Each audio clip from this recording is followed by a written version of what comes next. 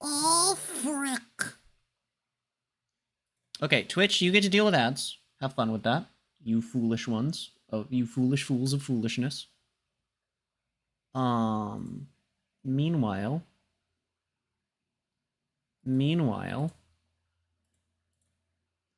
meanwhile, mean, meanwhile, hello, YouTube? I see that I'm live. Why are you not working on my phone where I read chat? Okay, there we go. Oh, frick. Oh, balls. Okay, chat, it's been a little bit since we did this. Since we did the first part of this, that is. And I want to get back to it because it's stupid, it's silly, it's fun, and look, we do a bit of a shenanigan around here, okay, chat? All right. So we're gonna get back to ignoring this bottom bit because we don't need it anymore because I actually have all of the things that we're going to need for until G era all conveniently right here. Every extra booster, trial deck, and main booster boss. Those were the only 3 types of product back in my day. Well, also Fighters Collection, but they didn't really bring anything important because I only brought a couple dinguses and some break rides, which aren't really boss units unless they got support later like Bad End or Infinite, but most of them didn't. So, we got all of them right here. So now we're going to rank them. But first, we're going to go over the previous tier list discussions that we did. So I'm not going to go super into detail on why all of them are here. If you want that, the first stream's VOD still exists on YouTube. I do stream on both platforms. YouTube saves all of my VODs. That's why I have to cut longer streams at 12 hours and do a part 2 if I want to keep streaming. So yeah, frickin'. So we have this, which we'll discuss when we actually get to doing the stuff when Link Joker is actually being discussed. But in S tier, we have these guys because so this is a combination of a lot of factors. These guys are ranked based on the entire lifespan in which they were the boss unit of the deck, or the intended boss unit. If they failed, obviously that's gonna, if they were just worse than what they were trying to actively replace, that's gonna dock some points.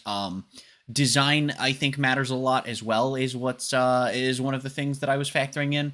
And I also believe in the idea that a good boss represents the clan identity quite nicely, and so that was definitely a factor for some of these. And as just kind of a mix of a bunch of these, it also depends on, if we're introducing a clan or a sub-clan, or maybe even both. I don't think any clan was introduced with a sub-clan that was a sub-clan at the time, but, theoretically, were it to happen, then that matters. It leaves a stronger impression if you're introducing a clan with, say, Amon, than if you're introducing a clan with, say, a Mega Blast that sucks all of your opponent's units. Like a certain someone. I realize, actually, that for this stream, for this kind of a stream, we should probably have my cursor on screen. But yeah, so these guys are at the top of what we've been over so far. We dipped a tiny little bit into the very beginning of Link Joker era. That's why Salami over here is up here. But didn't get very far into it before I was like, you know what? 3 hours? I'm not feeling it anymore. So now we're back, and we're gonna do it again. So your next big guys are just the guys that I feel like were cool. I think Amon was a really good introduction to DI, but also kind of a box standard card. The really cool thing about him was that you could activate his effect several times in a game, which was not something you'd really do with most bosses at the time. Galahad's only this low and Tsukuyomi's only this high because they're incredibly similar, but Tsukuyomi's effect allows you to fund certain costs while keeping her effect, while Galahad's effect is just kind of get big, and it's not really a Royal Paladin kind of effect, and everything Tsukuyomi does is pretty OTT-esque.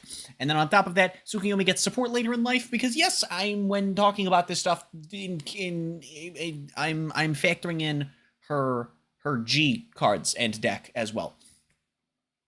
So, yeah, that's the gist of it. Here's where we are so far. Here's the lower tiers, if you are curious, and this stuff down here we haven't gotten to. We're going to be starting with these guys soon, in a brief moment. though I actually want to hold off on a couple of them until a little bit later. So we're going to put you down here, and we're going to put you over here. And then when we get to these two, we're also going to talk about Infinite Zero Dragon. For now, though, we do have a couple of manga promo bosses, that one of which we missed, and one of which is right around where we are now. So, we have Dragonic Waterfall here. On attack, it gains plus 3k, hits cross rides for free, pretty nice. Then, if you discard a grade 3, you can just go ahead and gain another 10,000 power. It's honestly pretty solid, and you can see where the inspiration for the V version of the card came from if you're more familiar with that card than the promo, because this card wasn't really played a lot, because by the time we had it, just play the end. But, honestly, the only reason I'm thinking it goes somewhere in C tier is because it's not very, in fact, I'm going to put it bottom of C tier. It's not very Kagero, but it was an interesting card design.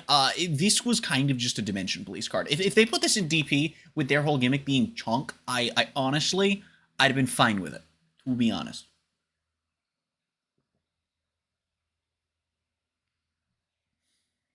But they didn't. Oops. Next up, we have Pentagonal Magus. So, on attack, you declare an Oracle Think Tank name. This was the whole gimmick of Magus back in the day. What they do is they would be attempting to stack the top couple of cards of your deck. And then, rather than Tsukuyomi trying to stack all the way from the bottom and turbo its way back to that, which they got quicker at as the game got quicker, Magus was stack the top few cards, and then you're gonna gamble, but you already know the answers, and so you'd get free benefits. So if the revealed card is what you declared, she gains 5k and a crit, and then you can also counterblast two Magus's specifically, and it gains 5k. So that's not like the worst thing out there, and it plays really nicely into it. It's the first boss this deck had. The only downside was that it's a promo, but that's not really a factor. I'm not factoring whether or not they were promos. Honestly, for the introduction to Magus, I think this is pretty good, and I actually kind of want to just put this like right up here for the time. Just getting 16k and a crit for free, provided you were able to resolve any of your Magus effects, several of which were free, and you weren't super xenophobic. You didn't need the extra 5k, but you could absolutely go for it, and then you're 21k. I mean, unless you're swinging into a cross ride, that's 15k to one pass. That's nuts. That's crazy benefit for just playing your fucking deck and hitting limit break. It's really cool. I appreciate it. I appreciate it quite a bit. Though I will say for flavor, it would have been cool if she had a limit break 5. I don't think that skill would need to be tweaked if it was a limit break 5. But still would have been cool. Now, before we start moving on to the actual new stuff from the sets, I do want to go over a few things because we have some new Yu-Gi-Oh! Reveals that I want to talk about. And we actually have 2, 3, 4, 5, 6, 7 tabs. So we're going to try and speedrun our way through this. But, you know, if you're new around here, I go over Yu-Gi-Oh! Reveals when we start streams, and then I do the thing. So, yeah. We have Shaiba the Fighting Swordsmith. I like how it just cuts off at Swordsmith up here. That's great. So it's a level 7 Earth Warrior. All right. Broken in Goyo Guardian Turbo, baby! Target level 6 or lower warrior in your graveyard special it, but its effects are negated, and this card can't be used as synchro material. Odd, but okay. During your main phase, you can quick effect immediately after this effect resolves, synchro summon using a warrior you control. Okay, I mean, he's fine. So basically, you're just trying to do quick synchro shit with the opponent. I don't care. This card seems like ass, and maybe it's not. Yo-ho! Soul Dwelling Gaia the Fierce Knight. Gaia's Millennium card now. Get fucked, idiot. Level 5 or higher monster is out. You can normal him without tributing. Increase the levels of monsters your opponent summons in attack position by 7. By 7. Not 2-7, by 7. Nice level fit. Wait. Oh my god. Oh my god, now all my fortune ladies beat over your ass. Get fucked, idiot. Wait, chat, this is stupid. This is the worst thing I'm concocting. We just gotta frickin' give this to our opponent and then normal summon mother frickin' fortune lady fucking wind. And then we get a 3k beat stick. Oh my god. What is it? It's I think Dark and Earth are 400, right? Because I think that it's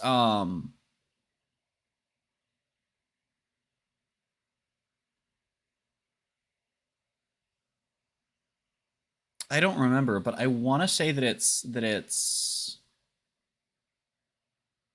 Oh, I don't fucking remember. Actually, wait. Why don't I remember their attackings?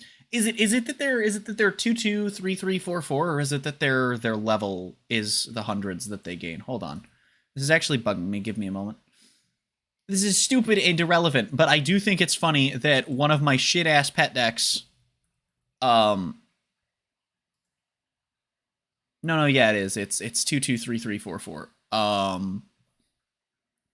Yeah, so if you get out fucking Fortune Lady Earth or Dark, if you get out Fortune Lady Earth, you just casually have a fucking 5k beat stick. What the frick, man?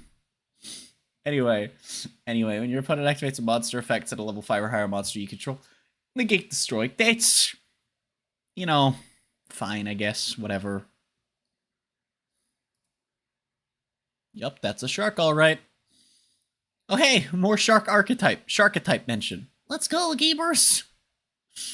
On summon, tribute a fish, special a fish, shark, and then you can't summon except for the wet ones. And then when a spell trap is activated, attach 2 materials from the guy this is attached to, and negate. Alright, fair enough. Seems like they're both fine. We're just vomiting negates for other decks. Awesome.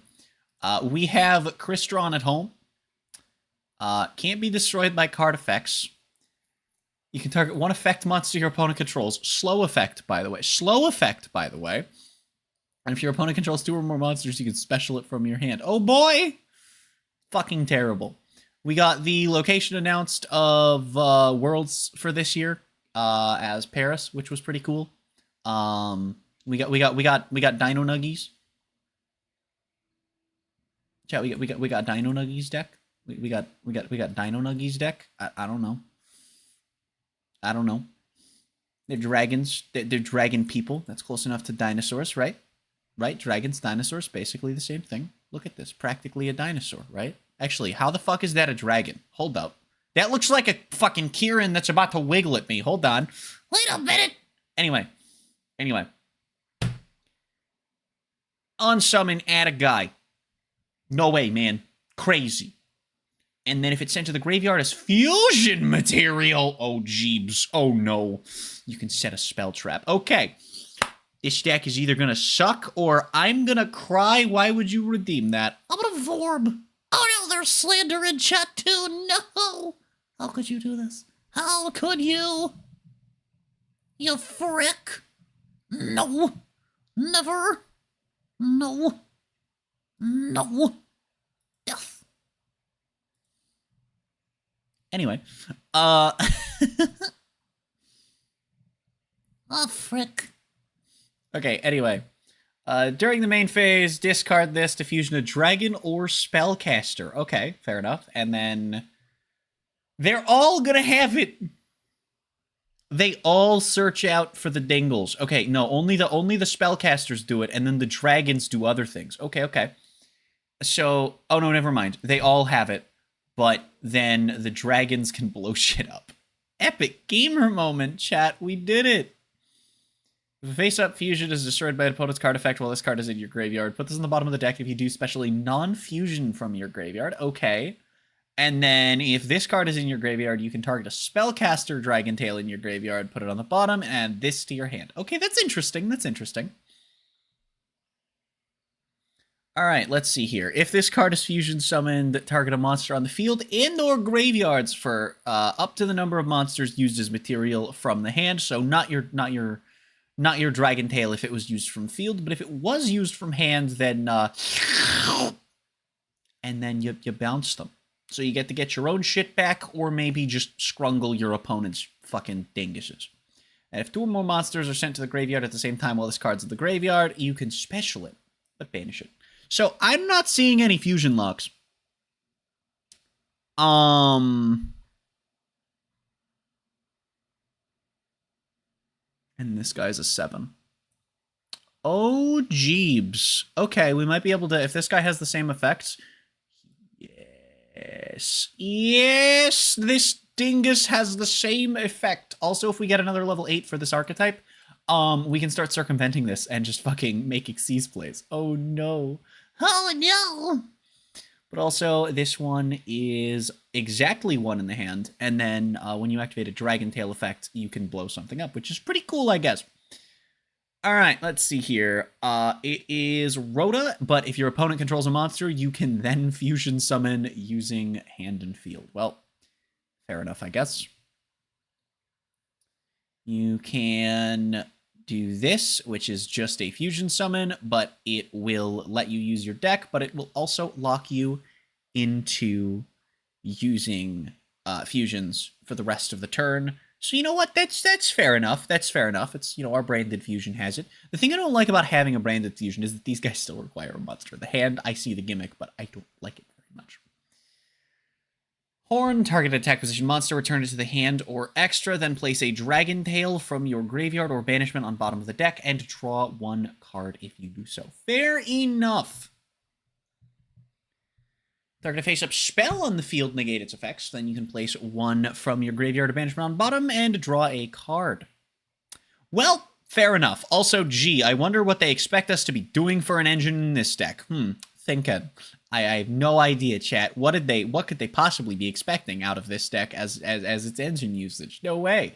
Oh, jeebs. Oh, man. They seem fine, honestly. They look like they're going to be really fun to cook some shenanigans up with. The thing I don't like is they kind of only have 1 normal summon. Oops. But that's okay. I'm sure we can fuck around with it. You know, I mean, you don't have enough attack, though. Chat, we can't search these guys with fucking melody. No, my ballsack. We also got some alt arts for some dinguses. So, of course, the headliners. We got a bunch of reprints announced, but, of course, the headliners are this amazing alternate artwork for Effect Veiler. Absolutely wonderful, beautiful. I don't know what they're fucking holding. Is that Earth? I have no fucking idea. Is that the effect they're veiling? I don't fucking know.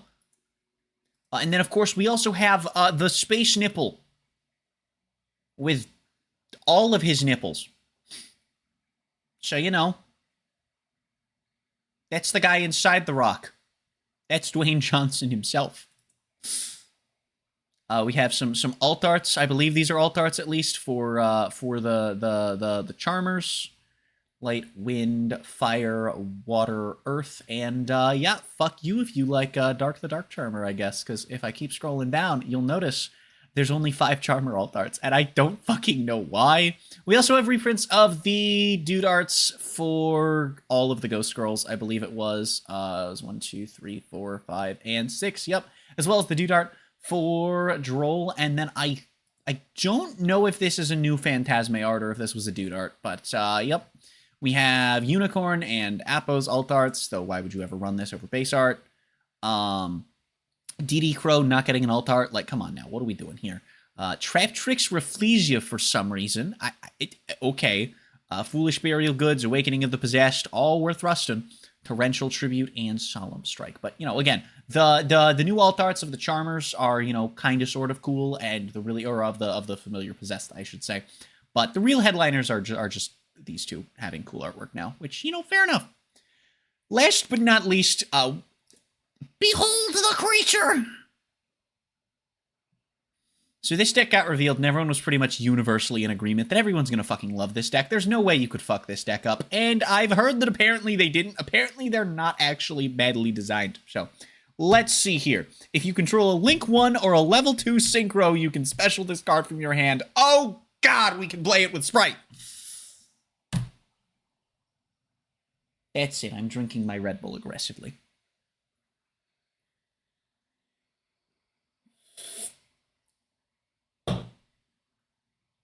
Alright. On summon, add a yummy from your deck to your hand, except for Cupsy. I love the names already. And if it was special summoned by a Synchro Monsters effect, you can draw a card instead. So if you're doing this as extension, apparently we can just do that, then you can actually attempt to draw for non-engine. And the thing is, if you draw engine, it's probably going to be something you can use, hopefully. So we'll see, I suppose. We have Cookie here, which is the same on-summon effect. Dear God, we can just play this shit in Sprite. Oh, jeebs. On summon, target a face-up monster your opponent controls. It loses 1,000 attack, but if it was special by a synchro, you can just blow it the fuck up instead. Alright, fair enough. So I see what the gimmick is now. They can all summon themselves. On summon, they do something, but if it was special by a synchro, they do a better thing. Here it is, target one in your opponent's graveyard, and then if it was summoned by a synchro, banish it, and if it wasn't, shuffle it into the deck. Either way, this is still really powerful, honestly. And the cool thing is, because it's optional, it means that if you're in a matchup where you don't want to banish cards, you can still get rid of it. Oh, do they all have synchro forms? Oh, they do. That's so cool. Haha, that's so cool. For this card, Synchro Summon, you can treat a Link 1 you control as a level 1 tuner. We're Synchro Summoning with Link monsters! Ah! No! No! No! On Synchro, add 2 yummies from your deck to your hand, then discard a card. When your opponent activates a card or effect, return this card. Oh my god, it's Melfi. We're Melfing, chat. We're Melfing. Yup, same effects on all of them for those 3. But on Summon, you can Book of Moon 2 guys. Fair enough. And then this one is on Summon, special 2 yummies from your graveyard, but their effects are negated. But you can just link one off, make another guy. So, okay. So what I'm gathering is that what we can do here is link one off into... so you open any of your yummies, link one off into one of your link ones, which I'm assuming there will be 3 of, because that just seems like what we're going to do here. And then make one of your synchros. And then proceed to start playing Sprite combo. I love it. Give me more. Nope, it's only one because it's a unique dingus, and they are Angie. He's but a crab. He's but a crab. He's but a crab. Look at him. We need a card of the crab. What's the crab in any other art? No. No. Where the frick is the crab? No. Give me the crab. I need the crab as a card. No. You can't just show me a frickin' crab. That's that cute. And then not gimme. You fricks. That's okay. That's going to be the link one that searches the field spell of this already. Nope. I just see you can place one yummy. Well, all right. That's fine. So, yep. It takes a level 4 or lower light beast. Oh my god. We can play it with AFD. I got so many ideas in my head. I have so many ideas in my head, chat. On Summon, search out the Yummy Field spell and play it, but you can't summon link 3 or higher. 3 or higher, is that actually what it says, or is that a typo that has yet to be fixed? Let me see here. It's in the one effect.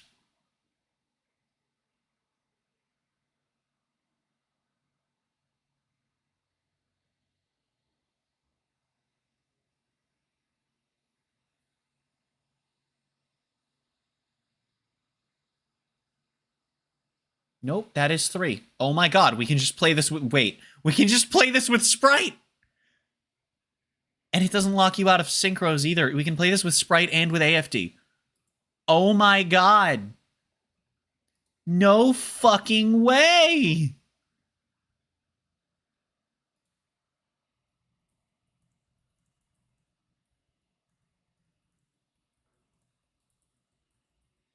Oh, that's so fucking awesome. Oh, that's so fucking awesome. Oh, frick, chat. I'm getting so many ideas. Hold on, I have a bunch of Discord pings to clear. What the fuck? What the frick?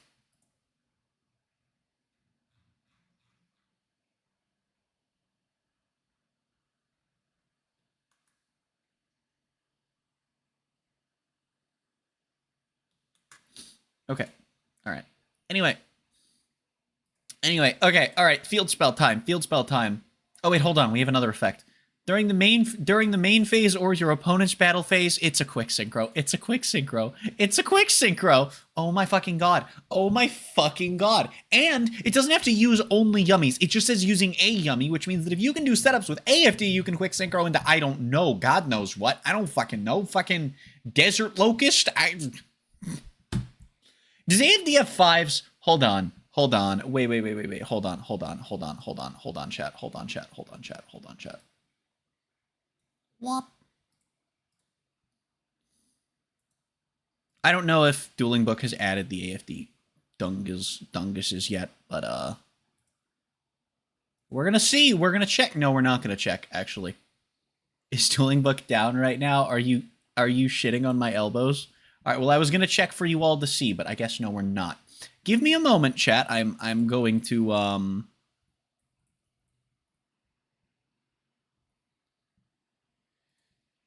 do they have any fives or no? They don't have any fives. So we can't like super easily make it, but I mean the really cool thing is that all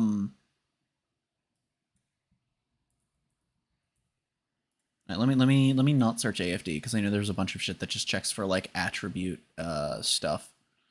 Let's see here. Yeah, because their tuners have level modulation, right? So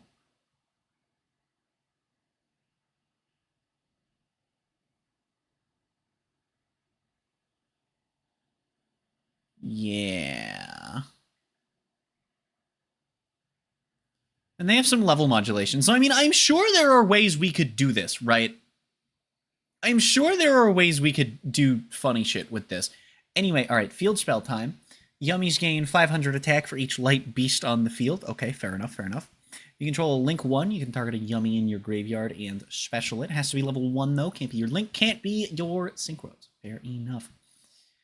If this card is in your graveyard, target 2 Yummies in your graveyard and or banishment. Put them and this on the bottom of the deck in any order. Fair enough. We also have another field spell. Oh my god, we really can't. Oh my god, we can just actually play it with AFD. Holy shit. They knew what they were doing here. There's no way they didn't know what they were doing here.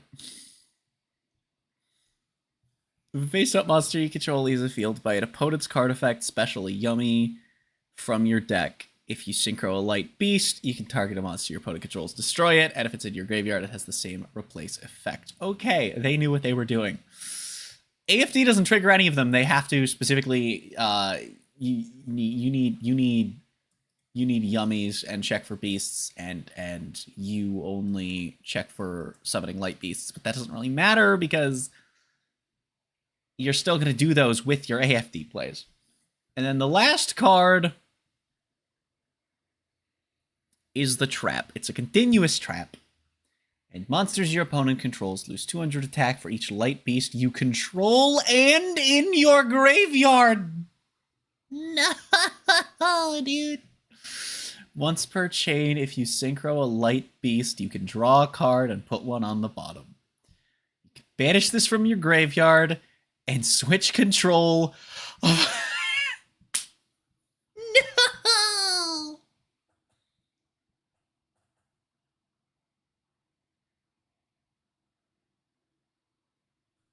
That's amazing. That's incredible.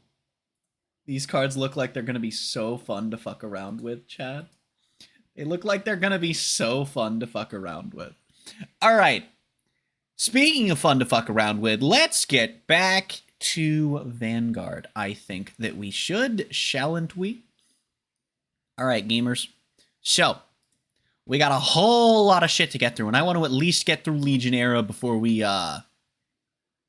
before we end this segment of the stream. So let's get on into the shenanigans, because we have all of Link Joker and all of Legionnaire that we got to get our asses through. So, Armor Break Dragon. Counterblast 3. Choose 3 cards from your hand to discard them. Just nuke the front row. And he gains 10k and not 1, but 2 crit. This effect is kind of weak for the time, And because the fact that it only nukes the front row and is a limit break that requires discarding 3 is kind of insane. The cool thing about it being an act, though, is that it actually means you can kind of get away with just moving your guys back and retiring your boosters if you have them, but like if you don't, just call them later and afterwards and move your guys back so you don't have. And it's like, oh yeah, you can do that, and that's all cool and stuff. But overall, I don't know, it's kind of uninspired. It's just a bad board wipe. I think that what makes it kind of interesting to me is the fact that it gives 2 crit, not just 1. But I'm actually just gonna go ahead and put this down and like I'm gonna do top of D tier. You're doing Narukami things. You're retiring, focusing on the front row to maintain more aggression than control with your retiring, and you're gaining the 2 crit, which I think goes a long way. But overall, I just think that it is kind of boring. Speaking of boring, Seal Dragons are not that. Seal Dragons, design-wise, are fundamentally, inherently kind of interesting. Their whole gimmick is that they hate grade 2s, but they also make your opponent call grade 2s. So, Blockade Inferno is one of the hate cards, because usually the way that it works is that your rear guards are facilitating making your opponent call grade 2s, and then your vanguards are going to be either preventing the grade 2s from doing anything interesting, or are going to be deleting them and gaining benefits, either for them being around or for them being gone, depending on exactly which boss it is. Either way, Seal Dragons benefit from the existence of your opponent's grade 2 units. It's a really cool and interesting archetype design for this subclan. Counterblast 2 Seal Dragons, that's already not the greatest thing, but hey, you gotta balance it somehow. We're scared of the idea of subclans. We don't want to be all generic, do we? Retire all of your opponent's grade 2 rear guards, and it gets 10k regardless of how many were retired until end of turn. So the worst case scenario is it's actually an okay-ish conversion rate for the power you're getting. Counterblast 2 for 10k isn't that bad. It's also a cross-ride of the original Blockade, which is honestly not the worst turn 3 play if you can consistently hit Blockade Inferno afterwards. But we're not here to talk about how good the deck is. We're talking about how interesting the deck and the boss are. And honestly, Blockade Inferno's fine. It's a good enough introduction after original Blockade to just like expand on it. It's like, okay, so now not only can they not intercept, you're dealing with just blowing them all up. At this point in time, we're also getting Seal Dragons that are calling more grade 2s. I'm going to put this firmly in C tier above Arboros, because it gives you an idea of what, the boss and the deck around it. They're giving you an idea of what Seal Dragons are ready to crack open with their can of salad, Goddess of Luck Fortuna. More like Fortuna, as in, it belonged to fish. Yes. Anyway, when the drive check reveals a grade 1 or greater Genesis, so basically if it's not a trigger, you can Soul Blast 3, put the revealed card into the drop zone, and do it again. And you can also Soul Blast 3 for 5k. So this card's really interesting, because if you're able to gen enough soul, which theoretically Genesis is capable of, yeah, you just kind of get triggers. You just go until you get triggers. It's a really interesting card design, because it also makes you balance in a deck that's theoretically dealing with deck out issues already in longer games, with the issue of potentially decking out even sooner, all for triggers. You kind of need to know when you're going all in on those drive check spams, or you could just shack like your Chrono Shin, though. Either way, though, I actually think I want to put this all the way in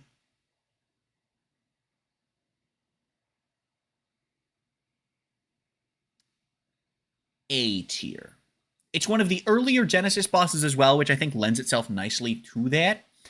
And there are a lot of instances of minor overlap between Genesis and OTT mechanics, and this is kind of one of the ones where it's like, okay, so what if we took the idea of Magus and just applied brute fucking force to it?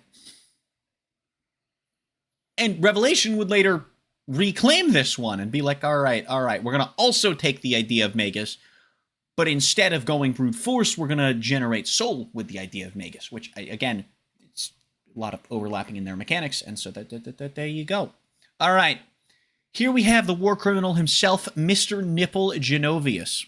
All right, so this guy, we're not going to be talking about the Legion deck, because the Legion guy was the boss of that deck. For now, we're going to be talking about before the Legion stuff came out and what Ripples were like design-wise prior to that point. Because again, we are talking about if there are bosses on this list that have been replaced entirely, like Zeal, like Genovius, like original fucking Dayusha. We're talking about while they were the boss of their deck, whether that is a sub-clan, a good stuff pile, doesn't matter. It is just while they were the boss, what were they like, and what was the deck around them like? And so we're talking about Genovius and not Milky Tits. That's what I call the other guy. I know that it's not pronounced that way. I just think it's funny. Anyway, so Genovius, if you have all of your guys in the front row rested, you can counterblast 2 and Persona Blast to just stand all of your rear guards. It's not bad. I think what's really cool about this is, similar to talking about Fortuna and OTT and Genesis' overlapping mechanics, which there's lore reasons for that. This one, there's not really lore reasons, it's just they tried to make 2 aggro decks about attacking a bunch of times. Nova Grappler and Aquaforce have a lot of overlapping mechanics, and they both do a fair bit of restanding. The way they go about it and benefit from different attacks has gone and varied more and more over time. Nova Grapplers actually gain benefits from the restanding itself, while Aquaforce has always been about doing position swaps and more about gaining benefits from the number of attacks than the standing itself. The restanding was just a way to facilitate it. But this is interesting because instead of counting attacks, it counts rested units, which creates theoretical situations where against Mega Colony maybe this comes up, which is always cool to have, like, those niche situations. Especially when they're not, like, you know, the entire point of your deck. But also, it's just, like, it's an interesting take on the restanding that both clans were doing a little bit of at the time. And I think that honestly it's pretty decently costed. I don't think it's the craziest card design, but I think that it's firmly in B tier, just kind of being the sort of stuff you would expect out of the clan. I think we're going to put this right between Trailing Rose and Salami over here. All right, gamers. I like how I saw ads go up and then I just immediately lost viewers. That's fine. Shoutouts to the viewers that are here during and or after the ads. Let's go, gamers. Last card, Revan. Now, this guy, some of you might know for his V-Retrain. And that's not what we're discussing here. Yet. Probably not today. We'll get there eventually.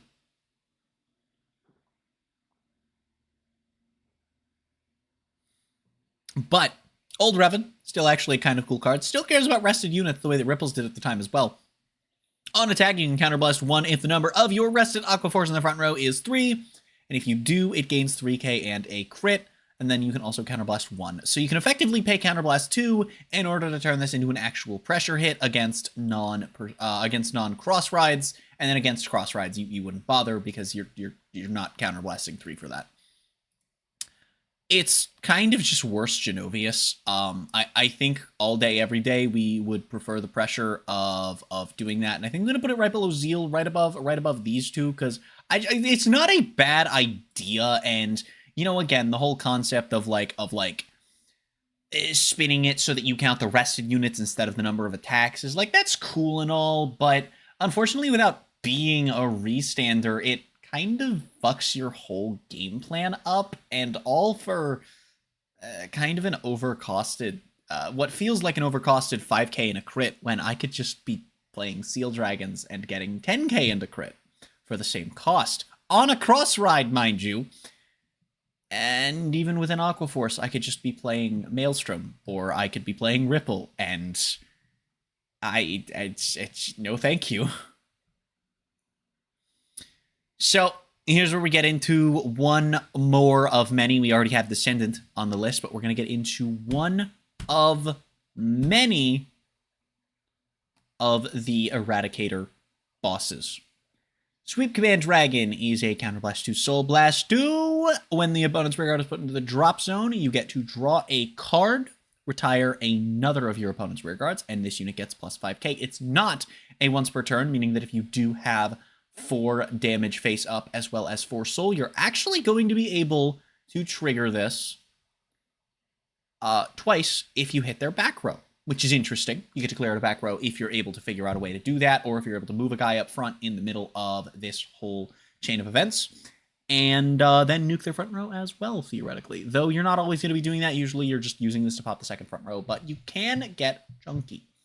Then on top of that, you can absorb all of your eradicators on place, and if you do, retire one of your opponent's front row. So basically, you can trigger your effect if you ride this while you're already in limit break. It's honestly kind of cool, and if you only have like 1 or 2 eradicators on the rear guard going into grade 3 and you're riding into them, you actually kind of just get a free retire. It's actually pretty interesting. Unfortunately, it's also like, while it's interesting in a vacuum, thinking about it relative to everything else, I don't know, man. I'm thinking over here, it's just like, it's cool. He can trigger himself, theoretically, if you're able to get in a situation where you retire an opponent's back row rear guard. And I think that is legitimately cool, but, no. Solidify Celestial Zerachiel. If you've got a copy of Earn Your Damage Zone, all of your Celestials get 3k. And then you can also counterblast 2, and it gets +5. So what I think is really cool about this is it's one of the first times that Angel Feather is checking for specific names in the damage zone, and you know, I think it's pretty cool. I think it's pretty cool. You get to you get to beef up your front row. I think the one issue I have, though, is that it kind of just does nothing. It's another case where it's a fine enough Angel Feather boss, but it sort of just doesn't do anything, and that kind of kills it for me as a design. I think that that's really badly designed to be like, all right, here, we're doing the clan identity, and we're gaining nothing for it. Awesome! Great! Nightmare Doll Chelsea. You can counterblast 2 and Persona Blast at the end of the battle she attacks, and if you do, you call 2 Pale Moon from your soul to separate rear guards, and if it's boosted, it gains +3k. Pretty cool, because if you're boosting it with a vanilla, which some lists were still running for assorted reasons, you hit non-cross rides for a 15k guard for 1 to pass. It's honestly really freaking cool that you can do a number like that, but if you're not on a vanilla, that won't actually matter a ton. Anyway. What's really important is the end of battle. You do get to you do get to call out some Pale Moon dinguses. You're of course meant to call out Alice, but can call out pretty much anything you want. I think this is the first time that we like really have a generic Pale Moon boss that's doing things. Like, yes, you could play Lukier, but also Silverthorns very quickly became a thing. And also this is our first instance of Pale Moon multi-attacking, which they would quickly become known for doing. I think I'm going to put it right here, honestly. In fact, I'm thinking about this. Fuck you. Fuck you, reindeer. I'm going to put it up there. It's pretty solid, and it was the introduction to, well, it wasn't the first boss Pale Moon had. It was the first boss they had that would match the identity they would go on to have of being a highly aggressive clan. Here we have the war criminal himself, Wolffang Liberator Garmor. Now, I know he's looking like he's from a G set over here, but don't worry about that. That's just a reprint that I happened to grab the artwork of, or the image of, because I didn't feel like clicking further to get the old one. I think it's the same artwork, too, and everything. This guy's great. You can tell he's going to have either the worst effect of all time or an absolute fucking war crime, because it's Limit Break and Counterblast 3. So you know we're in for some good shit. Oh, sorry. Did I say Counterblast 3? I meant Counterblast 3 Liberators. That's right. Can't play them generically. You look at the top card of your deck, and if it's a gold paladin, you have the option of calling it. If you don't, it goes to bottom. If you called, and you have an open rearguard circle, you can do it again. You build an entire board for Counterblast 3.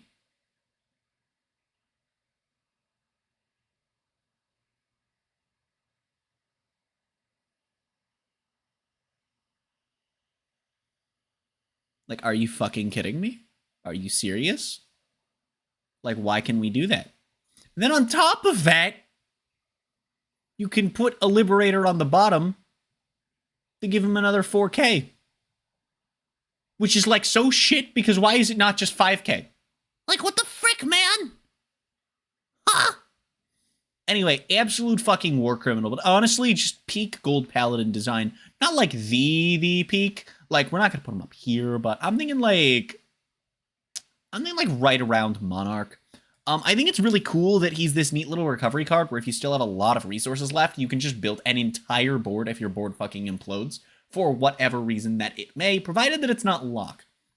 And I just think that is neat. I've scrolled way too far. Chat. Hold up. All right.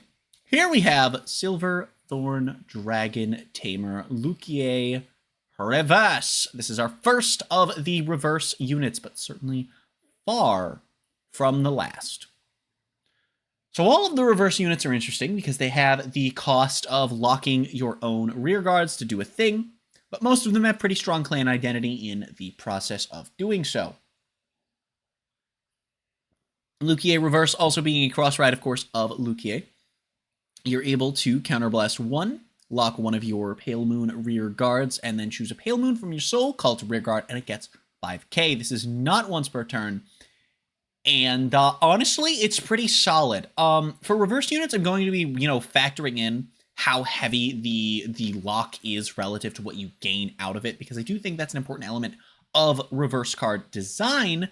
And honestly, for this one, I think it's a really interesting take on Lukier's old skill, where you are able to pay higher costs to just generate whatever the fuck you want. You can essentially counterblast 2, lock 2, and then call any 2 units out of your soul and get untold amounts of pressure, theoretically, out of having them, especially with them gaining the 5k. Putting aside the fact that Pale Moon wasn't great at this time, because again, balance is not a factor in this, I'm gonna be honest, I think we're putting this one above Soul Saver. I think this is a really good reverse design, especially being in the first set, the first wave of reverse units.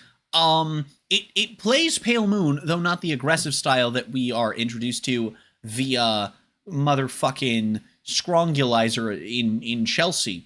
But you know what? You get to do the thing, which is awesome. It's great. Speaking of Link Joker, I want to grab, where the fuck did I put him? I put him next to Chaos Breaker, who is where again? Where are you, CBT Dragon? I know you're out there. There you are. I'm gonna grab you. I'm gonna go over you two in a moment here. So we have Nebula Lord Dragon. These two are the first 2 Starvader bosses, and we're going to kind of talk about them a little bit. Nebula Lord and Dark Brand Dragon. So Dark Brand Dragon is counterblast a Starvader and lock one of your opponent's back row rear guards. Now, importantly, it's a limit break, and the reason I bring this up and the reason I want to talk about these two together is because Nebula Lord is a non-limit break, counterblast 2, they don't have to be Starvaders, and lock one of your opponent's back row rear guards. So the trade-off here is neither's once per turn, but one is limit break and a special counterblast, and the other is completely unrestricted, but costs an extra counterblast. Then, if you have more rear guards than your opponent, Dark Band is a 13k attacker, whereas Nebula Lord gives all of your front row 3,000 power for each of your opponent's locked cards. Why was Nebula Lord not Glue Ball? It's literally Nebula Lord's effect. Why? So I wanted to talk about these two together because they are very similar cards, fundamentally. Of course, Dark Band being a promo. And they're kind of going to get ranked right alongside each other. Now, these were your first proper bosses for the Link Joker clan and the lock mechanic as a whole, and as such, not a ton would be expected of them, either crazy design-wise or in expectation of power, and honestly, they scared a lot of people, but they didn't really do a whole lot on release, because you were getting like 1 or 2 locks per turn. I mean, it was as scary as Artisaria is right now. It's like, okay, yes, there is a lock. Yes, that is pressure. The big important thing about, big scary lock is the best, most effective way of locking your opponent's rear guards in this period for the time before Chaos Breaker came out was Break Ride Infinite 0, and that turn you'll get 3 locks and 2 of them are in the back row. So, there's that. Also, you were able to play around lock pretty decently for a while, and also even back when Chaos came out, it wasn't like you were dealing with Zinc and they were able to do everything for free. It was still limited resources. So, I mean, at the end of the day, still... Anyway, getting ahead of myself. So, for Darkband and Nebula Lord, I think they're pretty solid introductions to the lock mechanic as far as using it on the opponent. I think that they are solid introductions as bosses to the Link Joker clan. And I think these two... I think they're going to go in B tier. I think they're going to go here, and I think that just because you're able to use it so much more for the actual locking, we would put Darkband one above Nebula Lord, but I think it's very unlikely that anything's going to go between these two, and I think that they showcase different aspects of Starvaders very nicely. Nebula Lord showcases that they would go on eventually to get playstyles that focused on a little bit more aggression, not necessarily with multi-attacking, but just with really fucking large numbers, and especially we would see this fully capitalized on with Glue Ball Dragon. But not only that, Chaos would have access to, of course, Dubnium, whereas Darkband, I guess, more foreshadows what you'd see out of Infinite and Glendios in the more defensive side, using it as a control mechanic that you're able to reutilize continuously.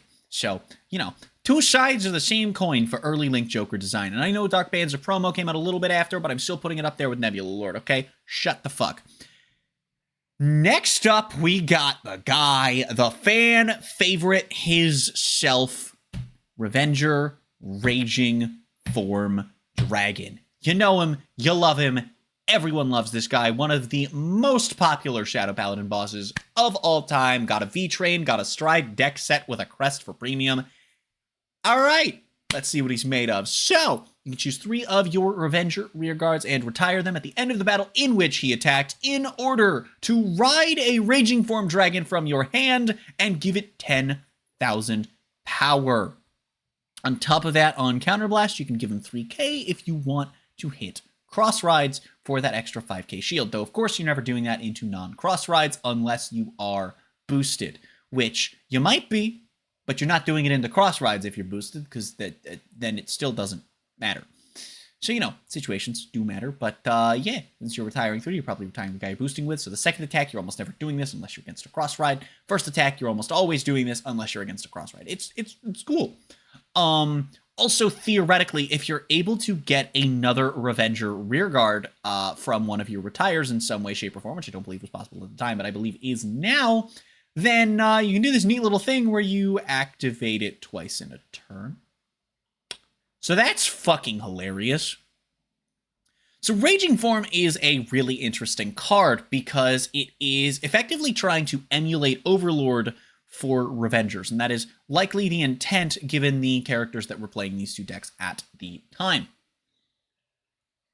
However, it does so in a way that feels a lot more Shadow Paladin. They're Vanguard-centric, and so they, you're nuking your rearguards to activate the effect as its cost.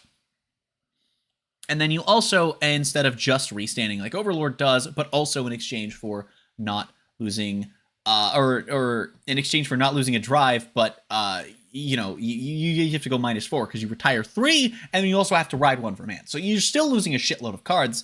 And at the end of the day, it's overall a -2, not accounting for draw triggers. But it's a really interesting design that takes Shadow Paladin in the direction of Overlord, and I think we're gonna put this one here. I think this is a good spot for it. It's very derivative, but it's derivative in a way that feels very flavorful to Shadow Paladin and Revengers, and I'm okay with that, but I'm still going to put it below Descendant and Ammon. Speaking of Descendant, we're going back to Narukami for a Dungaree Unlimited. That's right, Dungaree of all guys got a fucking cross ride. I don't know why Dungaree got a cross ride, but Dungaree got a motherfucking cross ride, gamers. Why? Counterblast 2 and bind a face-up card from the top of your deck when this unit attacks, and you will be able to retire a front or rear guard, and it will give your Dungaree 2,000 power for each card in your bind zone.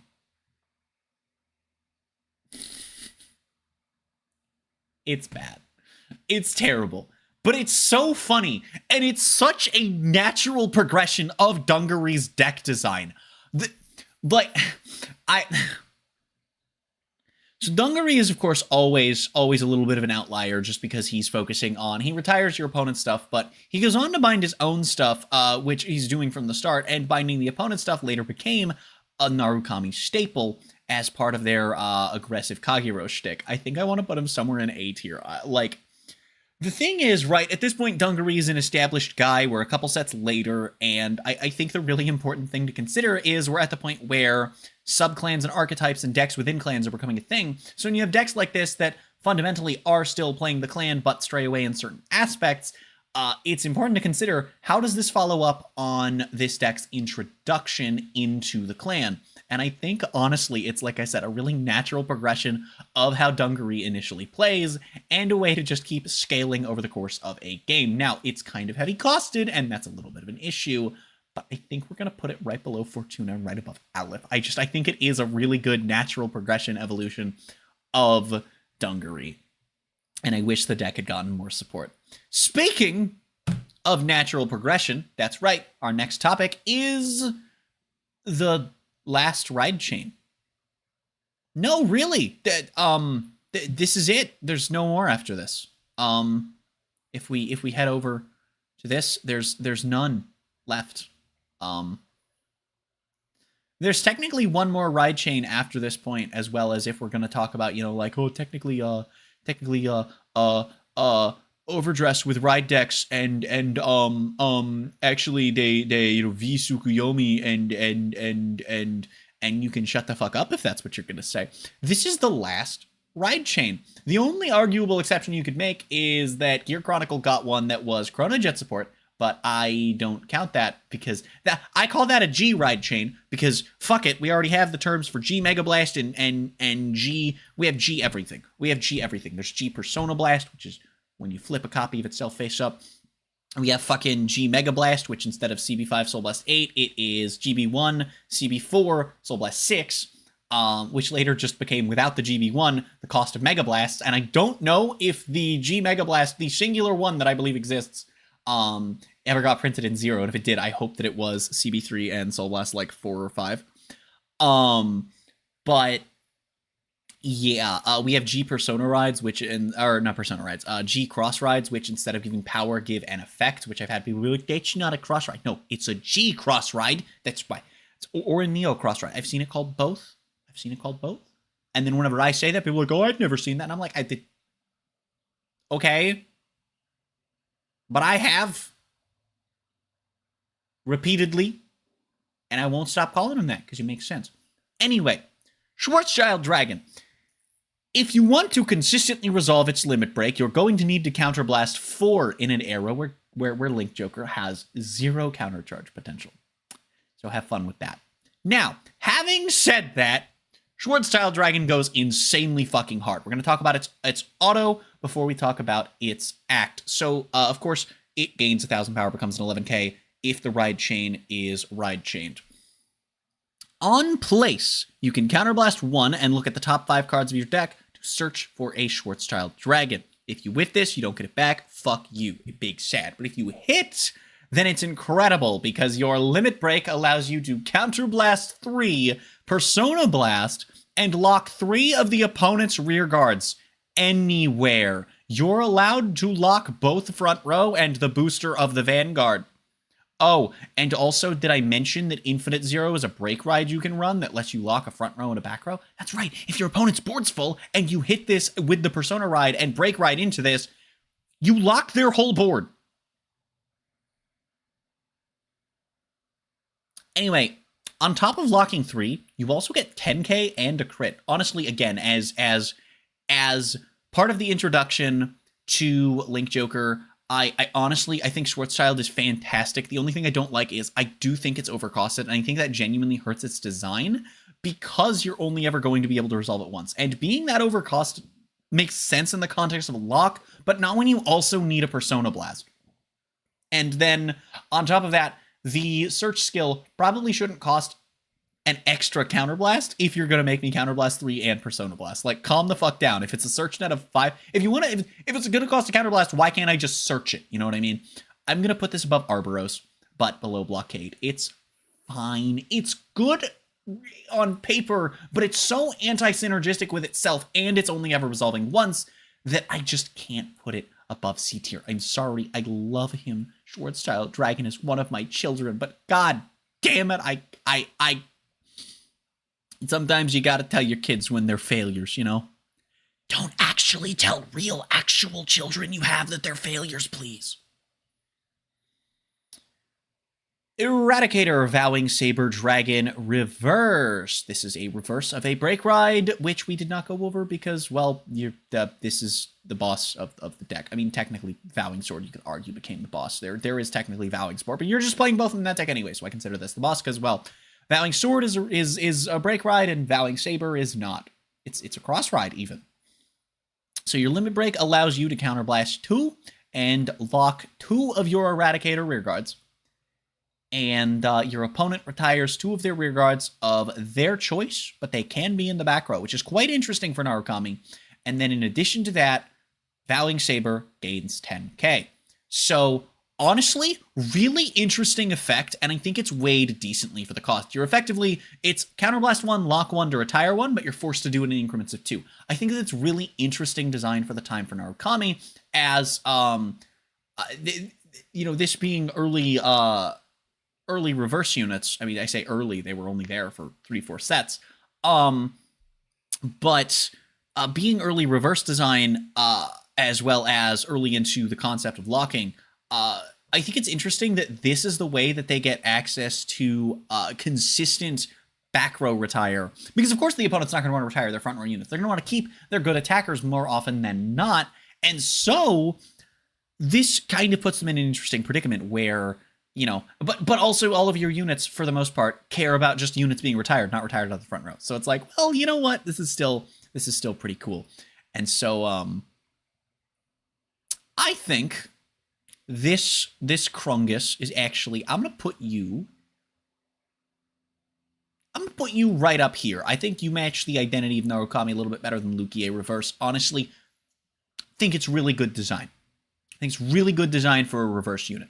Speaking of reverse units, we're going to get to 2 more of them, but not quite yet, because right now, gamers, we have Star Vader, Chaos Breaker Dragon, and we all know him, and we all know ain't nobody like this motherfucker. This is about design quality. And that means that if a card is inherently problematic, it is going to lose a fuckload of points. But it can still gain some of those points back if it is interesting. And we all know Chaos Breaker is a massively problematic card. So, is it interesting? Well, let's talk about it.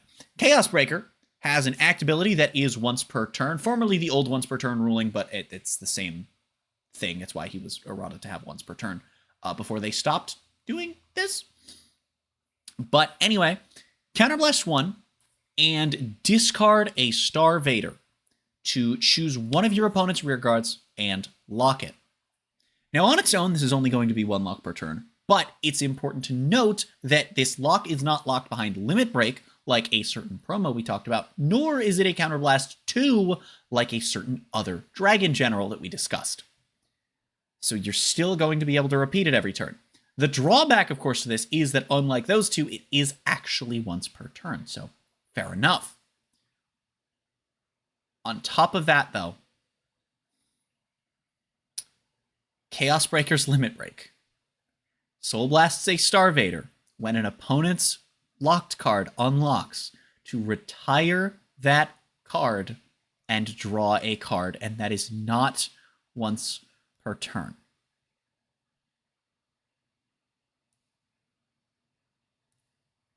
Do I think this is a completely uninteresting card design inherently? No. No, I don't. It's fine. It's attempting to do something cool with the mechanic, and it's taking a control deck, and it's giving it a way to permanently remove things that are temporarily removed and gain advantage off of doing it. And I think that's fine, and I think that's cool. The problem is, we're discussing the entire period that these guys were boss units. Nebula Lord was a boss unit for I mean, never. really. You stopped playing him as soon as you could do anything better, which he came out in the same set as Chaos Breaker. But theoretically, there was a world where you were playing Nebula instead of Chaos Breaker for one reason or another, up until we started getting more consistent locks that Chaos Breaker could play off of. Chaos Breaker Dragon was being played until the release of Chaos Breaker Crisis in Rondo of Chaos and Salvation, which is the 6th clan booster in the G era, which was released all the way in late 2017. This fucker came out mid-2013. We were playing this guy for 4 years in his deck, and in that time, he got access to this neat little grade 1 that we're gonna have words about this fucker. Oh, we're gonna have words about this fucker. Whoo! Give me a moment. I gotta show you this fucker. Allow me to show you the glory of Star Vader Zinc. This card was printed in GBT05.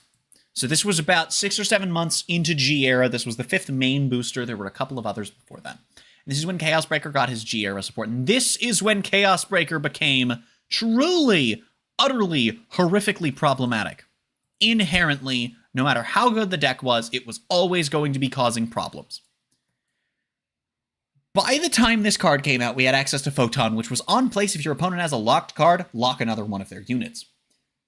Then, in this set, Chaos Breaker also got access to a card that made your opponent lock a card from their hand, which was only 1 at the time, but it did mean there was significantly less you could do to play around lock. Yay! And that would go on to be part of Chaos Breaker's problems. By the time that it was hand locking 3 to 5 cards per turn consistently, you weren't on Chaos Breaker Dragon, so I won't dock it against Dragon. Technically, you were when you were doing like 2-3 per turn consistently, but you were aiming to ride Crisis, and Dragon was just the backup. So again, I won't dock anything from Rondo forward against Dragon. That's all against Crisis. However, what Dragon did have access to for about 2 years before then was Zinc, which, look at this, counter charge 2, soul charge 2, and it itself generates a soul, and one of their starters searches out a grade 1, which means one of your copies of Zinc, it's guaranteed to resolve.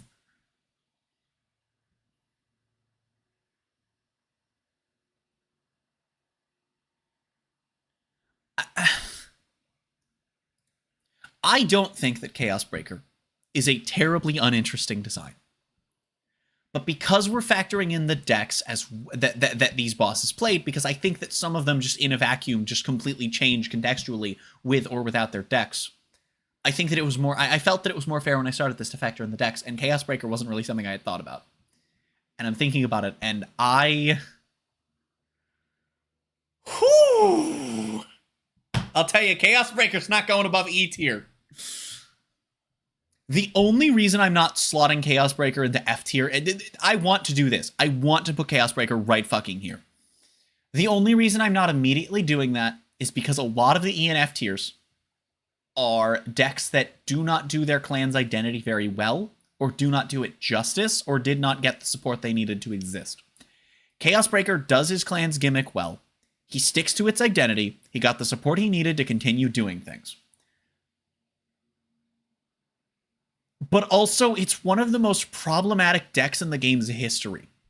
Say what you will about Gold Paladin in the late stages of the V format, as well as Gavrail in that stage of the format, but they weren't doing anything that wasn't just, oh, it's a strong, you know, it's a deck that's too strong. It becomes tier 0 for being too strong, right? It's not like you're, you know, those are like, I don't want to say tier limit because I don't think they were playing ethical, and I think Gavrail was. I think Gavrail was not in the way that I think it was less like, oh, super high skill ceiling, but I think that it was in the vein of tier limit, where it was a deck that was just, it wasn't doing anything terribly unethical by and large.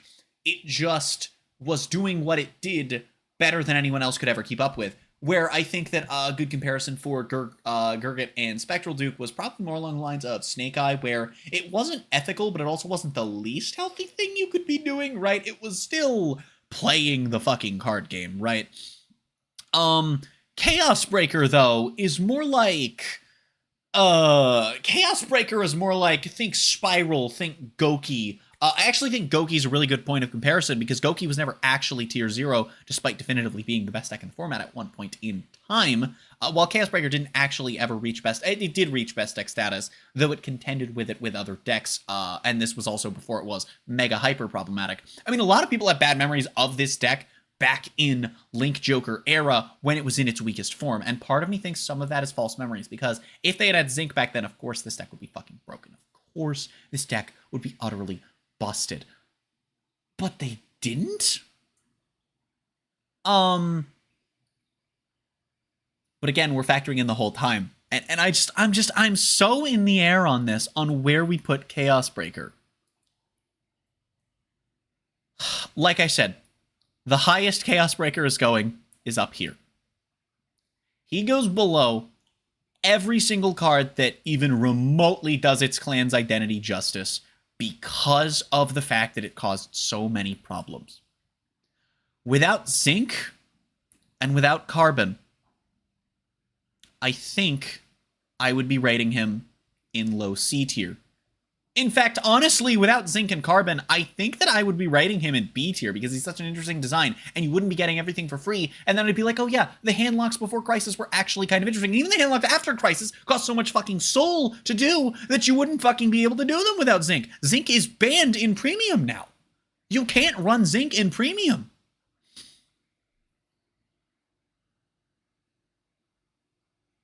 Chaos is a horrifically unhealthy deck. And I can't put it any higher than this. And I really don't know if I feel like the fact that it is an interesting design, and it is the first defensive spin we had on Link Joker, where before this point, they were all in on the aggro via big numbers. And now we have this defensive spin on this control mechanic, and I love it. But it just does so much wrong later in its life before it gets replaced that I have to hold it against this boss.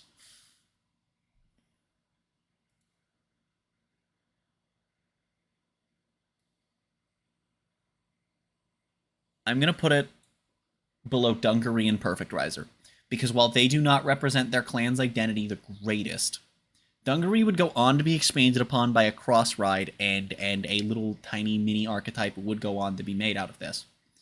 But also, Perfect Riser is surrounded by units that do have the ability to play his clan's identity later on, and is just really fucking unique within his clan, as is Dungaree.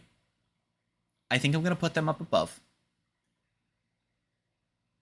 And Chaos Breaker is going to go down in E tier. This card was surrounded by so many problems that he himself was actively a part of, and I just can't let that slide. I'm sorry. This was like a 10-minute Chaos Breaker Dragon segment. I regret nothing. I regret fuck all. It was worth it. All right. Cockitis, my favorite disease, but this time it's backwards. That's right. It's Sataikok.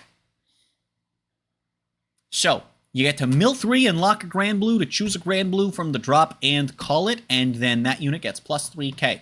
So it's less power than Lukier Reverse gives, and I honestly don't know why. I think the reason is because you're milling instead of counterblasting. But either way, it's probably enough to matter, so, you know, who fucking cares? And then, of course, it is a cross ride. Genuinely, though, this one's just gonna go one below Lukier. You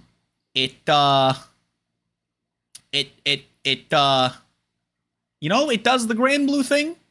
I think it's fairly costed, only locking one the same way that Lukier does. I think that, again, that because we're weighing the locks and how they are in relevance to the effect that you get for doing it. And honestly, I mean, I don't know about you, but your local cat girl says, fuck you. I think one lock for one free unit is pretty cool. Because you get that unit back later on. You can do all kinds of cool shit with them. And like Lukier, not once per turn.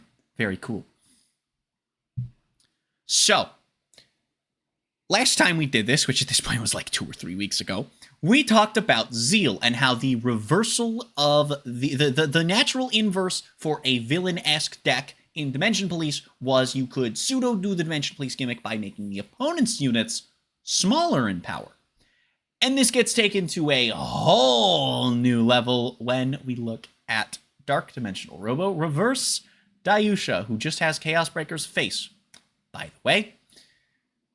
Counterblast 1 and choose 2 of your Dimensional Robo rearguards and lock them. So this is the first reverse unit that actually cares about subclans. Not the last, though, because if you look over to the right, you can actually see that Ramiel also cares about that. So, you know, that's cool that they started doing this with some of these in the second wave of them. Choose one of your opponent's vanguards, and it gets power minus 10,000, but you can't reuse this effect this turn. It's cool. It's another take on Zeal's idea of reversing the power gain for a villain-esque version of the deck, except it is literally reversing it. It is the natural inverse of what they're doing. They, in Limit Break era, printed a deck that does this, and then went, wait, we're literally going to reverse the clan gimmick. The only thing I don't like about this is none of the D-Robo support cares about a power difference. All of it either doesn't care, cares about the name, or cares about your Vanguard's power, and that can cause conflicts with the deck. But I mean, it's just so cool that you are literally, it's a reverse unit that's literally reversing its clan's gimmick because it's the only one you can really do that with. And it's so cool. I think this is going to be our first B tier that goes above Ammon because clan identity is, again, really important to this. But it's too cool of a concept for a reverse unit to literally reverse the gimmick of your clan. It's awesome. It's so cool, and it's the only one that you could feasibly do it, and they did it. It's fucking great. We fucking love those. We fucking take those. Ethics Buster Extreme. When your drive check reveals a grade 1 or greater beast deity, so if you're playing a beast deity deck at this point in time, that's just any normal unit pretty much, you get to stand one of your Nova Grappler rearguards. So basically, at worst, you're checking a powerless stand trigger. Not to mention, you also have access to a grade 1 that restands when something in its column restands, which means, theoretically, you're actually getting 2 more attacks out of this, assuming that you check 2 non-triggers, and both of those attacks could theoretically be hitting for a 10k guard. Absolutely wonderful expansion of these cards. Nova Grappler, you know, just got some nice little stuff. They already had Beast Deities as well, so it's not like this was their first wave getting stuff with Ethics Buster and Ethics Buster Extreme in reverse. We already have the stuff to build off of from Azure Dragon's Effect, so it's just working off of an already established archetype design, taking the gimmick that very few but some cards had done and applying it to Nova Grappler of basically if you check a normal unit, do the thing. We're definitely putting this dingish up here, and I'm actually going to put it right above Fortuna because, well, it's very similar. Actually, we're gonna put it above Invincible, I think, actually. It's a really creative effect for relative to the time to have it be locked behind a subclan for that specific effect of essentially turning everything into a powerless stand trigger. And I like it. I like it. I think that it's cool. And the best part is, technically, you can stand a non-beast deity. You just has to stand an overgrowth, which I think that's pretty cool. All right. Here's one of the funny Nubatama decks. Shura Stealth Dragon, Kabuki Kongo. Counterblast 1 on attack if you're in Limit Break in order to bind all of your opponent's rear guards. And if the number of cards in their bind zone is 3 or more, you gain 10k power, and at the end of that turn, they all return to the hand.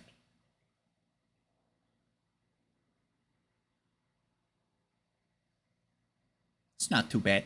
You can also counterblast 1 for 2k. You're only doing that if you're punching a cross ride, which isn't going to be super common. And this guy stayed as the boss of Shura Stealth Dragons for a little bit, so, you know, fair enough. Honestly, pretty cool. He's temporary board wipe, which that's something that Nubatama was you know, kind of leaning into a lot. They're a hand control deck, but also a temporary removal deck. Sort of like Link Joker, but like not locking. They only really do removal on your own turn. Honestly, I'm just gonna, I don't fucking know. I don't really have a lot to say about Kabuki Kongo. It's a fine enough card design. It's not bad. I think C tier is a good place for it. It's not offensive. It's not bad. It's decent. It's all right. But I wouldn't say it's great. Back into the reverse units, we're going to go ahead and take a look at Ramiel Reverse. So this one is going to be a Limit Break Counter Blast 0. That's right, we're back to not counter blasting. Get baited, nerds. Instead, you're going to be locking 2 Celestials. That's right, another one that cares about subclans. As will actually, funnily enough, the next 2 we discuss in a moment, as you can see over on the right. By locking 2 of your Celestials, you are able to choose 3 of your front row Celestials. They will gain some power. And then if you've got a face-up Ramiel Reverse in your damage zone, you choose 1 card from your opponent's damage zone, put it in the drop, and then one of their rear guards goes to the damage zone. And if that effect sounds familiar, it is because in the V era, Ergodiel has this effect, as does some of the support for Ergodiel and Melvin. This was a one-off effect that is... Now that I'm thinking about it, actually, no, I'm wrong. Dayusha's not the only reverse that reverses its own gimmick. So does Ramiel. My bad. But, yeah, I mean, it's the only other one that I kind of forgot did this. And yeah. It's pretty fucking cool. It doesn't do a lot of traditional Angel Feather things, which is kind of what I don't like, just kind of makes some Krunguses. But it is the introduction to something that would come back a few years later. I'm gonna put it at the top of C tier. I think that it's fine. It's not doing Angel Feather things, it's just doing them in a really fucking weird way. Blue Wave Dragon, Tetra Drive Dragon. At the end of the battle it attacked, if you're in Limit Break and it was the second battle exactly, this unit gains the effect to counterblast 2 and discard 2 Aqua Force at the end of the battle your rearguard attacked for the 4th time, exactly 4th time, in order to restand Tetra Drive. It's pretty cool. This was our first taste of Aqua Force getting a restanding Vanguard, and you know, I mean, it's true to the identity of, hey, we're doing the funny shit where we restand our dinguses, but we're counting the attacks. I'm gonna put this one, thinking right about here. It's fine, it's cool, it's doing Aqua Force things, but it's also a restanding Vanguard, and, you know, as time goes on, restanding Vanguards become more and more common, unfortunately. But, you know, nothing against Tetra Drive. He was one of the early waves of other clans getting it that weren't exactly Dragonic Overlord. So, you know, pretty cool, I would say.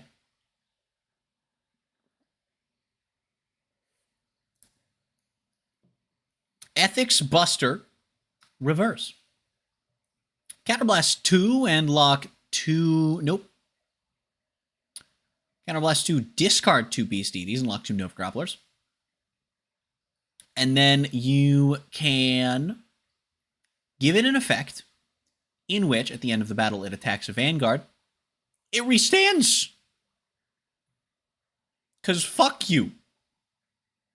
So this is a cool take on Nova Grappler, right? It's not the first time Nova Grappler has had a restanding Vanguard, but it is the first time that you've been able to successfully guarantee a restanding Vanguard in Nova Grappler. In fact, this and Tetra Drive are the first times that you've been able to guarantee a restanding Vanguard at all. But this is also such a natural way of doing a reverse unit. It's not a total reversal of Nova Grappler's mechanic, because again, Blau was already doing the restanding Vanguard thing, but it's such... I think this is going to actually go up in S tier right below Chrome Bone or Dragon.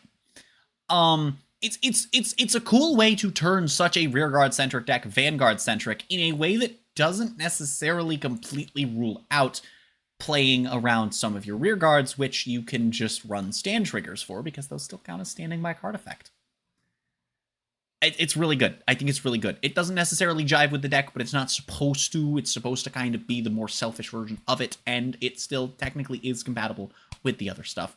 It's cool. It's cool.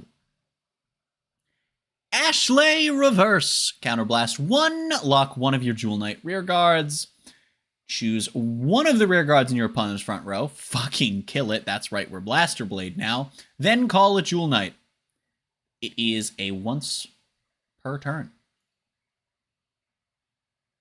So, basically, you can trade out any Jewel Knight temporarily for a Jewel Knight permanently. and also kill a guy in the process. And honestly, for a retire and a call of absolutely fucking anything you could ever dream of from your deck, this is kind of fucking insane. Like, it's really well costed for what it is.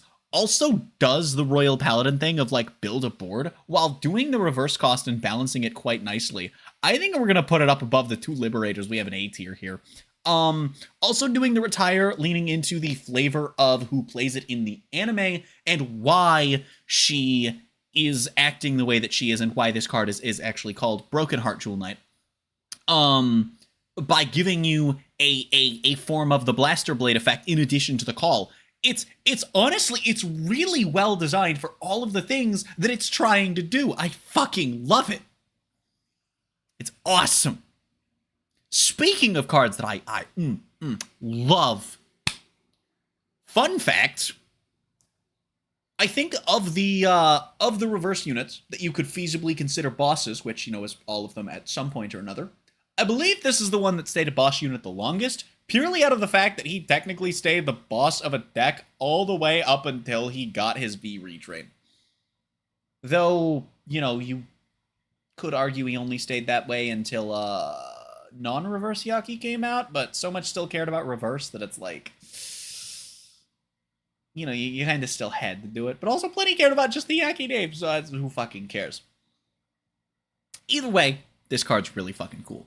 So, you choose 2 of your Murakumo rearguards, lock them, and you choose 3 of your copies of this guy, and they gain 10,000 power.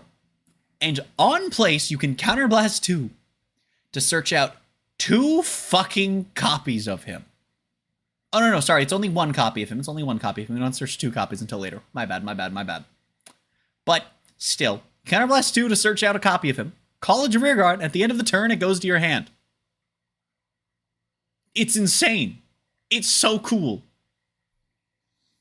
And it's a nice, cool way. So the on place is cool because it is specifically playing off of the fact that Murakumo units usually disappear at the end of the turn if they were called based on having the same name as another unit. It's a thing they do a lot of. It's a thing they've pretty much always done a lot of. But the way you do it is normally they go back into the deck. Here, because we're selfish, you grab another one to call another one out next turn with the same effect. Oh, love it. The deck around him ended up also going into just calling more and more copies of himself. You even gained another grade 3 that was extra copies of himself on the Vanguard Circle or in the deck, and I think also on Rearguard as well. It might have been just Rearguard deck, I don't remember. But Hyakizora would come and give this deck more to do. And again, he stayed a boss until you could argue either when non-reverse Hyakivogue came out in V, or you could argue when Hyakivogue reverse came out in V. Either way, it was still, I mean, he still came out in 2013 and at worst was a boss until 2019. I mean, that's 6 years in a game releasing monthly sets, which most card games only do every 2 to 3 months. So, utterly fucking batshit. And I honestly think that it's kind of cool that he stayed a boss that long, though that's not really lending to his design so much as the fact that he didn't get anything to replace him with. All of that said, while I do think the deck around him is pretty cool, and I do think the card design itself is pretty cool, I'm going to have to give this one a C tier. He's cool, but he's not doing anything super, super crazy. Like I said, I like the idea of playing a little more centric, a little more self-centric with the effect to return to hand instead of put to deck, so you can do it again next turn instead of doing your other stuff. I think the locks are costed pretty decently for the fact that you could theoretically be giving your entire front row 10,000 power. But overall, it's just fine. Dauntless Dominate Dragon Reverse. We're gonna have to talk about, of course. Hold on. Let me reopen this. We're gonna have to talk about Dauntless Drive Dragon before we do this. So Dauntless Drive Dragon is the guy that there's a cross ride of, and almost every time, unless you break, you're going drive into dominate because it's a cross ride, and it's a cross ride of a break ride. So Dauntless Drive Reverse, when a Kagura rides on top of it, it gains 10,000 power, as every break ride does, but also is granted a skill that at the end of the battle it attacked, you can discard 3, and if it hasn't stood during that turn, it restands. We have to talk about this because, of course, he's a cross-ride of that, and his identity has nothing to do with that because Dauntless Reverse is assuming that you're going to be killing on the reverse turn, and that until then, you're chaining Dauntless into Dauntless into Dauntless into Dauntless. Dauntless is Counterblast 1 and Lock 2 of your rear guards. When your drive check reveals a grade 1 or greater Kagero after this effect has been activated, you can choose one of your opponent's grade 1 or less rear guards, retire it, and then give Dauntless a little tiny bit of power. Now, the reason it's only 3k is likely because the cross ride is there, and so you're hitting non-cross rides for 10k guard, but I do wish that it was 5k. I think that would have been cool. You can't use it for the rest of turns, so you're not able to sack 2 of your rear guards in order to in order to get 6k each time you do that. Also, retiring grade 1 or less isn't great. The real shining star of a Dauntless deck is the break ride, and you're kind of better off just break riding into the break ride. And we'll talk about a certain other card when we get to the extra boosters because of how this is sorted. That would actually be a much better fit for Dauntless. Dominate Reverse is like fine. It's doing the Kagero things, but I gotta put it like here.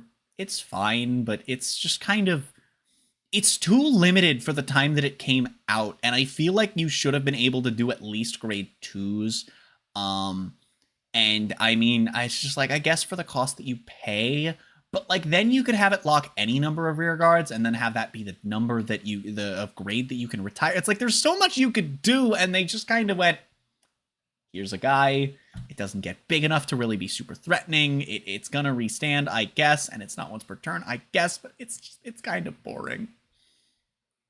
Speaking of guys, we got to talk about the break ride they are cross rides of. We got to talk about Solitary Liberator Gancelot. That's right, it's Solitary Liberator Gamer Socks right here. When rode upon, give your Vanguard 10k, give 3 your Gold Paladin rear guards 5k. Pretty simple break ride effect, right? We then pair that up with a Gancelot Zenith, who is going to, on attack, counterblast 1 Liberator and choose one of your grade 2 rear guards, put it on the bottom of the deck. So you're likely going to do this with a guy that's already attacked.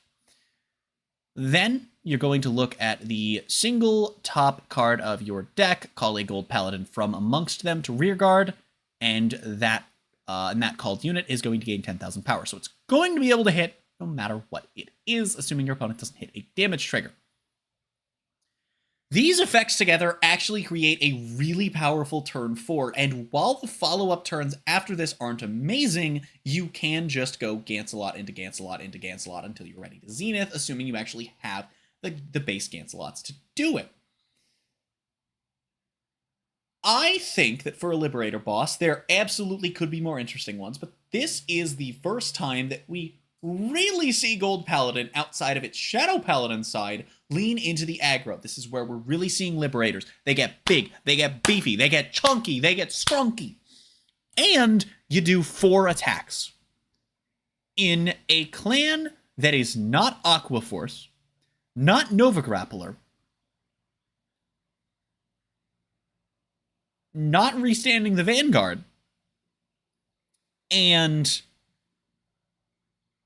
it's where we started to see Gold Paladin get that little bit more aggressive outside of their Shadow Paladin side, which again, we don't really have anymore. So seeing them get aggressive again was really nice.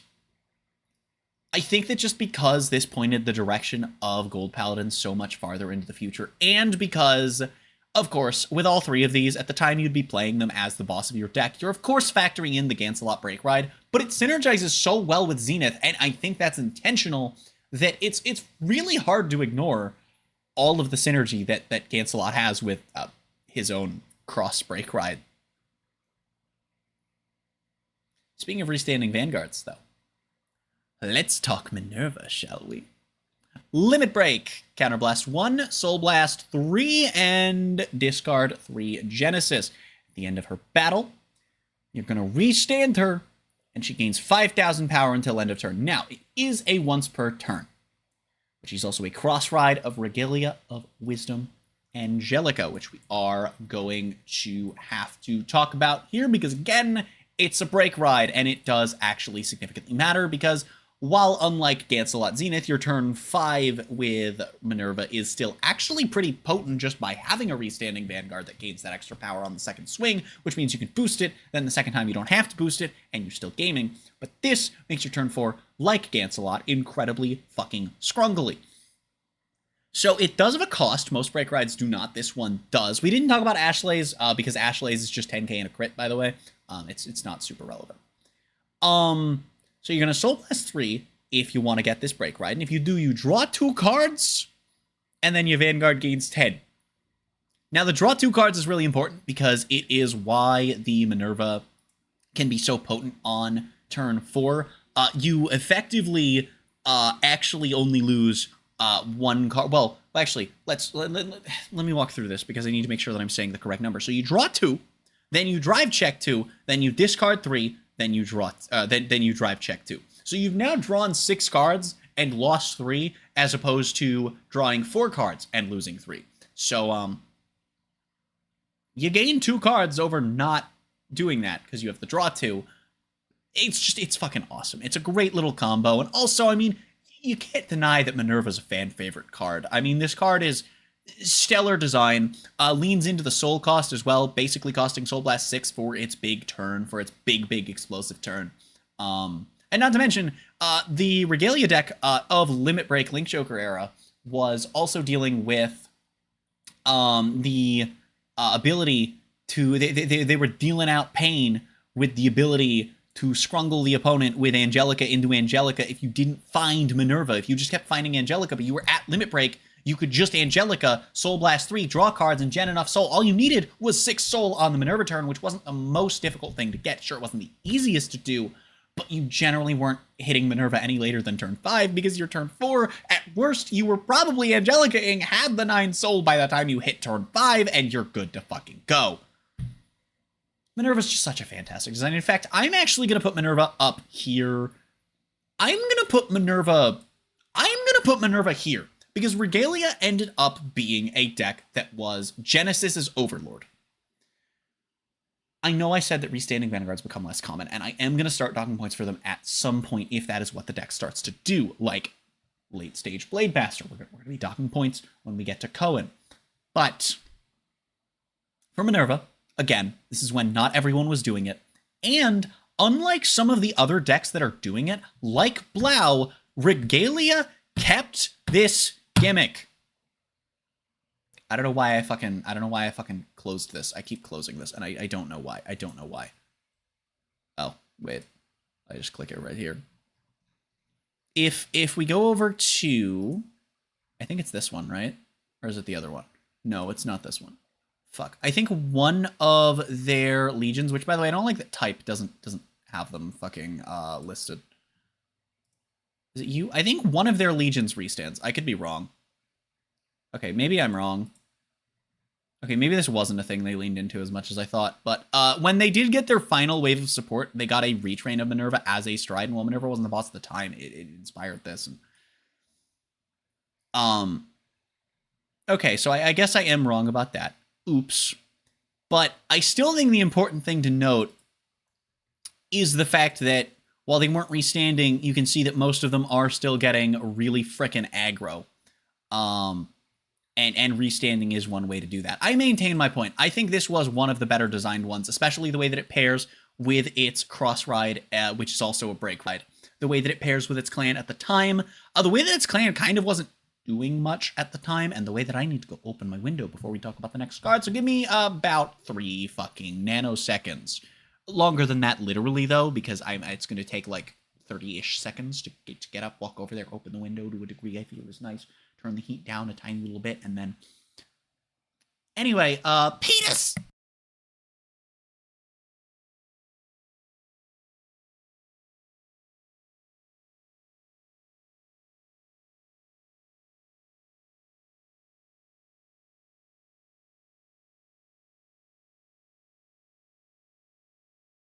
All right, who timed me? How long was it? How long was that one, chat? Okay, all right. Okay. All right. Getting back inside of my ball sack. Maiden of Venus Trap. Reverse. Counterblast 1. Choose one of your Neonectar and lock it. Look it up to 5 cards from the top of your deck. Search for a Neonectar among them. Call it rear guard. Shuffle your deck. And it gets 5k. So it really should have been a Musketeer of some kind. And I think that's what they thought when they went and they did Cecilia instead of Venus for Vieira. When they could have just done Venus. It's a fine enough cost. The issue I have is by this point we had Arboros. And by this point we had Cecilia. Which created this distinct divide in which Musketeers were doing the Shadow Paladin, Gold Paladin thing, which is still just so fucking annoying to me that they're in Neonectar and doing that. And the rest of Neonectar was gaining benefits from the same name. Now, I will say it is a Maiden of unit, and like Trailing Rose was, it is doing the thing that went on to become Musketeer's gimmick. The problem is, Maiden of would go on to get support that did not fucking continue to do this. These two are outliers. I think it's a fine enough cost, and Maiden of was not an established deck yet. The issue is it's a Musketeer. The way that it works at the time is it's basically just a Musketeer boss that's not a Musketeer boss, and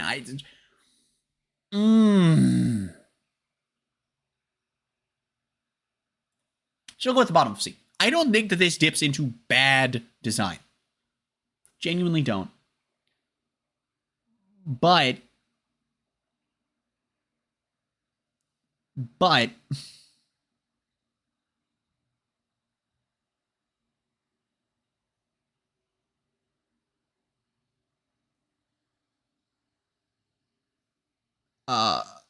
no. just no. Just no. I don't like it. I mean, I do like it, but I don't like it. No, I was wrong. I forgot about Sanctuary of Light. Never mind, this is our last ride chain. Holy shit. All right, the real last ride chain, because much like Bushy Road, I forgot about Sanctuary of Light, who got legacy support, by the way, in the form of 1 critical trigger. What the fuck? Anyway, this ride chain sucks. It's stinky doo-doo poo-poo fart. Ah, balls.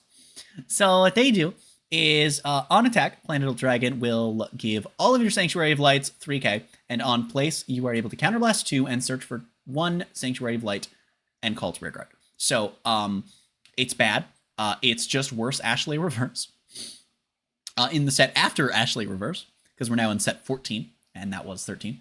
And, it gives all of your guys, but the only Sanctuary of Lights are the ride chain, and it's like, okay, look, you're playing Royal Paladin, but it's better than... Yeah, we'll put it there. We'll put it there. Oh my fucking god, dude. I'm just like, I would give more, but I don't know, man. Sanctuary of Light just kind of never got cards. If Sanctuary of Light had cards, I would probably put them higher, but they don't. So fuck that guy. Fuck that guy. Nobody asked for your opinion, Planetal Dragon.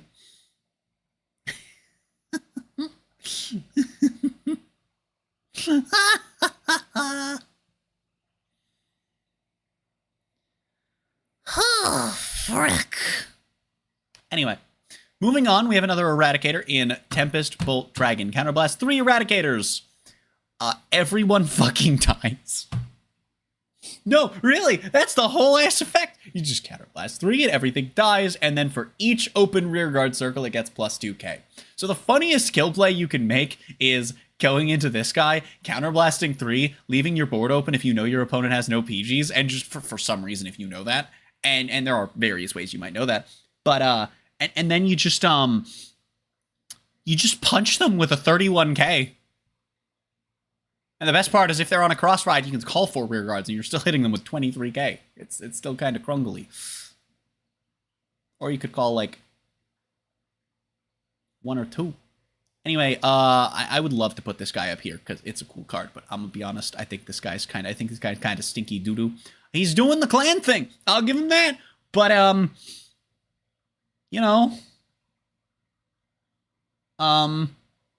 he's a guy, I guess. I don't think he's very good as a design. He's kind of boring. It's just like, oh, board wipe. Wow. Wow. No way, man. Crazy. Oh, jeebs. Grand Ezel Skizors. This is the first unlocker that we're gonna be taking a look at, and I think actually the only one this might be the only one that's not a promo or a stride.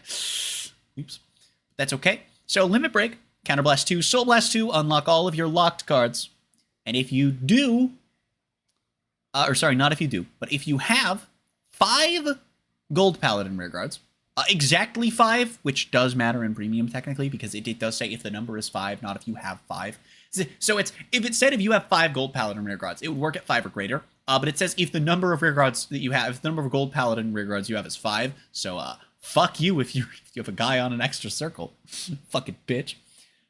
Then until end of turn, Scissors will gain 10k and a crit, and at the end of the turn, you will countercharge 1 and soul charge 1, making this effect reusable for a couple more times than it would normally be.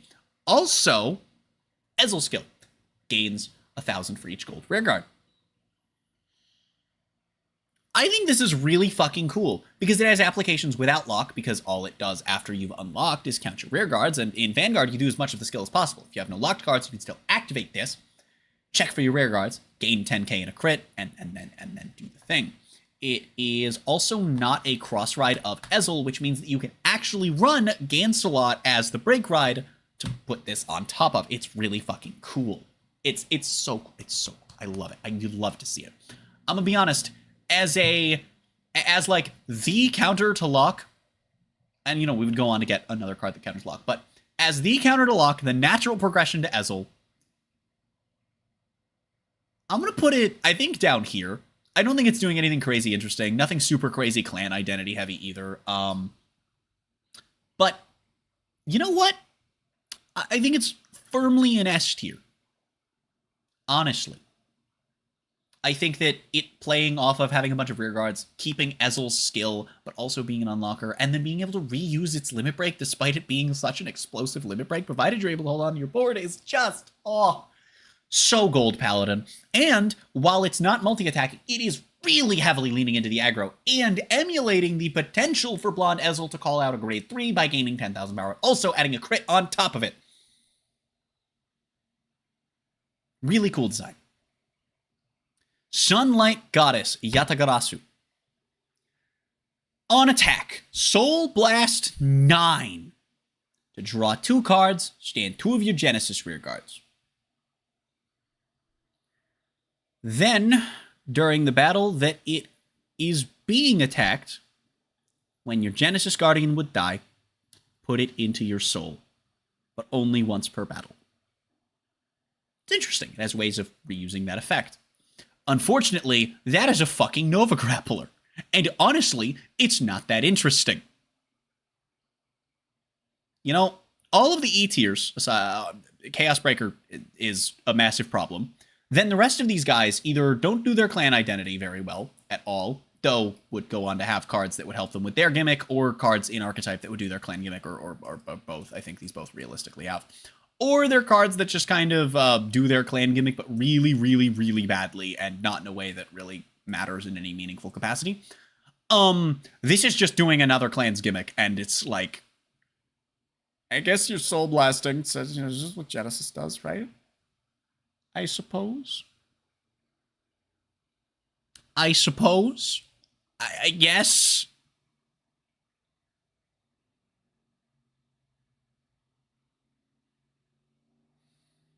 Anyway, moving on. Here we have another Nightmare Doll in Carol in place of Chelsea.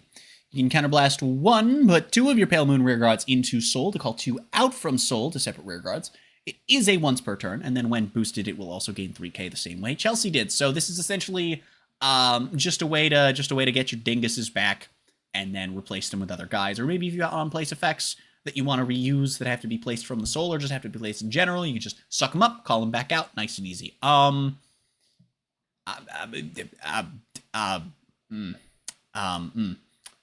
So, I'm gonna put this like here. You're playing Pale Moon, but it's kind of just boring as shit way to play Pale Moon. I don't really have much to say about that. Most of these I'm not gonna have much to say about. Revenger, Desperate Dragon. That's right. There's a bunch of fucking Liberator and Revenger bosses as you've seen glimpses of, and as you will continue to see, because holy shit, Dragon is over there, and we have Desperate Dragon. Even Starvaders, we got a couple of that we're gonna have to go over. All right, we're gonna be here a while for it. This would if we were only doing Starvader, Liberator, Revenger, and Perdition, we would still be here for like, and Overlord, fuck it. We would still be here for like 5 hours. Desperate Dragon counterblasts 1 Revenger, and on attack, if the number of rear guards you have is more than your opponent, you can pay the cost. If you do, it gains 5k and a crit. At the beginning of your main phase, you can retire one of your Shadow Paladins, and your opponent retires one of their rear guards. So it's an interesting spin on Shadow Paladin, in which you're actually trying to be the one that has more rear guards. And it's one of the earlier takes of Shadow Paladin starting to retire opponent's cards semi-consistently. It's fine design-wise. For the time, this was not a design space they would lean into. In fact, this wasn't really a design space that was hard leaned into until the V era, where they would start doing this a little bit more. In the G era, they had exactly Phantom Blaster Diablo, and I think that was their only card that was actually doing this.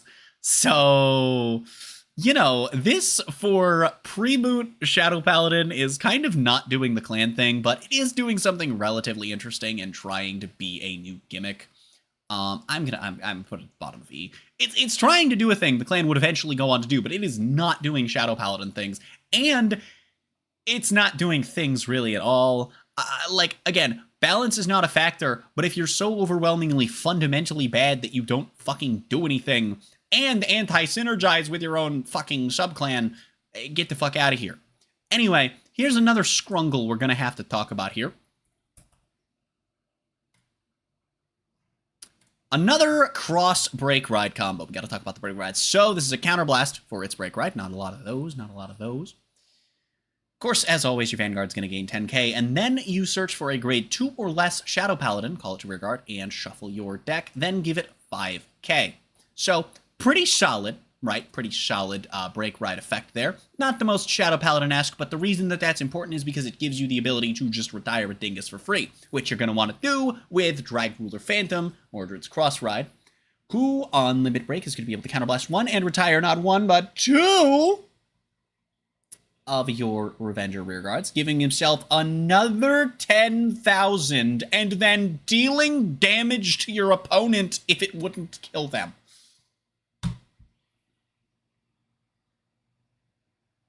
Yeah.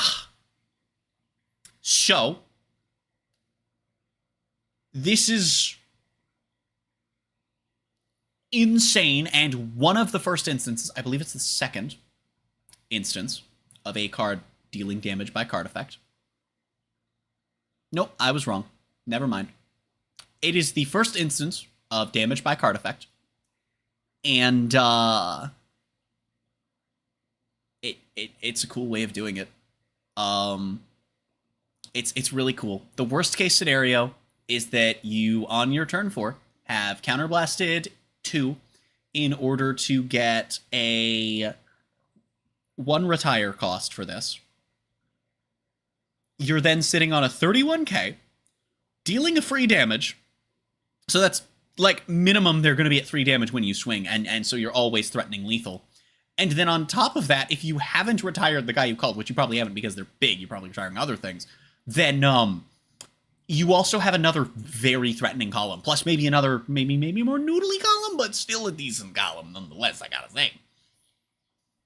Drag Ruler Phantom.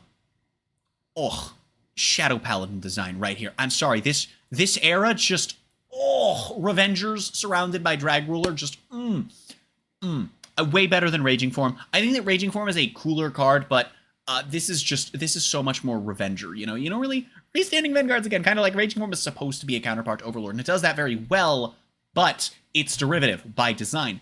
This is not. I guess it kind of is, because I guess it's kind of supposed to be PvD, but it's also not PvD. And it's Revengers, and it's trying to do its own little thing, and I think that's cool, and I think we have to talk about Freeze Ray Dragon, who I thought was a promo until I was sorting through these cards, and was like, oh yeah, I guess he was in set 15, huh? So, here's the thing. Here's the thing.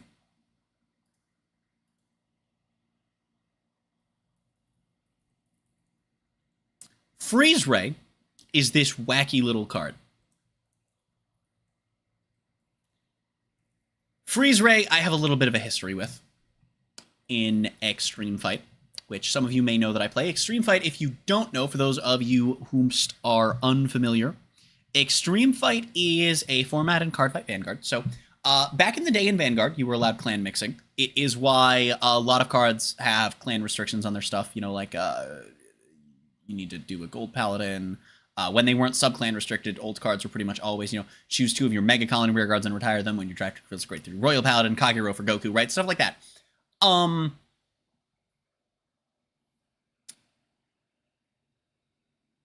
But going into Legion era, they decided they wanted to stop writing clan restrictions onto cards. And so, to accompany this, they introduced a rule, since they were already kind of designing a lot of xenophobic cards that, I mean, no one was clan mixing for the most part throughout most of the game's history, because card design basically didn't allow for it, even though the rules did. You kind of only did it when a new clan was introduced that wasn't fully playable, which stopped happening in Limit Break era. That only really mattered if you were playing like set 1 like Grand Blue if you wanted to, but then it's like you still only have 4 fucking pieces of engine to work with. You're still playing another deck with a Grand Blue package. You know? Not the greatest, right?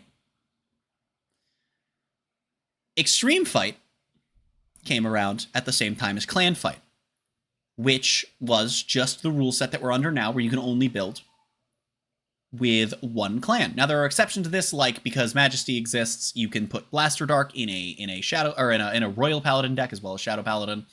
Cards that have skills that give them other clans, obviously you can put in any clan you want. And then also you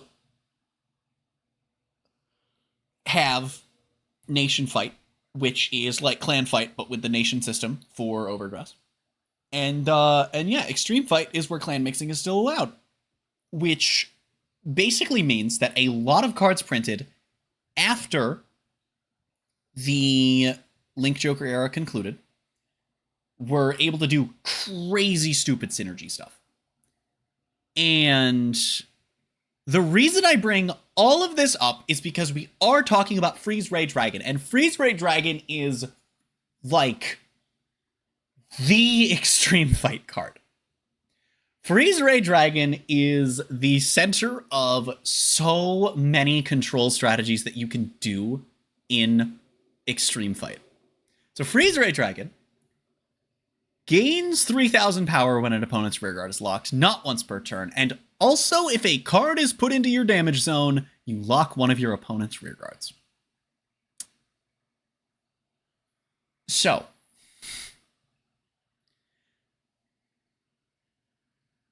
purely for the sake of fun, we're going to be factoring in Extreme Fight shenanigans with this.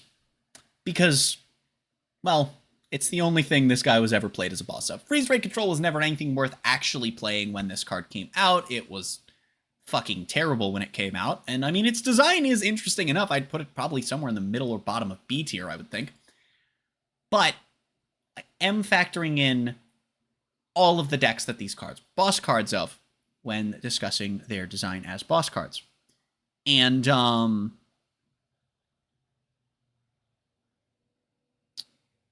that, in exactly this case and no other, requires talking about Extreme Fight, because there is no way to talk about this without talking about Extreme Fight.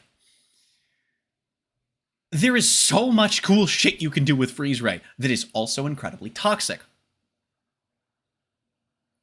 but it's also much cooler than Chaos Breaker. So we're going to put it also in E tier. Card's terrible. Card does nothing. Card has no synergy with fucking anything. But in Extreme Fight, there's so many cool things you can do. They're unhealthy, just like Chaos Breaker and Clan Fight, but there's so many cool things. You can just jam a bunch of Angel Feather cards in a deck and be like, blip, blip, blip, blip, blip, blip, blip on the opponent's turn, and oops, they have no rear guards. Who needs to stride? Just fucking activate fucking Angel Feather cards over and over again. I don't fucking know. Put your fucking pillowcase back inside the fucking milk jug. I don't give a shit. Alright, on the Liberator Holy Shit Dragon. That's right, he's jump scaring you, and oh boy, you see a jump scare. So, this card, I actually really like this card. It's really cool. I'm a little biased. This guy's probably going to get ranked a little higher than maybe he should, but, fuck you, it's my tier list. I'm the gamer and you will fear me.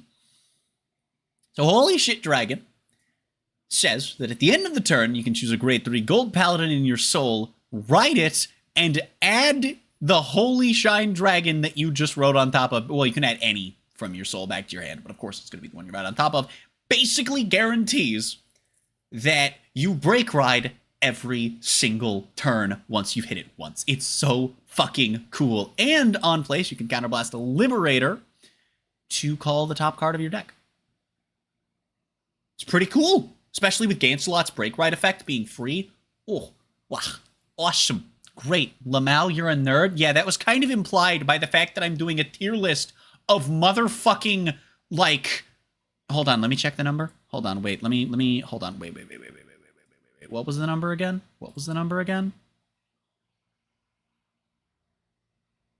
Hold up. Let me check what the number was again. Oh, right, 800 fucking cards. I think nerd was implied. Local cat girl is in fact nerd. Be afraid. Okay, all right. Holy Shit Dragon's going into A tier. I'm sorry, this card's so cool. I'm gonna put it top of A tier. It's doing Gold Paladin things on ride every turn, but also doing things by guaranteeing a break ride every turn. And while Gancelot's not necessarily bolstering your formation the way Gold Paladin does, it is still going to consistently go off and make your formation chunky. You're able to build it up over time with Holy Shit Dragon giving you chunk factor, and it's just, oh, even if you're not at limit break on turn 4, you still want to ride into it because you still get the on place to call a free guy, and then you just grab the Gancelot back later anyway, and there's so much you can do with it. There's so much you can fucking do with it. You don't always do it because, of course, you have to be limit break to activate its grab effect, but there are situations where you do that because it doesn't have to be placed during that turn. Anyway, on the note of liberals, we have the last one until G era. Liberator, Monarch Sanctuary Alfred. Yep, that's right. He's fucking T-posing on Glendios, motherfuckers. Limit Break 5. That's right. It's the first ultimate break we've seen in a hot minute. When your Blaster Blade Liberator is placed on rearguard from the deck, he gains 10k and a crit. Given that you're only checking the top 1 for cards right now and only able to call to open circles, this effect is fucking terrible and will never come up a single goddamn time, and I will be docking points for its impracticality because it would have been a really cool spin on the aggro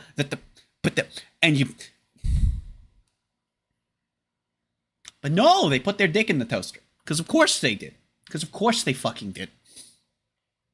Then also is Limit Break. It's going to be a nice crisp Counterblast 3, Soul Blast 2, with no way to get it back, unlike Scissors.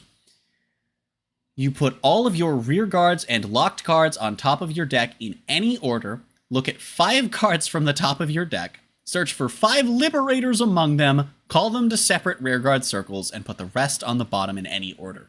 This ability cannot be used for the rest of the turn. But what I use it with? With what counterblast? The only way that I can reuse it anyway is if I have fucking Balan and Blaster Blade Liberator.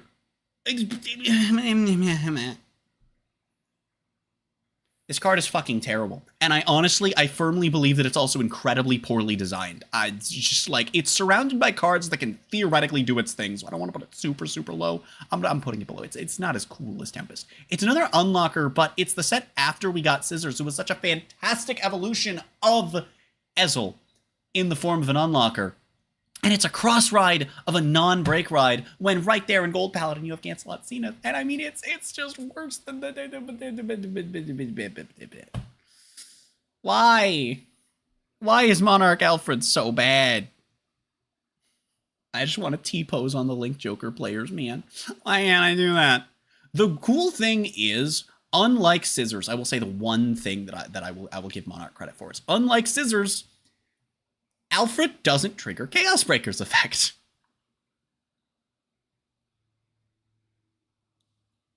Cool, I guess. All right.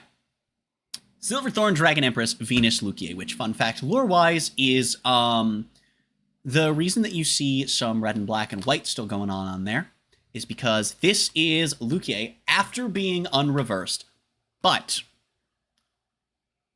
she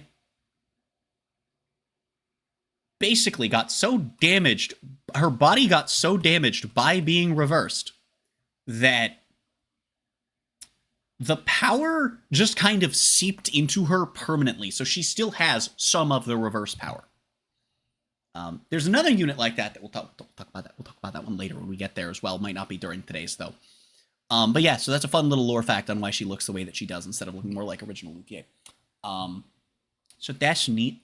Anyway, you can counterblast 2 Silverthorns under Limit Break in order to Soul Charge 2. Call 2 Pale Moons with, up to 5 Pale Moons with their grade total being 6 or less. So, you just build a board for free. You can do 2-2-1-1. If you want, you can call out 2 copies of Alice. I don't know why you're doing that when you kind of want to be on Silverthorns at this point, but hey, you could do that. Honestly, I think that, okay, what I think is really cool about this, and we're actually going to put this right below Lukie Reverse. Venus plays off of Reverse's thing of just building a whole ass board, and OG Lukie does this as well. Of course, they're both derivative of that, but Venus does it in a way where you have this really cool restriction that is derivative of old Lukie, but also can build a board as effective and powerful as Reverse, because Reverse gives power. Venus can just kind of call out a 2, a 2, a 1, and a 1, and you have chunky ass columns. But also being able to Soul Charge 2 to make sure that you have better cards in theory to call out is just, it's cool. It's cool. It's derivative, and I would normally dock points, but honestly, I mean, all of the Lukies kind of do the same thing because they kind of pigeonhole themselves. And for the design space that Silverthorn goes for, this is great. And I'm putting it below Reverse because, again, it's a little derivative of original and of Reverse in its own separate ways. So it's like, you know, it's fine. All right, here we have the backwards mailman. That's right. Instead of delivering it, he's fucking stealing your mail. Get fucked, idiot. Get fucked. All right. Counterblast 1, choose one of your rear guards, and then rest it and lock it. On attack, you can pay the cost if it is the 4th battle or more. So this is a little bit, tiny little bit clunky, because effectively what this does is it means you have to swing with little noodly boyos, and then have basically no pressure in order to do this, because you have to lock one of your would-be boosters. Now, thankfully, it's only 1, so you could choose to, I don't know, not do that, and then lock the Vanguard boost, but all you gain out of it is 5k and a crit, and at end of battle, you draw a card, kill a guy. This is fucking terrible. You know what? It does more than Glory Maelstrom. Okay, it does more than Glory Maelstrom as far as being an Aqua Force unit. I'll grant you that. However, get the fuck out of here. This card does nothing. This card does nothing. It's absolutely nothing. It is to sacrifice the ability to put out what little pressure the fucking clan can, all for a dingus and a bingus and a draw and a pop. And fucking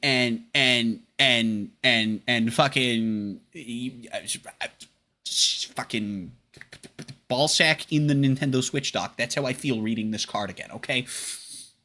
I'm like, oh man, there's no way Maelstrom Reverse was that bad. And it's like, yes, it was. I just keep forgetting because I purge it from my brainal region. Also, don't you go slandering me in the chat, bitch. I see you over there, you fucking heck. I'm coming in this from an MTG perspective, and the names of the cards they're sending me. Yeah. Well, because they have to have these like super dramatic titles, and then their names, and then sometimes both are long. Like hold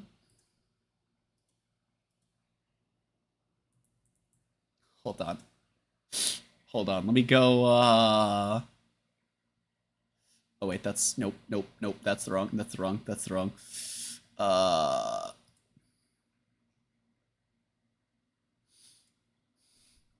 How's this for a card name? How's this for a card name?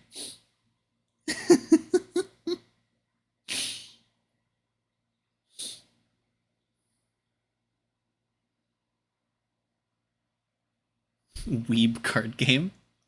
Shut your ballsack before I shut it for you. Anyway, speaking of Overlord, very relevant that I pulled up Purge, because now we're talking about Draconic Overlord: The Rebirth, which is like a reverse, except he said no. So the lore of this, and I gotta talk about this because again, this one just has funny lore to it. The lore of this is that this dude fucking died. So, this dude unleashes this forbidden power, then gets sealed away by the villains of the second arc of the lore / the anime. Then what happens is, when they get unsealed, he fucking dies. So, Link Joker invades, the Starvaders have this power called Reverse, where they can reverse units on Cray, they can reverse people on Earth, they do this whole thing, and then they take the units that turn evil, and they lock their own allies, it's bleep, blap, bleep, blop, right? So, they send the team to Overlord's fucking tomb, and they fucking they're like, all right, we're gonna revive this guy by reversing him. It's gonna be great. We know how strong this guy is, or we'll win the war automatically with him on our side. And so they start reversing him, and he gets revived by it, and he takes all the power, and they're like, yo, go kill your friends. And his response is to explode the tomb in a fiery mash that proceeds to kill literally everyone else in the fucking cave that he's in. And then he walks out of there in full control with the strongest reverse of any reverse unit lore-wise, and just keeps the power. And when he gets unreversed later, he still keeps the power.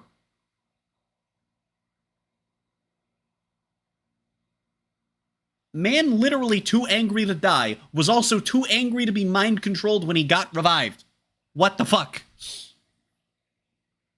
Anyway, this card is actually kind of decent. It's not the worst thing. There are debates on whether it's better to put it with the Overlord's Break Ride form or with Dauntless. That's right, Draconic Overlord has a Break Ride form. By the way. So let's take a look at that, because it is actually kind of relevant. We took a look at Dauntless earlier. You know, you had that plus 10k, discard 3, and then if it hasn't stood that turn, you restand, right? So this one gives 10k as well, but also grants an effect where at the end of battle, it attacks a rearguard. You can counterblast 1 and discard a Kagero, and if you do, it will restand, but it can't be used for the rest of the turn. So, you know, like Dauntless, it's only able to be used once per turn, though the exact way you get there is with technically different mechanical wording. So, Rebirth has an act effect in the main phase here. You can counterblast 1, choose any number of your Kagero rearguards, and lock them. But of course, you're always going to be locking until you have 5 locked cards. It's just you can technically lock less than 5 if you're playing against Link Joker. If you have 5 locked cards, or more, I like how for this, they were like, yeah, just in case. But if you have 5 or more locked cards, Rebirth will gain 10,000 power, and the auto effect that at the end of the battle, it attacks a Vanguard. You can discard 2 Kagero to restand once per turn.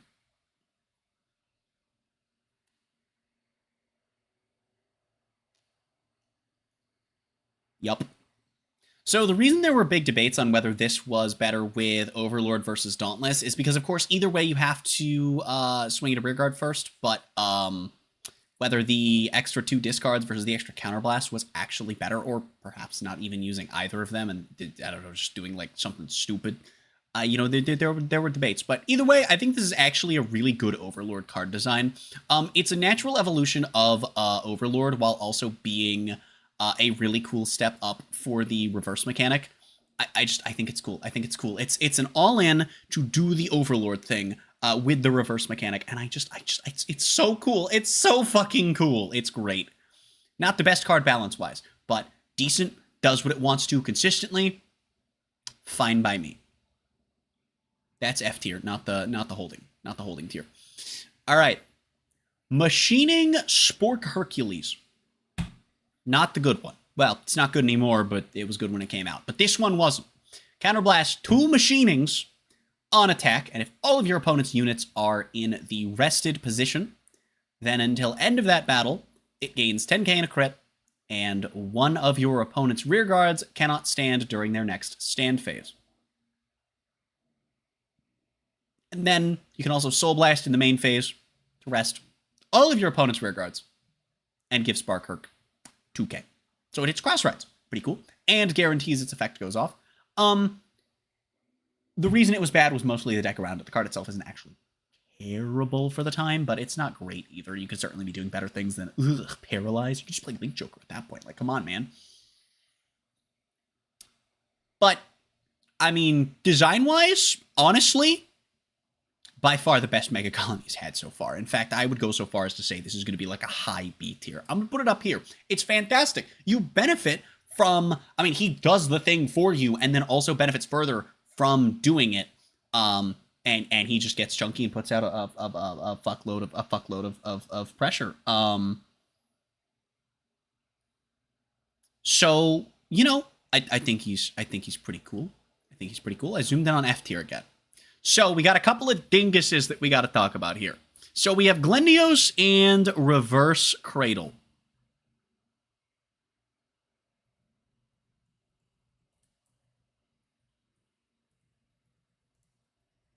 So the reason we got to talk about these guys together, and I also want to talk about Halcyon at the same time as this, because these three are all bosses for the same deck, though Cradle being the least one of these. But these three are all bosses for the Link Joker deck that centers around the reverse units. Because again, clan mixing was allowed. And the other exception to the clan fight rule that we now have is that you were able to, once the rule is implemented, run all of the units with the backwards R in a Link Joker deck. There was a misconception for a long time that you needed Glendios, which you didn't, and I think you still don't, but you might now. I don't know. The current rule is that it also blanks their card text, which is, like, really fucking infuriating. But,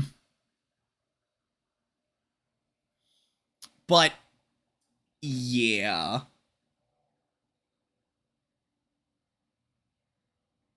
So, we're going to talk about them from least to most interesting. Which is going to be this order. Funnily enough, Glendios is the only one of the three that actually got retrained in V, which is fucking tragic. But anyway, Cradle has 2 Vanguard effects, as does Halcyon. Well, technically also has Lord, but we don't talk about Lord. So, Cradle, when your reverse is placed in a rear guard, choose one of your opponent's rear guards, lock it, and Cradle gets plus 5,000 power, but it is a once per turn. And all of your reverse units are treated as Link Joker, which is actually an effect that all three of them have. So, I'm gonna be honest, as a boss, I don't think this thing is fundamentally terrible, but it kind of just doesn't do anything. I'm gonna put it one above Freeze Ray. But, you know, it could be worse, all right? Look, it could certainly be worse. It could certainly be worse. So, Halcyon, who's actually really fucking cool, okay? Halcyon does gamer shit. Halcyon gives all of your reversed units boost, intercept, and 5,000 shield. Now, it completely ignores the lock mechanic, which is a little painful, and some things name check for Glendios that support this deck, but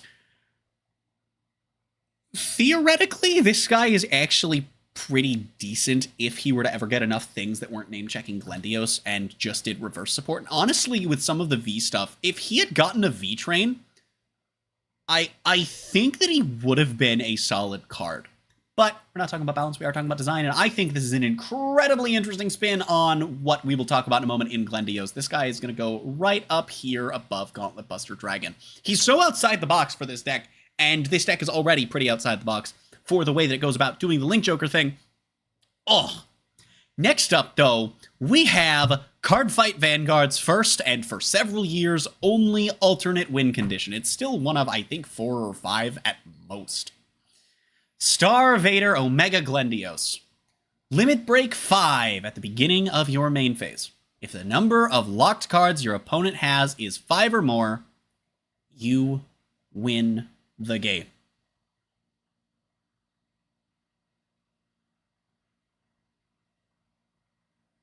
So, how do we do this? Because locks unlock at the end of the owner's turn. Well, the way we do this is with what is called an Omega Lock, which is what you can do with certain card effects, like this Limit Break 4. What is an Omega Lock? It is a lock that lasts an extra turn. The Limit Break 4 for Glendios counterblasts 1 and discards a reversed R unit, which can be any reverse, but also could be Rebirth. Should also count Mega Romania, but that... But we're mean to Bermuda Triangle around here. Stupid ass ruling. And all of your opponent's locked cards do not unlock during their next end, during your opponent's next end phase. So, yeah. You just kind of keep doing that. Oh, did I mention that Glendios has the same thing without gaining power that Cradle has, but not as a limit break? Yep, you just call a rear guard, you call a reverse to rear guard, lock an opponent's rear guard, and there you fucking go. So, as your first alt win, honestly, it's not terribly uninteresting, and I actually do. I think that it's you know, it's fine. It's good. I think that it's pretty high up on the list, I'm gonna say.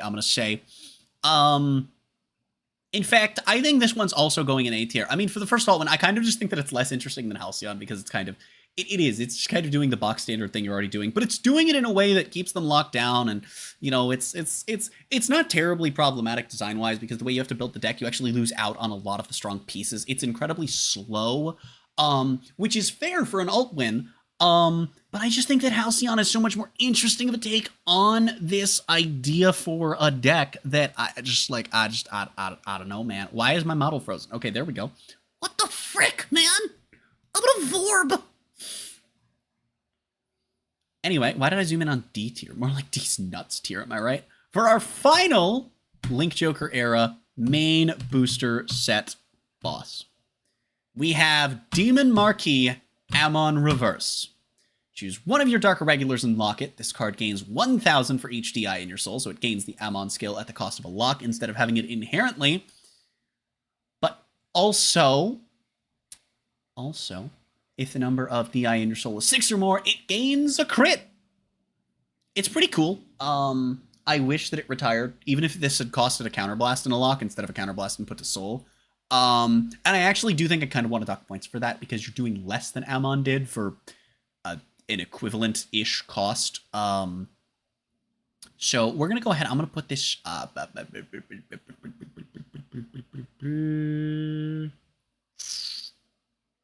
think there's a good spot. We're doing Amon Reverse in the nice crispy realm of mid beat here. He's okay. He's not offensively bad design wise. He's just kind of there. He's just kind of a dingus. So we have Galaxy Blaukluger. This is a reprint from a G set, but this card was in an extra booster in the Link Joker era. So you choose 2 Nova Grapplers from your hand, discard them, and then counterblast 2. When your Blau hits, you stand all of your middle column units, but it's once per turn. So it's an on-hit for all of your dinguses, and it is a cross-ride of Stern Blau Kluger. I mean, we're talking cross-ride design that's a natural evolution of a guy that's already S tier. It's derivative. I'm going to put him below Stern, but again, you do these cross-ride designs, and they're just natural evolutions of what the thing does, but in a way that genuinely furthers and betters the game plan, and it's just, so good. Such good card design.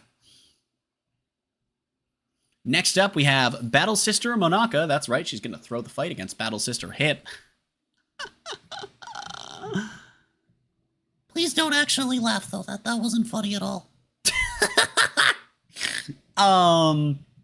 So, Counterblast 1, choose a Monaka from your hand and discard it. Good old Persona Blast in the Battle Sisters. More like Persona Blast Sisters. Yeah! Check top 5, add 2 from among them into your hand, and put the rest on the bottom of the deck. So Battle Sisters kind of have a hybrid of the deck stacking and of the hyper deep draw that Oracle Think Tank splits itself between, and so, you know, you get to do a little bit of both here. It's pretty cool. And then you can also Counterblast 2 and have it gain 5k, but that's not really a thing you're going to be doing frequently. It's really just that the Limit Break allows you to do some kind of wacky shit. So, honestly, I think that it's fine. This is going in. I mean, we all know it's a box standard Oracle Think Tank design. Where the fuck would this go but B tier, right? Of course. Anyway, speaking of Battle Sisters, during your turn, if the number of cards in your hand is 4 or more, this unit gets 3,000 power and an on-hit free draw. Also can Counterblast 2 during the main phase for a fucking draw if your hand is too small. But honestly, this one's just less interesting. Fuck you. Moving on to Immortal Ashura-Kaiser, a cross-ride of Ashura-Kaiser. Limit Break when your grade 3 Nova Grappler comes from a drive check. You are able to gain a skill in which you Counterblast 2 and discard 2 Nova Grapplers from your hand at the end of that battle. And if you do, you choose your Vanguard and one of your rear guards, and they both re-stand. So, very cool evolution, again, of Ashura-Kaiser, but we're kind of getting derivative now of others. In fact, Nova Grappler has a lot of restanding Vanguards by the time this comes out. So, we put Ashura-Kaiser up here. We're going to be docking points for this one. It's going to go with the very tippy top of C tier for right now, because it's so derivative not just of Ashura-Kaiser and being a natural evolution of it, which is good, but of other Nova Grappler bosses doing the same thing, including one in the same fucking set that's a cross-ride and an evolution of another card doing that.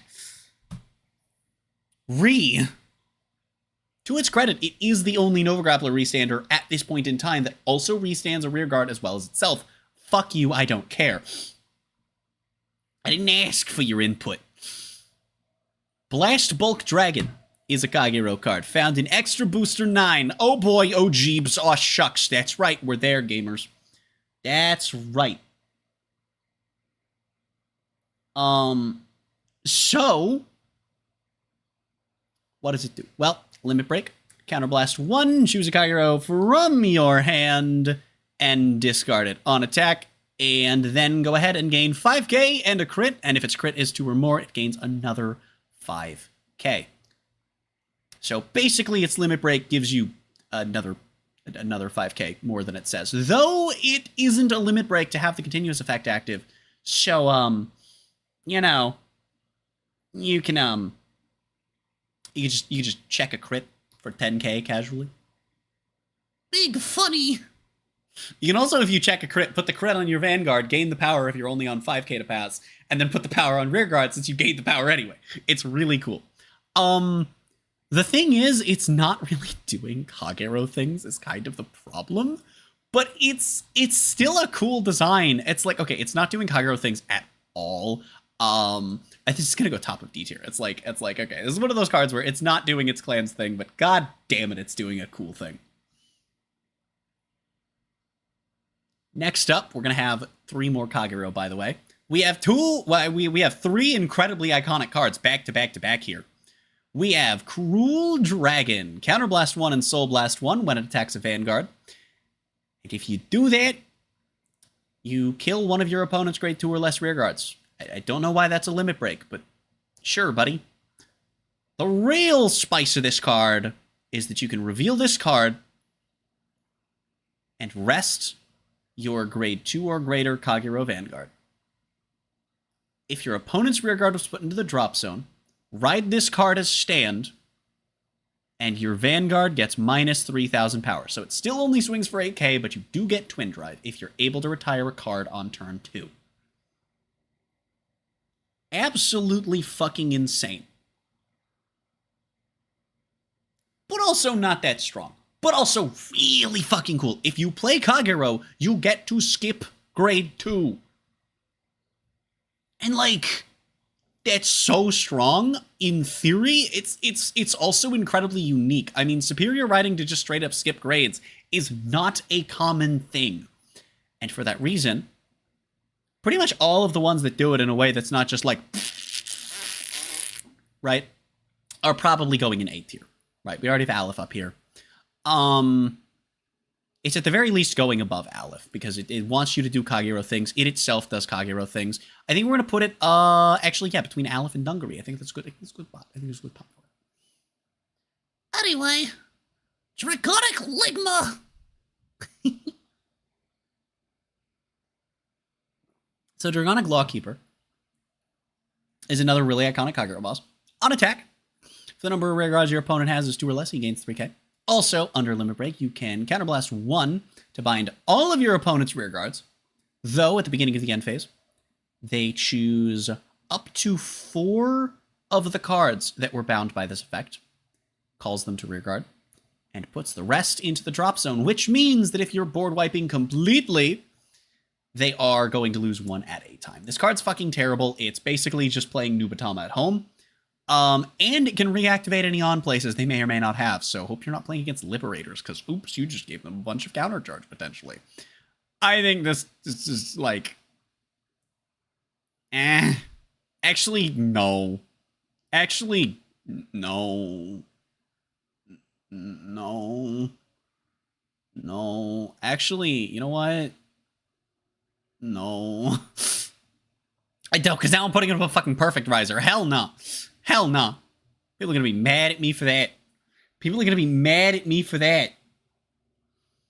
Oh my god. Alright. Now, let's talk about the lady herself. The grade 4 that terrorized the game.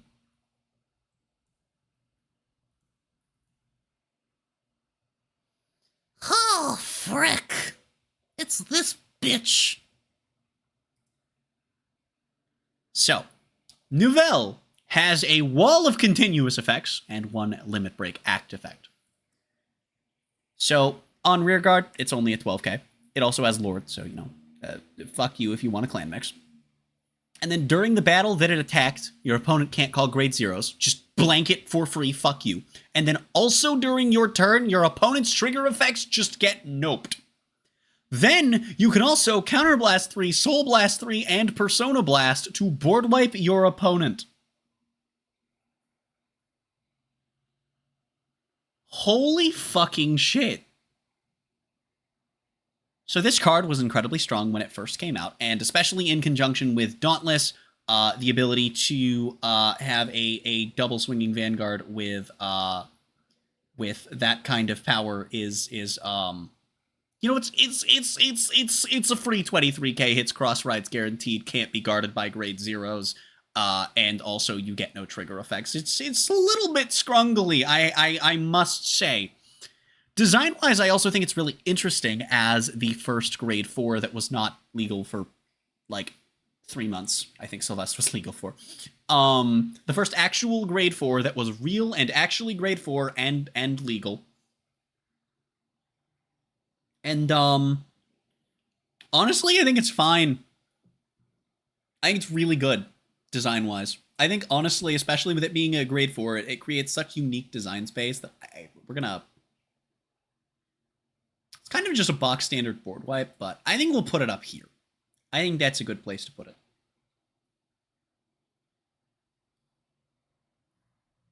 Moving on to our final 2 limit break era with the fishies. That's right. We have 2 duo Spronglets. So, Soul Blast 1, Persona Blast. Choose one of your Bermuda rear guards, return it to the hand, and search your deck for 2 cards with the same name. Put them into your hand and shuffle your deck. Now, this is important because the way that Duo works within Bermuda Triangle is they do still do bouncy things, the way that Bermuda Triangle tends to do. However, they also, importantly, care about revealing shit from the hand with multiple copies. So they generally want to have 3 copies of a thing in their hand. We're also going to talk about Right, who counterblasts 2 at the end of the battle that attacked a Vanguard. And then you can discard 2 duos, and if they had the same name, you stand Right, gain 3k, but it's only once per turn. Then also on attack, you can Soul Blast 1 to bounce a duo. which is not once per turn. So fair enough. These two are honestly really solid introductions to the archetype. One kind of sets you up for the other. I think you play them together at the time, but I honestly don't know. I'm gonna put them in like mid C tier. I'm thinking like here, and you go a little higher because you actually do something with it. So there we go. And with that, that is all of the Link Joker era boss units. And I am going to go refill my water. Plop.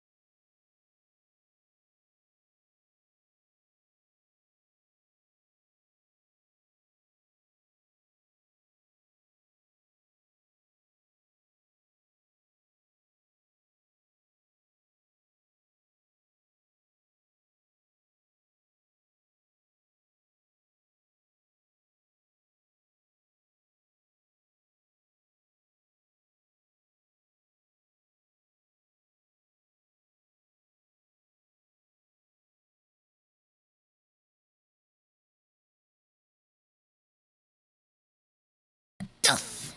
Okay. All right. Let me clear out my Discord notifications really quickly as well, I suppose.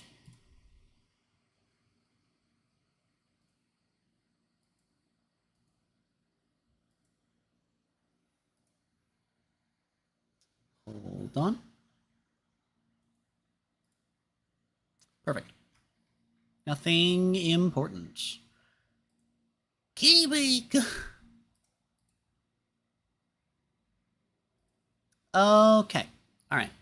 So, oh balls. It's time for the leg ions, and then I think we're gonna probably wrap up stream after we get through these guys.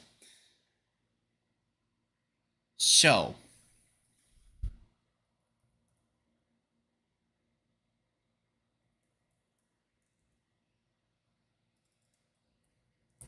I want to show you guys this thing's text, and we can't just zoom in on it. Oh, it's not Claws Vial anymore. It's Gross Vial, of course, of course. I don't know why. Oh, we got a name for this when it got put it. Okay, it got put into 0. Okay. So, here's the important thing about Legion, is we're actually going to have to talk about their Legion mates as well, since these are cards you are required to play. Their effect quality will impact rating. I left my water on the counter. I'm a fucking idiot. I'm fucking stupid.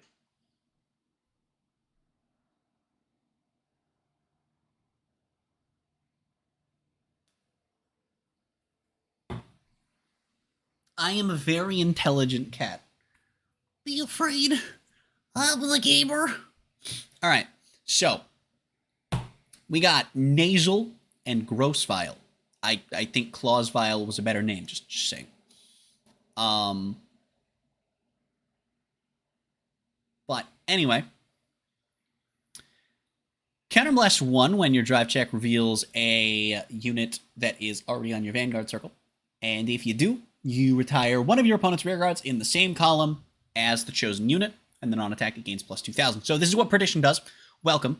They retire based on columns. They nuke a column. It's pretty cool. It's pretty interesting. It's a cool way of spinning out the retires that Kagero does. And then on place, if your opponent has no rear guards in its column, it gets +5, which doesn't really synergize at all with its own Legion leader, because that's happening in the battle phase with no way to call you in the battle phase, you fucking asswipe. Anyway, yeah, so no synergy between the two of them, but it is a decent basic perdition. Now, of course, it's not super, super early into Legionnaire. I think this is like mid-Legionnaire, though granted the period only lasted like half a year. But I can't knock it too far down below C tier, but I'm going to put it at the bottom just because it doesn't synergize with its own Legion mate, which, fuck you. Blaster Blade Seeker is going to be an important one. So let me pull them up. On place, if you have a Seeker Vanguard, counter +1, choose one of your opponent's grade 2 or above rear guards, and retire it. So Seeker Sacred Wingall is the first of like 4 legions that that seek out Blaster Blade Seeker. So when Seeker Sacred Wingall legions, you can search your deck for a grade 2 or less Seeker, call its rearguard, and shuffle your deck. Then on attack, it gains +2k. It's fine. It synergizes okay with Seekers. It introduces the Legion mechanic kind of nicely by just being like, yep, when you Legion, do the clan thing with the sub-clan that you're now playing. I'll put it like here-ish. I don't know. I'm not really super confident on exactly where we're going with this. Here we have Brawler Skybeat Dragon, paired, of course, with Brawler Sky Howl Dragon. So let's pull up Sky Howl Dragon as well. When this is placed on rearguard, if you have Brawler Vanguard, you retire one of your opponent's front row rearguards. Then when Skybeat Dragon activates Legion, you choose one of the rearguards in your opponent's front row and retire it. So if you have one on the rearguard and then Legion into one from your deck of the Sky Howl, you've cleared your opponent's front row. Cool! Narukami things. Again, introduces you to Legion, does the clan gimmick. It's like fine. Docking some more points on this one because it's a little less inspired. It doesn't get you into playing like, oh, it's the sub-clan. It's just like, nah, but it sure is the guy. That's for damn sure. Bluish Flame Liberator Percival, which we got to get into. Aglavale. Aglavale is an incredibly powerful Liberator card that would go on to be played in Liberator decks for years. Counterblast 1 when it's placed on rearguard if you have a Vanguard with Liberator in its name, and then look at 3 cards from the top of your deck. That's right, we're finally doing the lottery with more than 1 card at a time. Let's go, we're playing a real gacha game now. Call a Liberator from among those 3 cards to an open circle, and put the rest on the bottom in any order. Then, Percival, when it legions, look at the top 4 cards of your deck and do the same exact thing. Also on attack, it gets 2k until end of battle. So it literally does the same thing. It's the same case as the Brawler one, where they're both doing the same thing, but one's a counterblast and one is when you Legion. I just also think that Percival does more because again, it's leaning into subclan stuff. I'm gonna put it above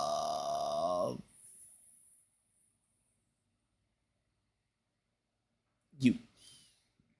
We're leaning more into the subclan stuff like Sacred Wingall, but also importantly, we are finally getting, by restricting things more to subclans, the ability to actually consistently get things we want in a Liberator deck, in a Gold Paladin deck, which is something we haven't really been able to do. It's just kind of been like, well, losing the trigger's worth getting the free card, especially if you're on like a Spectral Duke type of deck. So we're finally getting more consistent ways to do that, and that's of course going to make the deck feel better to play, and for that, I think that it is a good design for the deck to get opening up Legion Era.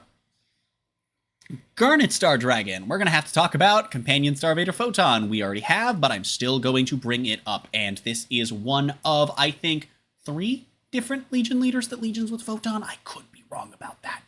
It might only be these 2. It might only be this and Blaster Joker, but I think there's a 3rd. On place, if you have a Starvator and your opponent's locked, you lock another. Then, on Legion, you choose a front row and a back row and lock them. It's just Infinite Zero's Break Ride. So this one's also really cool because it's derivative of a past effect in a way that the other 3 aren't. Not really more, I mean, kind of are, but not in the super generic effect. This is a specific effect that targeted a front row and a back row, and now we're doing that. and you have it on Legion instead of on Break Ride. But the cool thing is that if you're on a deck that, say, might be on a Break Ride, so that if you go first, you can just ride that instead of the Legion. And if you don't, you just kind of have a dingus, right? I don't know, maybe, perhaps. Then, oops, your opponent has 4 locked cards now. So that's pretty cool, I think. Honestly, genuinely though, like I think we're actually gonna give this one. I think we're gonna put this one in a comparable spot. I think we're gonna put this down here. It's not doing anything with subclans because at this point, Starvader is all of Link Joker except for a couple of generic pieces, so that's why it doesn't really matter as much. And by the time it does start to matter, they are giving Starvaders, you know, better cards than the generics that you'd want to run that weren't Starvaders. This is whatever. Who cares?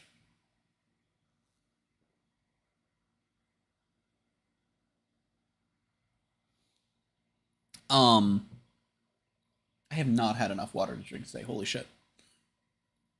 But, anyway. Moving on. Starting to get into booster sets 16 and 17. So, these are going to look like they're out of order because these are going by the English releases, but these are actually sorted by their actual set releases in Japan. It's just for using English images, so these guys are from set 17 in English because all of the Legion era product, except for the first 2, I think, trial decks, it might have been 3 of the 4 of them, got... No, it wasn't the first 2. It's either 1 or 2 of the trial decks, as well as every booster set, got crammed into, both main and side, got crammed into 2 sets that were horribly ratioed for the English version. But we're going... These are sorted by the sets that they were in Japan because I'm sane. So, we have Phoenix Riser Drillwing, which means we got to pull up Phoenix Riser Flamewing. So let's pull you up. On attack, if you have a Riser Vanguard, it gets plus 3k. It's your box standard. Lots of subclans and archetypes have these. It's perfectly fine. It's serviceable. It's generic, but, you know, it's not bad. A lot of things have them. When it attacks, you can counterblast 2 if it is in Legion. If you do that, you choose 2 of your rear guards in the front row that have units behind them and stand those front row units. And then if you have another unit in the middle column, it will gain 2k on attack. So that could be a booster, that could be a Legion mate, or it could be both. It's box standard Nova Grappler design.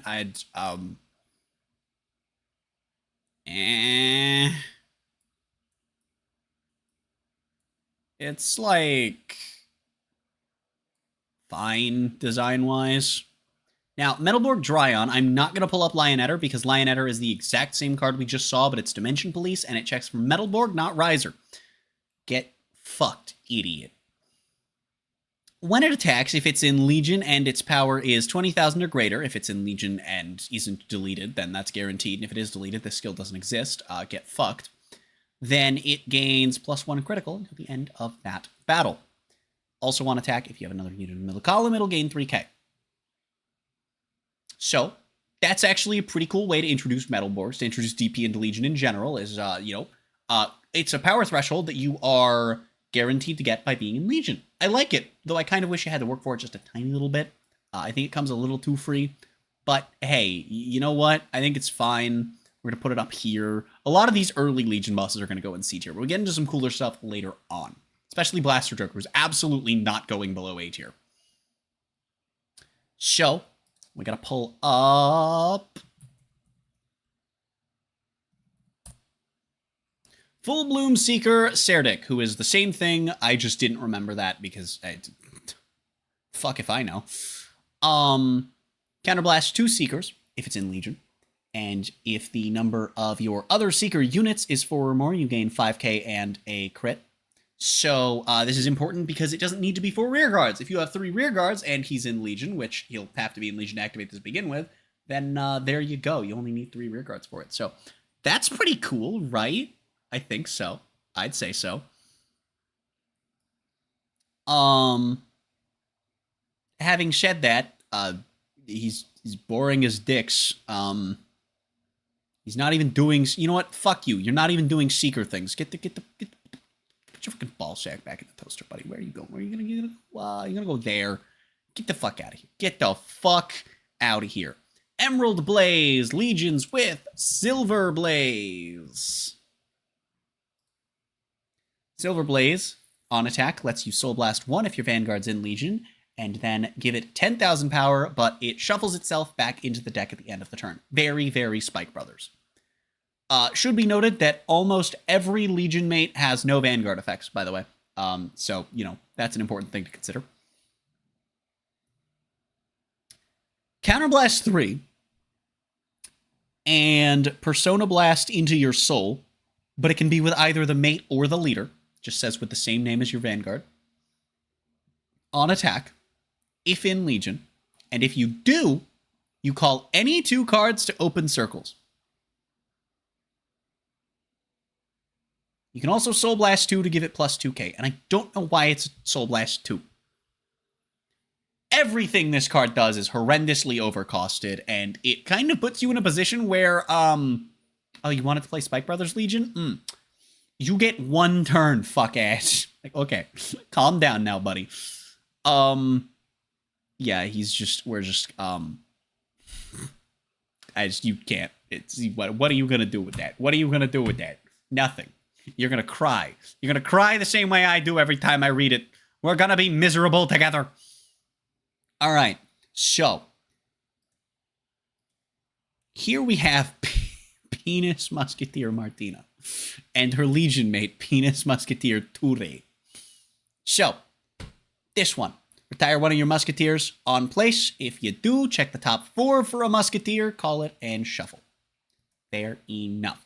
Martina is going to have you Counterblast 1 and put 5 Musketeers from your drop on the bottom of your deck, if it's in Legion, then allow you to check the top 4 cards of your deck, call up to 2 Musketeers from among them to separate rearguard circles.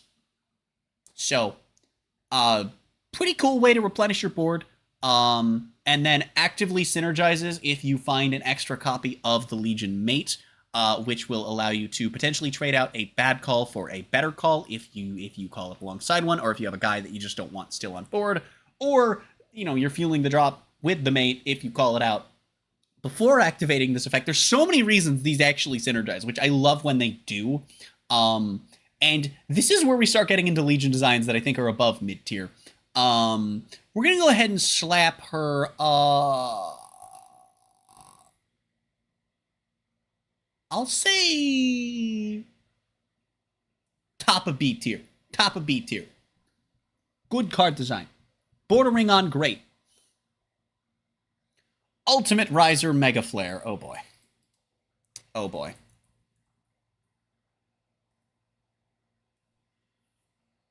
So the Legion mate, dual flare. During the turn, your Vanguard entered Legion state. When your Vanguard attacks, this unit stands and gets 5,000 power, but it is only once per turn. So they thought about Cat Butler when they printed this, but not when they printed Legion in general. Okay. And then Mega Flare, when it attacks, if the number of your rest rearguards is 4 or more, it will gain a critical. Also, on hit, if you have another Riser in your middle column, stand one of your rearguards. That's right, it's not a basic-ass gain 2,000 power effect. Yay! Genuinely cool to finally have one of these. Awesome, and they're not common. Usually it's a power effect that's either gain 2 or 3,000, either as an on-attack or an act. Most Legion cards have one of those, at least from proper Legion era.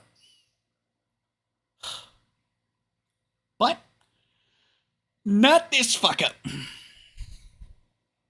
It's cool. It takes the concept of Perfect Riser and kind of just applies it to a Legion design where you have the power that Perfect Riser would just by Legioning, and so the crit you gain is for having the Risers rested, and it's cool. And then you can stand one on hit, and just, oh my goodness, we're putting that at the top of C tier. We're putting that at the top of C tier, baby. Next up, we have Bloody Ogle.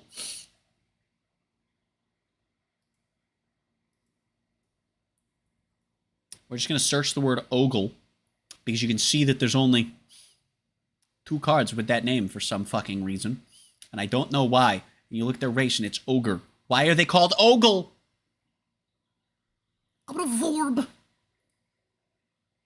Anyway, during the turn, your Vanguard Legion, at the end of the battle this unit attacked, you can counterblast one, shove him into soul, search your deck for any card, call it to an open circle, and shuffle your deck. Honestly, not the worst thing, and definitely a better rear guard than the other guy, but, you know, both are pretty cool, right?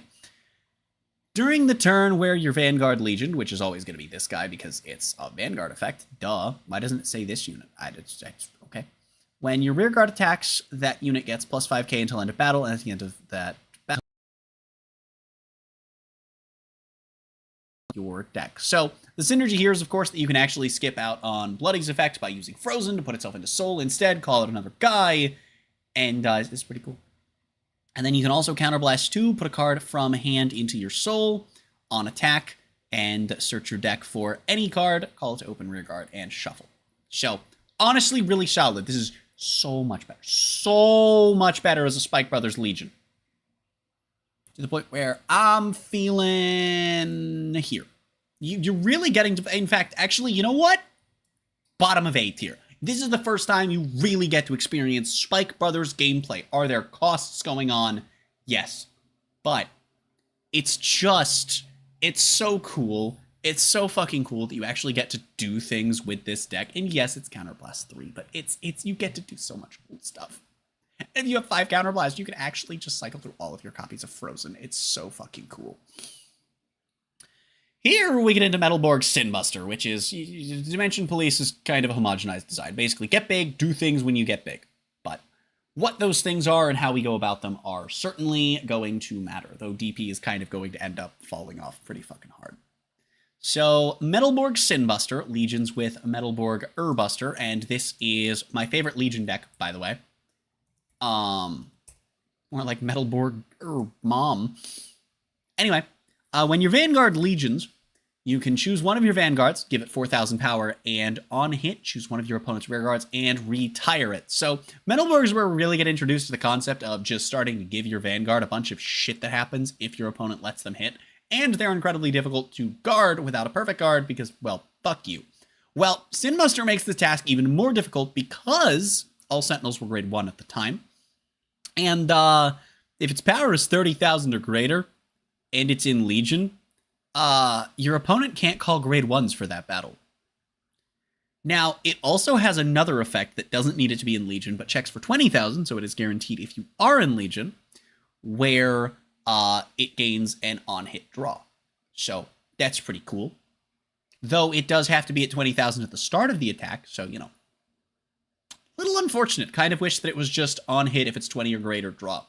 Sinbuster's pretty cool. I think as far as DP boss design and like piece design goes, he's pretty up there. But I can't, as much as I love this deck, I can't really put him too far above B tier. I'm gonna put him above the 2 Dargans here at the beginning of the Starvader lineup, but not super crazy design space to work with in DP, unfortunately. Now, we want to talk about crazy, wacky-ass design space. Seeker Thingsaver Dragon. So, Thingsaver Dragon, Legions with Blaster Blade Seeker, who we've already seen, and on attack gets 2,000 power. He also has a Counterblast 2, Soul Blast 3, and discard 2 cards. At the end of the battle, it attacked a Vanguard. If Thingsaver is in Legion, search your deck for a Thingsaver Dragon, write it as stand, and Legion with the Blaster Blade Seeker that is put into your soul by being wrote on top of. And theoretically, you can do this twice if you can get 6 soul, which actually isn't terribly difficult considering you only need 4 soul at the start of the combo.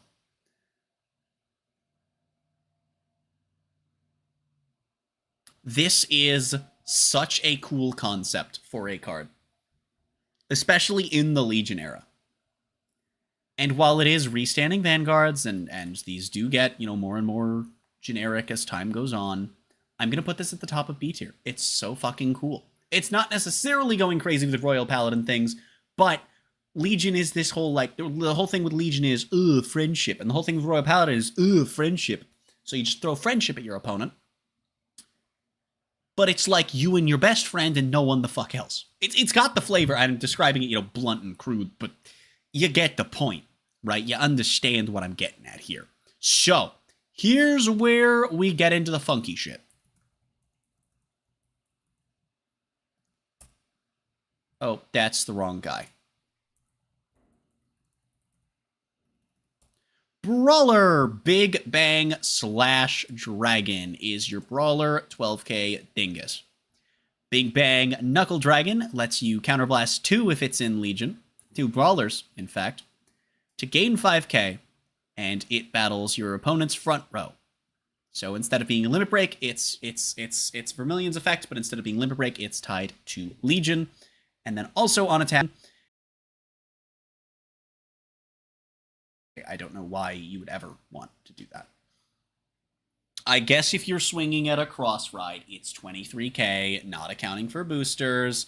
Theoretically, that could matter, but no, it doesn't. Shut the fuck up. Anyway.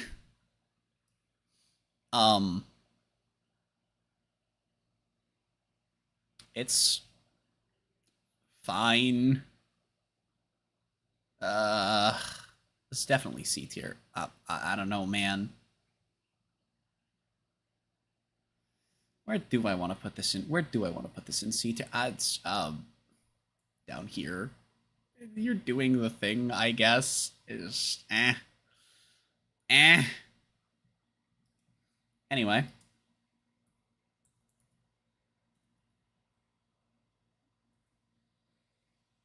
That's the wrong one.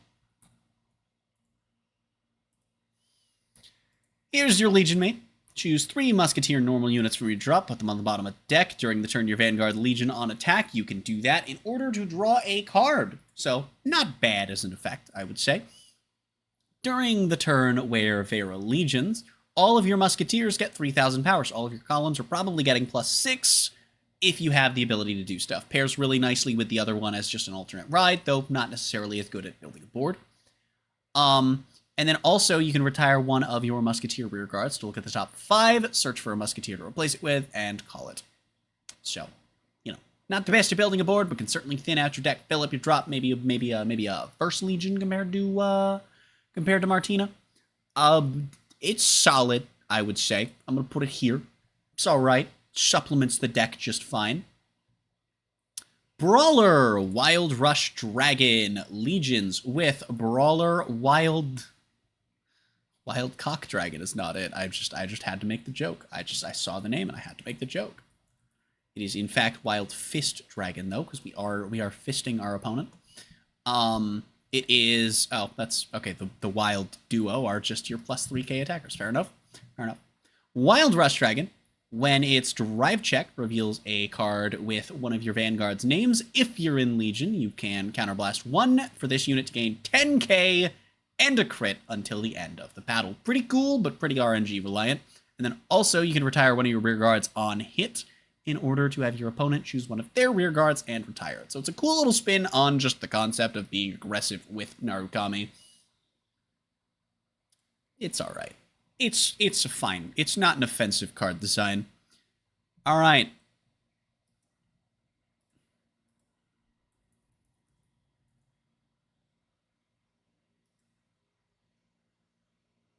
Oh, no, wait, hold on. It's Ghoul Dragon. Of course. So Ghoul Dragon, when placed on rear guard from the drop until end of turn, it gets on hit, choose one of your opponent's rear guards, and retire it. It's cool because it doesn't need you to be in Legion, I guess, which is, it's something. And then counterblast 1, choose a rear guard and retire it. On attack, if in Legion, in order to call a card from your drop to the rear guard. It's alright. You're playing Grand Blue and Legion era. It's, you do the thing. What you like here. It's fine. Here we have Star Vader, Dark Zodiac. So.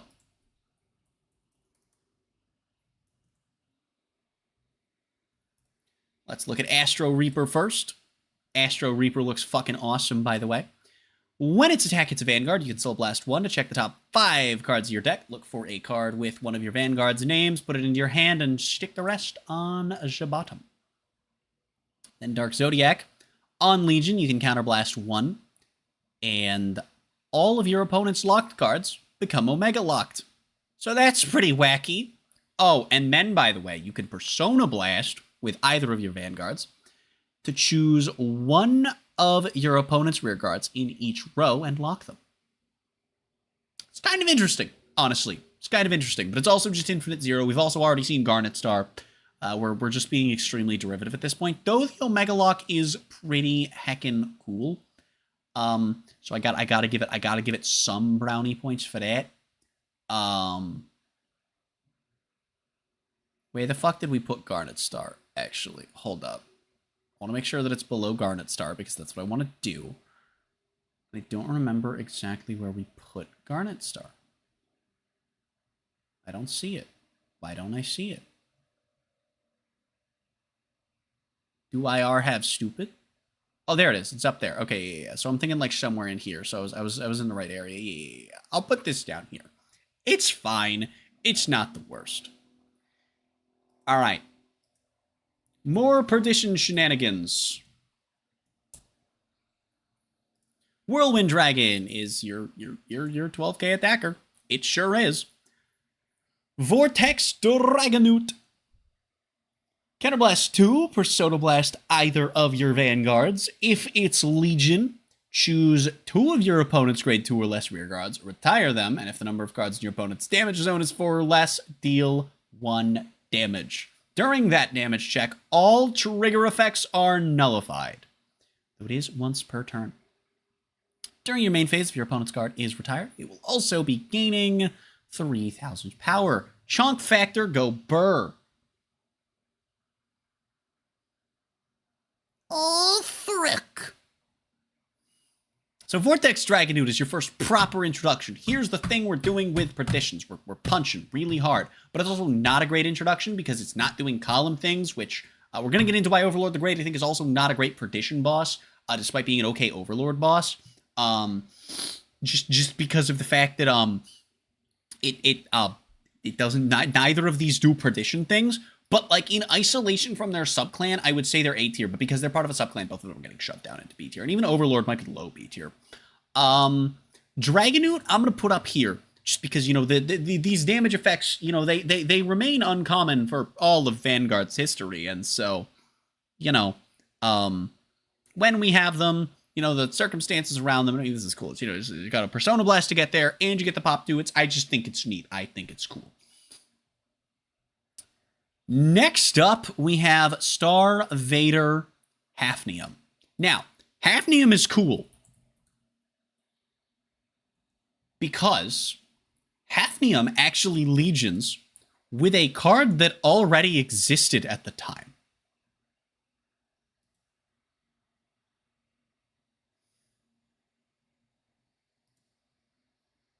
Radon already existed at the time, and it got an alt art to have Legion art because the cool thing about Legion cards is all of the original Legion units from the time the mechanic was new and current have artwork that comes together to form a single artwork, and most of them have full arts, and it's so cool. And they gave Radon an alt art for that to work, and it's so fucking awesome. Anyway, Hafnium on attack, if it is in Legion, chooses an equal number of your opponent's locked cards. An equal number of your opponent's locked cards from among your units. What?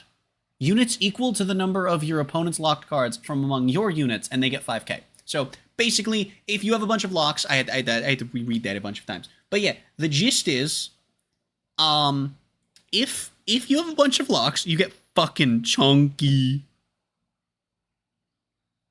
Oh, frick. And then also you can counterblast 2 to lock it back. It's just Nebula Lord's effect. It's just Nebula Lord's effect. Fuck you. Fuck you and your ballsack. But honestly, I mean, we're just gonna where the fuck are they? Where the fuck are these fucking skunglets? Where the fuck are you, Philip? Yeah, they are. Put it one above these two. In fact, I'll put it one above Sin Buster. It's a cool way to make your shit big, and the fact you can choose any number of your units means you can also choose both of your Vanguards if there are 2 Lux cards, which then allows you to have a 30k Vanguard. It's just cool. It's awesome. It's great. It's design-wise really interesting, the things you can do with it. Okay, no, Imaginary Plane doesn't link with Photon. That was the third one that I was thinking of. Alright, so Osmium is the Legion mate of the Bingus. And on hit, choose one of your opponent's Locks cards and Omega Lock it. So, fair enough, right? Imaginary Plane Dragon. If it's in Legion, you can counterblast 2 for each unit in your middle column. You're going to go ahead and lock one of your opponent's rear guards. So, if you're in Legion, which you'll have to be, then that's 2. And then if you've got a back row Starvader in the middle column, that's going to be a 3 locks. So that, I think, is pretty cool. It's actually a really cool way of playing off of Legion design-wise, and I'm gonna vibe with it. I'm gonna vibe with it. We're gonna put it high 8 here. Oh, frick. Okay. Alright. Alright. Big Bang / Buster. For real this time, because I just straight up clicked on the wrong thing earlier. When / Buster attacks, if you have a Big Bang Knuckle Vanguard, which is a sub-archetype of the Brawler subclan, this unit gets 2k until end of battle. And then also, if your Big Bang Knuckle Vanguard hits, you get plus 3,000 power. Let me actually check. Is there a ruling space? Does that happen if both of your...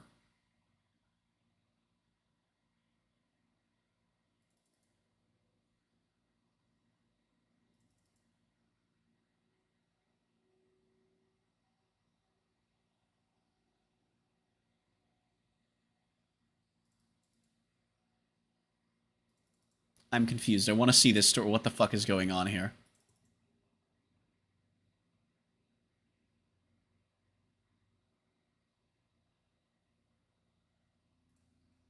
I'm so confused. What the fuck? Okay, so wait, what is the ruling on this? It's a wiki that doesn't... It's a fucking blog spot that doesn't exist anymore. What is the ruling on this hitting with the Legion?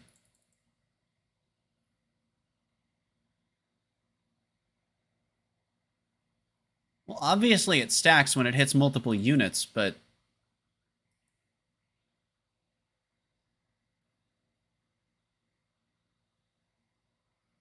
I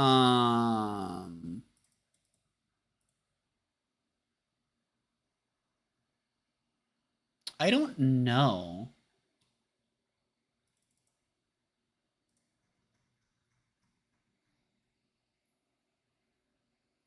I don't know, because if you have Big Bang / oh no, it's Big Bang Knuckle. Oh, never mind. I'm trying to figure out if it works on the Legion mate, but it's Big Bang / not Big Bang Knuckle. Anyway.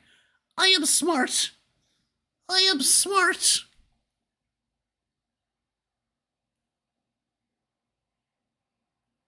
Oh, frick. Anyway. Big Bang Knuckle Buster counterblasts 1 and discards a Big Bang Knuckle from your hand. Can be Buster, can also be Dragon. I kind of wish it was just a Big Bang, but that's fine. And puts it into your soul. Then, if you're in Legion, because you can just pay the cost if you're not, because fuck you, you're going to go ahead and gain 5,000 power. And,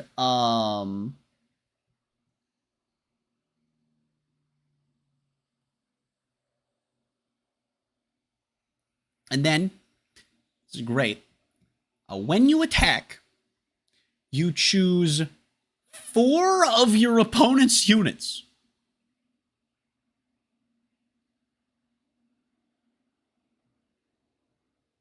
And you attack them all.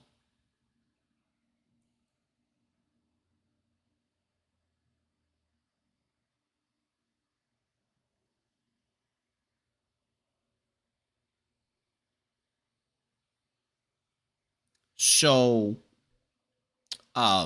you know, what if we just took the front row attack effect and we just made it better? Oh, frick. All right, so we're just gonna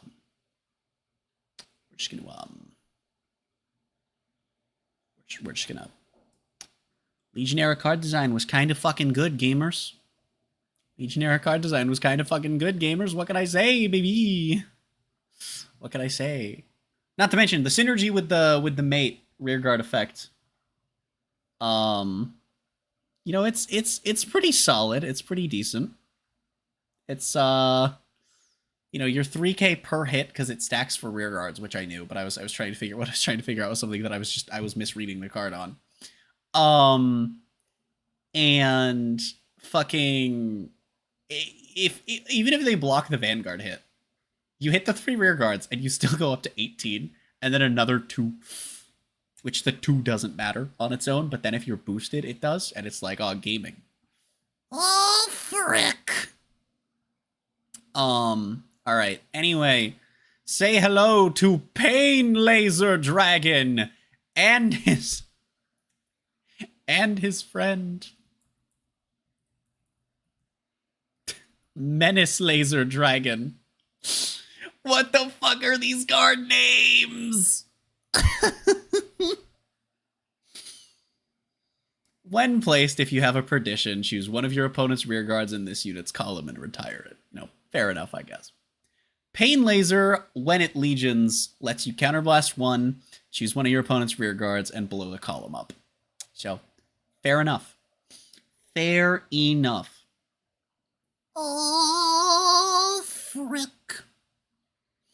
But you know what? You're doing Perdition things. You synergize okay with the mate by just both of them blowing shit up. We're gonna go in like mid C tier. I would say I'd say it's like approximately here, give or take, is where I would put it. 'Cause I'm a gamer like that. We have the other Grand Blue Legion, which you know, is cool, I guess.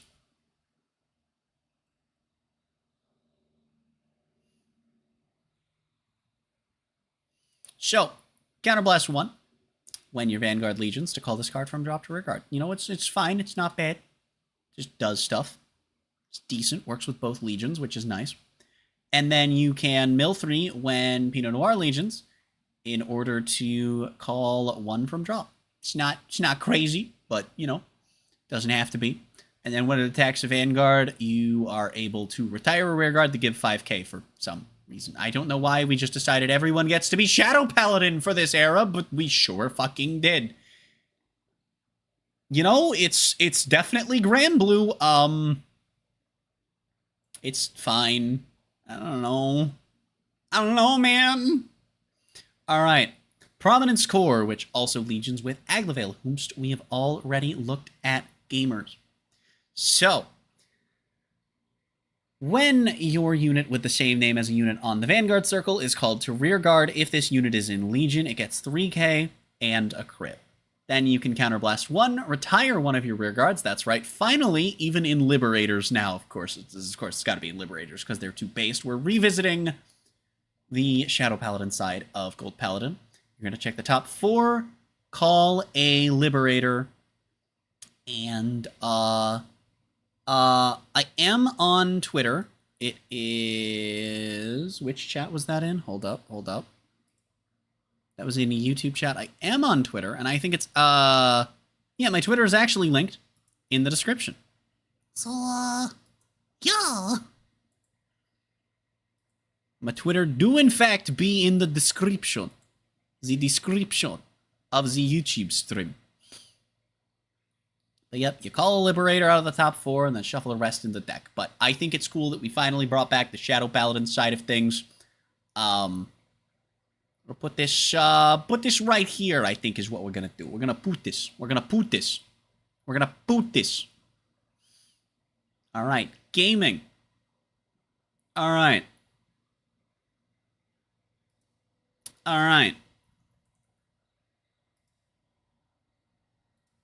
Brave Stride Seeker Sharon is the Legion mate for this, and when it's placed on rearguard, you can counterblast 1 to choose another of your units, and both that and Sharon will gain 4,000 power, which means they will both be capable of hitting cross rides.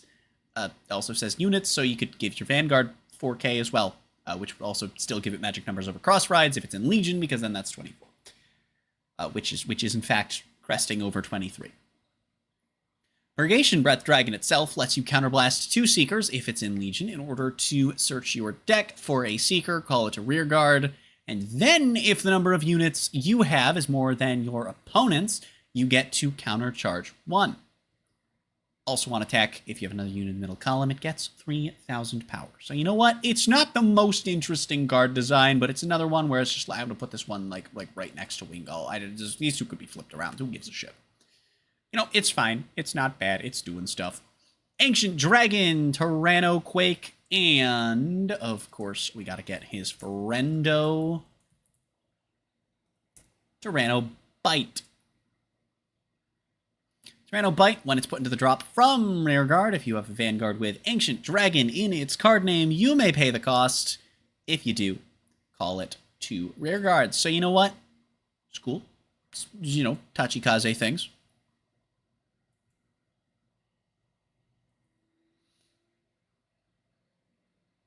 So, Tyrannoquake, during your battle phase, when your rearguard with the same name as a Vanguard is put into the drop zone, if this unit is in Legion, you get 5k and a crit, which is kind of nutty. And then also, on attack, you can retire one of your rearguards, and if you do, gain 5k.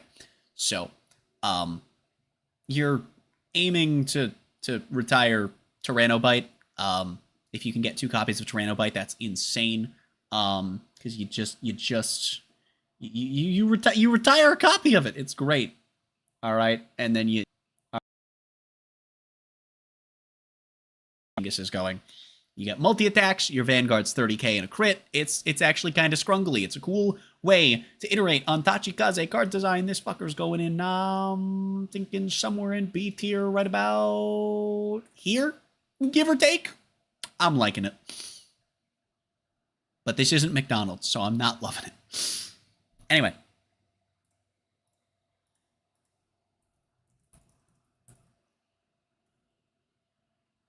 Which one is it?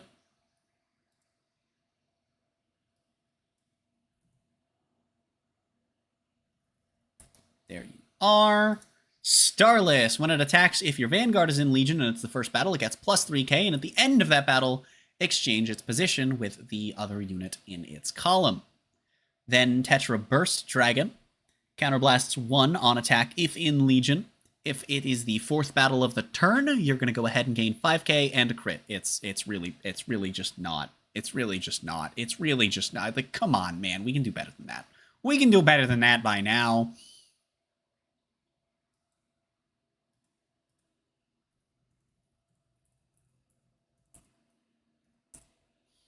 Ionis is going to let you draw if you hit on the 3rd battle or later, so fair enough. Zabarius legions with Ionis and lets you counterblast if your drive check reveals one of your Vanguards, if in Legion, in order to stand 2 of your rearguards. And they will also both gain 5,000 power. Honestly, pretty solid, but also pretty uninspired. But you like here, I guess. It's fine, I guess. On to Seeker number 38,984. That's right, it's Light Source Seeker Alfred Exiv. Exiv. I don't fucking know. Why is he called that? What does that mean? What is Exiv? That's not a word. You can't just say that. You can't just make up words on the spot. I mean, I can, because I'm a gamer like that. Watch this. Skruggle. All right? Now, where's Alfred Skruggle?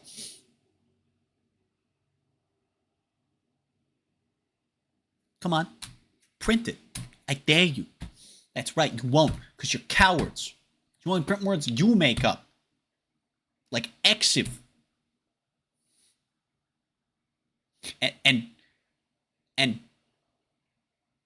And Liberator. And Perdition, which are totally not real words. Trust. You can trust me because I said it.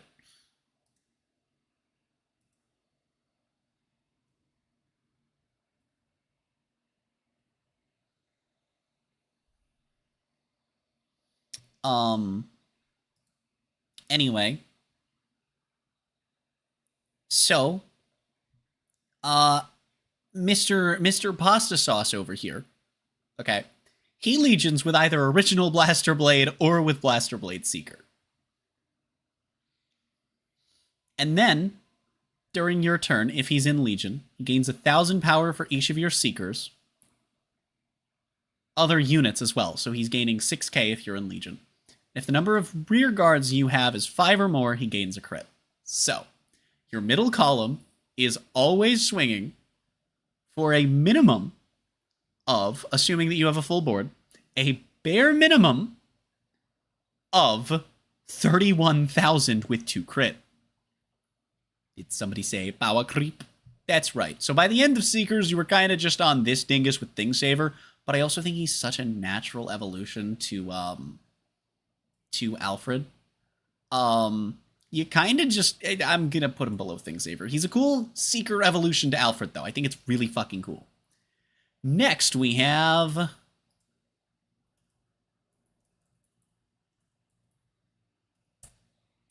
Neoflame and the Great. So the Great, when placed, gets the ability to counterblast 1 when something in its column dies in order to choose another rearguard in the column and have it die.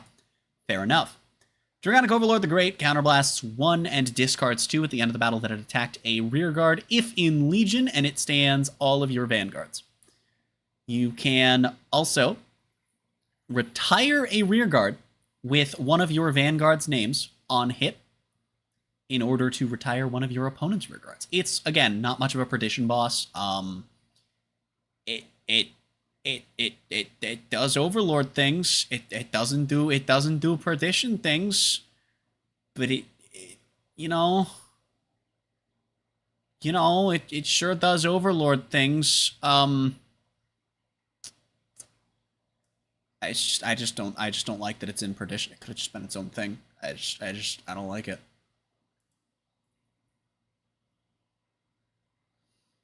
Oh, frick. Alright, gamers, we're almost done with main sets. We have 3 more main set binguses left.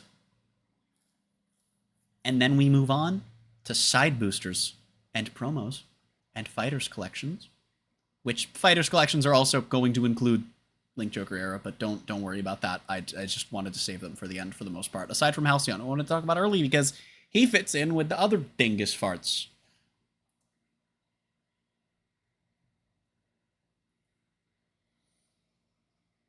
So, Prominence Glare. Prominence Glare is fun. I don't actually remember the name. What the fuck? Is that Regulation Liberator? I never remember the name because you don't actually play this one outside of Bluish Flame. So, Aglavale got a retrain. And on attack, it's an 11k attacker for Bluish Flame. And then on place from deck, you can Soul Blast 1 to add a Bluish Flame into your hand from among them. That's why you don't play it outside of Bluish Flame, right? Makes sense. Prominence Glare Legions with that bitch. And then counterblasts 1 and discards a Bluish Flame when your unit is placed on rearguard, if in Legion. And if you do, you gain crit, and also during the battle that it attacks, your opponent can't call grade 1 or greater cards to the Guardian Circle, meaning no PGs, though it is not the biggest column in the world. You can also counterblast 1 to choose one. Counterblast 1 and choose one of your rearguards and blow it up. Look at the top 4, and then grab a Liberator among them. Call it to a rearguard circle, which doesn't have to be open, oddly enough, and then rest go to bottom. So pretty cool evolution of Percival and Aglavale. But, not in, like, the greatest way, and I think it's a little derivative, so we're going to put him up one below. We're going to talk about Blaster Joker last, because he's cool and based. So, we got to talk about the snacks first. So, Sword Viper. On hit, you lock one of your opponent's rearguards. If they already have a locked card and your Vanguard is Legion. Don't know why it's that restricted to put Obius Breath on the rearguard, but... Oh, frick.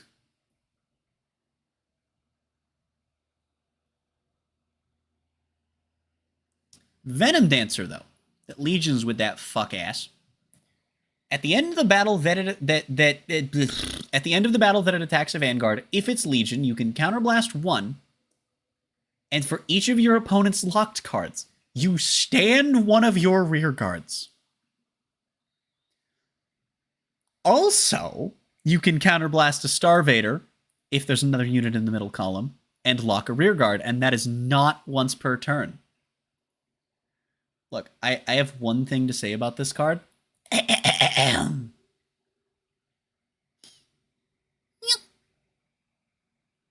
Yeah, that's right. I will make cat noises because this card is cool. No, genuinely though, this is probably my favorite Starvader Legion boss, and I'm like, okay, look, I'm all for trying to maintain clan identity, right? And I think that, bleeding the lines, but there's only so much you can do for aggro, right? Especially for 3-attack aggro, and I'm okay with, like, small amounts of multi-attacking in other clans. And this being a potentially really high investment 5 attacks out of Link Joker, and it's so cool. It's so fucking cool, and especially with Photon existing at this point in time, allowing you to get an extra lock for free, lessening the investment, making it more feasible that you get the 5 attacks and potentially get 4 restands on top of that. It's kind of nutty and super fucking cool. And it kind of gives you insight into where Link Joker was going with Messiah and Deleter in that aggro. The Messiah, of course, being more multi-attacks than anything else. This fucker's going into S tier. I'm going to put it between Chrome Boner and Ezel. I am not going to lie. I love that shit. Such a cool card. But while I do think it's less well-designed and won't be going into S tier, a really fucking cool card we're going to have to talk about here is Starvader Blaster Joker. Speaking of high investment cards, here we go. So, when this unit attacks, you can Persona Blast either of your Vanguards, and Blaster Joker gains a critical. Pretty cool, but nothing super interesting there. We've already seen Photon, by the way. Here's what's fun. Blaster Joker's effect, Counterblast 2, Soul Blast 2, and lock one of your Starvader rear guards. If this unit is in Legion, lock all of your opponent's rear guards and choose one of your opponent's Legion mates and retire it. Now, Legion can only be used once by a copy of a card while it is on the Vanguard Circle. Now, if the same copy is rewritten later on, you can reuse it, but you have to re-ride to re-Legion after this effect hits you, and you'll be doing it with no rear guards. It's so cool, and despite the fact that it's not a reverse unit, which it totally should have been Blaster R or Blaster Joker, right? But it's so cool. It's so cool that it's a reverse unit without being a reverse unit, and I love it so much. And I don't think it's as well designed as the Snex, but especially because he anti-synergizes with Photon, which really bothers me. But I mean, this is firmly going in A tier. I mean, at worst, it's going below Glendios, and I mean, it could go above Rebirth. I'm going to put it below Glendios because I feel like putting it any higher is biased, and I know some people are going to be like, oh, Gauntlet Buster, but that's biased too. Fuck you. Oh my goodness. And with that, we're done with main sets for Legion era. We have side sets left to go. And then we'll be done. We'll be all the way ready to move on to G era card design. Holy frick, gamers! All right.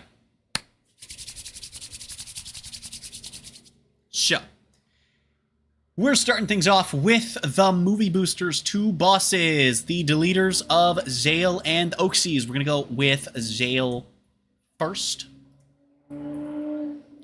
because he's got a Legion, and that's what we're pivoting away from for a moment before we talk about Oxys. He's not going to have a mate to talk about. So, Gale is Photon, but for deleters, instead of locking if you lock, Gale will lock if your opponent's Vanguard is deleted. It's pretty cool. and synergizes naturally with just all of the deleter things because it doesn't even need you to be in Legion. It just lets deleters have access to lock.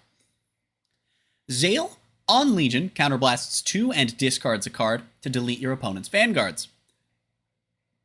It's not super crazy, but you know what? For the introduction to deleters, it's not bad. I think this one's going to go firmly somewhere in like low B tier. I'm thinking here. Now, Oaksies is a similar card, but here's the thing. Oaksies is resolving like 1.5 times at most.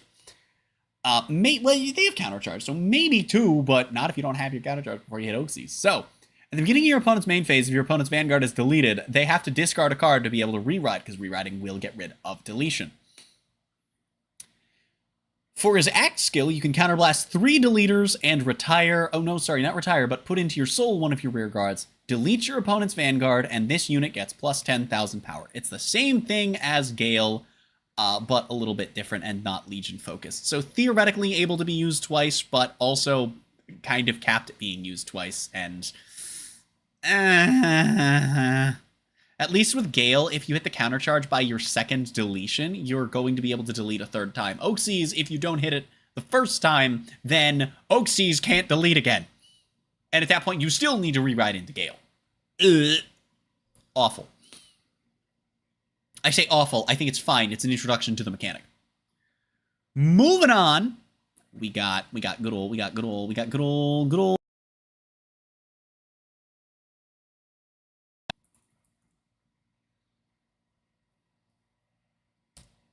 Gotta go ahead and go for my cart.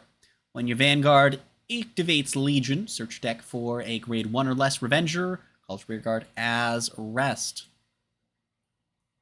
So, you know, pretty cool. Then Cormac himself. Choose one of your rear guards and retire it when it attacks if it's in Legion, and then have it gain a crit. So, you know,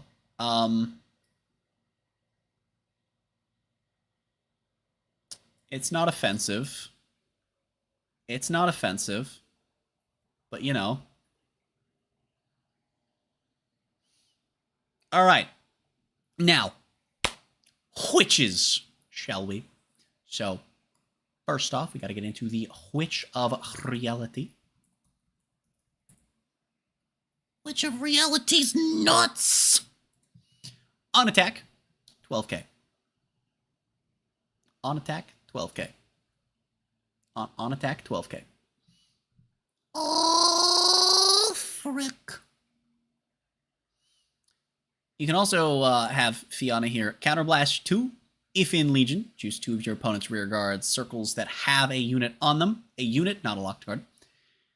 Your opponent reveals 10 cards from the top of their deck, must call grade 0s to the chosen rear guard circles, and then shuffles their deck. And then if you Persona Blast not Persona Blast, but Persona fucking Murder, then if your opponent has 2 or more grade 0 rear guards, lets you draw 2 cards. The deck is terrible, but fundamentally as a boss unit, honestly, Fiona's not the worst thing out there. It's a fine enough introduction to the deck. I'm going to put it right here. Here. That feels better. Oh, frick.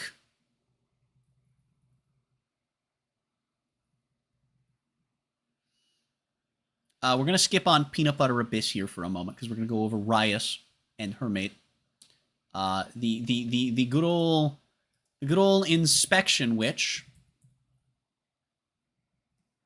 Inspection Witch. I don't know what she's inspecting. Apparently a book. Why are you inspecting a book? Why does a book need to be inspected? On place, Soul Blast 1. Choose one of your opponent's rear guard circles with a rear guard, and they call a grade 0 over it. So, you know, more ways to further. Pretty cool, pretty cool. All the mates are going to synergize, you know, aside from, I guess, if you're a beat stick, but that's not even not synergizing. That's just a generic beat stick for the deck. When you Legion, you can retire one of your Witch rear guards, and if you do, one of your opponent's Vanguards gets minus 5k for each of their grade 0 rear guards. Then also you can counterblast 2 to choose one of your opponent's rear guard circles with a rear guard, have them look at the top 5, and then call a grade 0 to that circle and shuffle the deck. So, you know, pretty much the exact same thing and came out at the same time as well. So, we're gonna put it one below, but right next to each other, just because it's on Legion, which is kind of more limiting. And yeah, yeah. Now, here's where we get into the fun shit.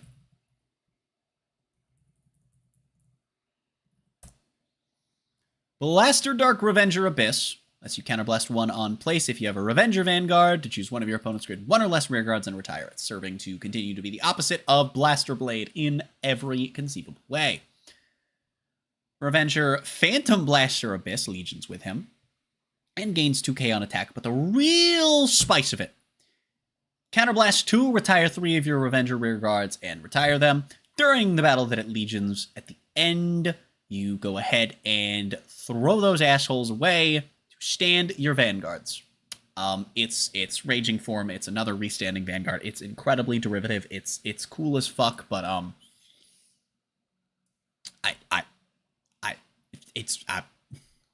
come on, man. Really? Couldn't do anything better? Okay, sure.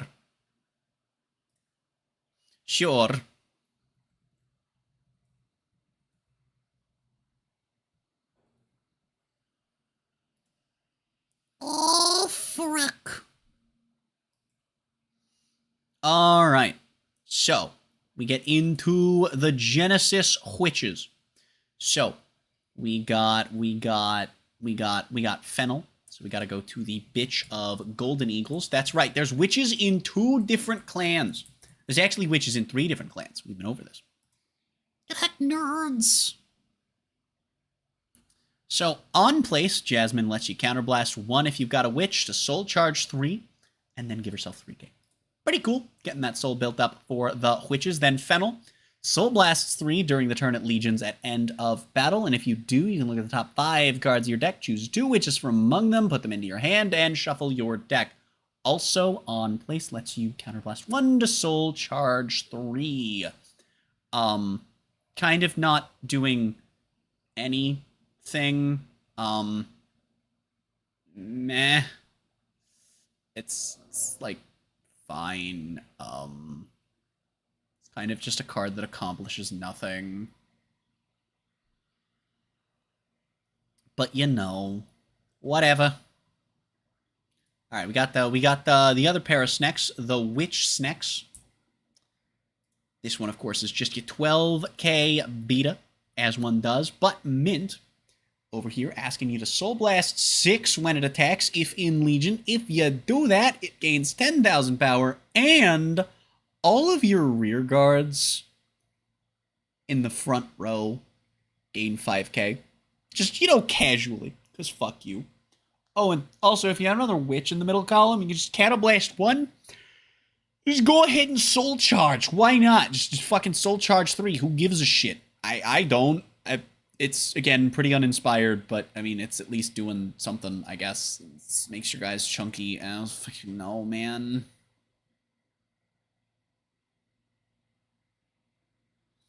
Alright, let's see here. Midday Regalia. Hemera. This card's cool. Both of these two you're about to see that are Legion mates are actually decent Regalia cards. All the way up until they got replaced by V cards. So, that's pretty cool. When placed on rear guard, choose 3 Regalia from your drop and put them into your soul. Oh, frick.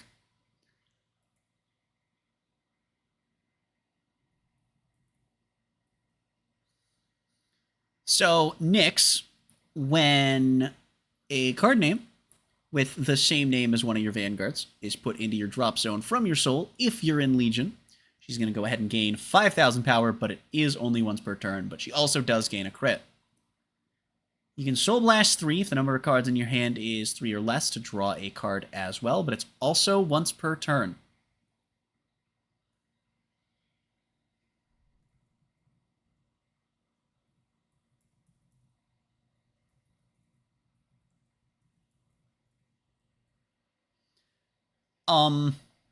It's fine. I again, kind of uninspired, not really doing a whole lot. It's just doing Genesis stuff. Doing Genesis stuff. It's fine.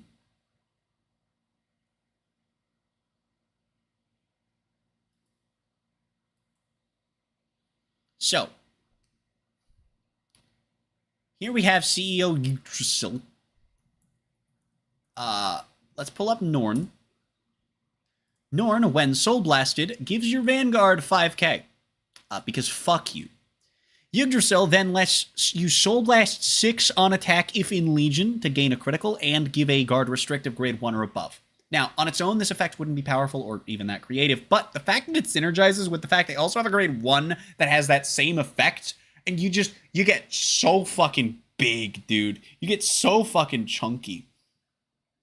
It's kind of cool. But it's also just Sinbuster.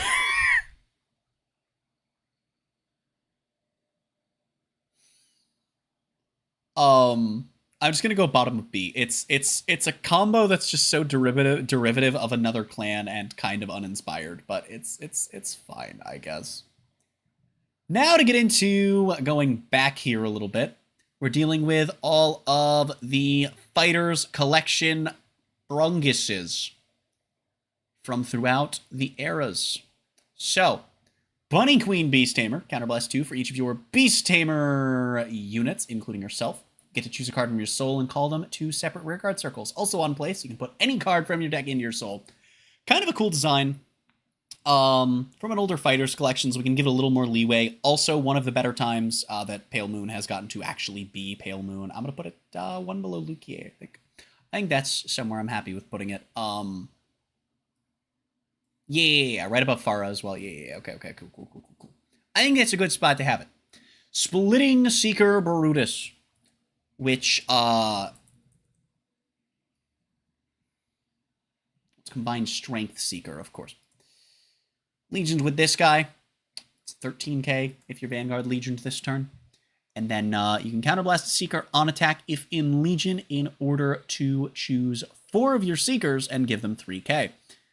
You can also counterblast a Seeker when placed in order to search your deck for the Legion mate as a rearguard. So you pretty much guarantee that you get the 13k beat stick, which is pretty cool, but also not the most inspired thing. But also at least it's doing the Royal Paladin things, right? I mean, you can't say that it's not.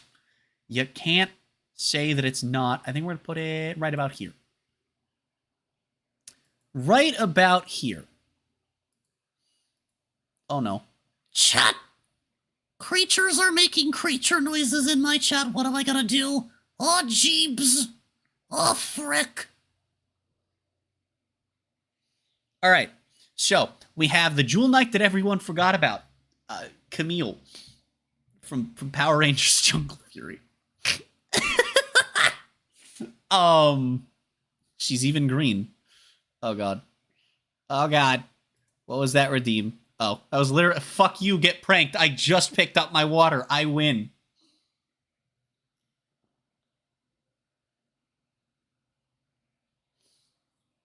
Get heck, nerd.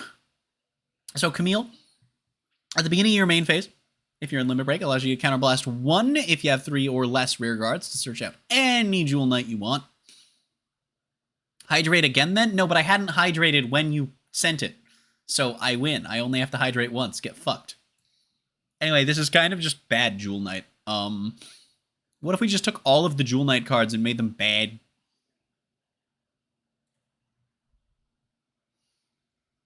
Alright.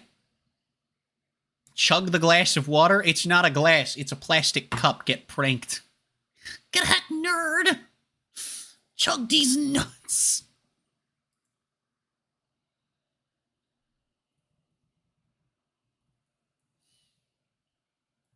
Anyway, Duo Delicious Girl Chow, with fake cat ears, it appears.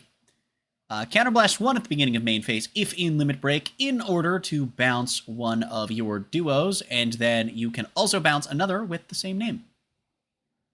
Playing off of that gimmick that Duo loves to play into, but also doing literally fucking nothing with it. Come on, man, do something. Just poke you with a stick. Come on, do something. Do something, man. Put you above you You're better than Amber Dragons. You've cleared the lowest bar. Good job, dipshit.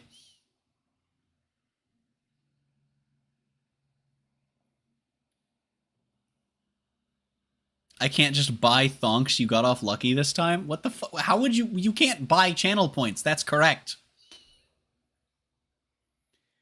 So, Elvira lets you counterblast 1 under Limit Break when your Musketeer is placed by effect, and if you do, Elvira gains a critical, not once per turn. So while you don't have the ability to get super big, you can put out a lot of crit pressure inherently. I'm new to Twitch. I see.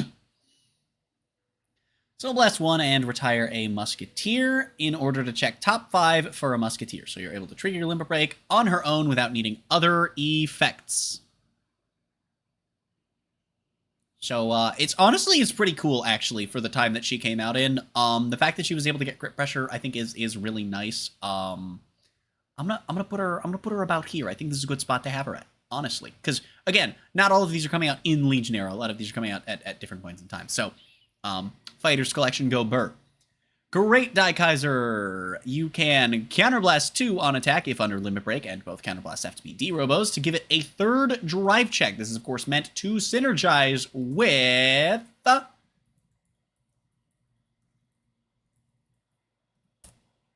Super Dimensional Robo Die Kaiser, who, when rode upon, Counterblast 1 and grants the 10k and a crit that Ashley does, but also an additional fucking skill. It is strictly better Ashley.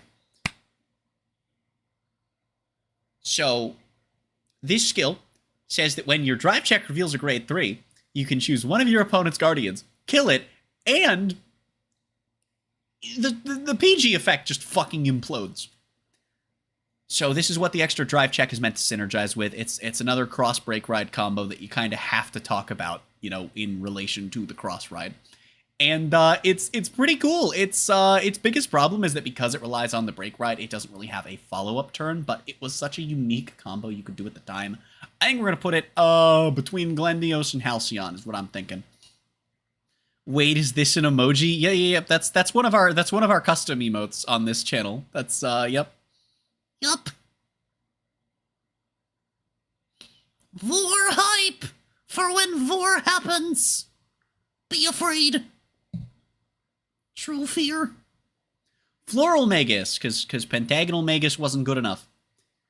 You can Counterblast 1, declare a top name, declare a card name, reveal the top card of your deck, and if it is the card you declared, it goes to your hand, and this gets 5,000 power, and you can just keep doing this as many times as you want, and then it also gains 2k if you have 4 or more in hand during your turn, so it hits cross rods, which is pretty cool.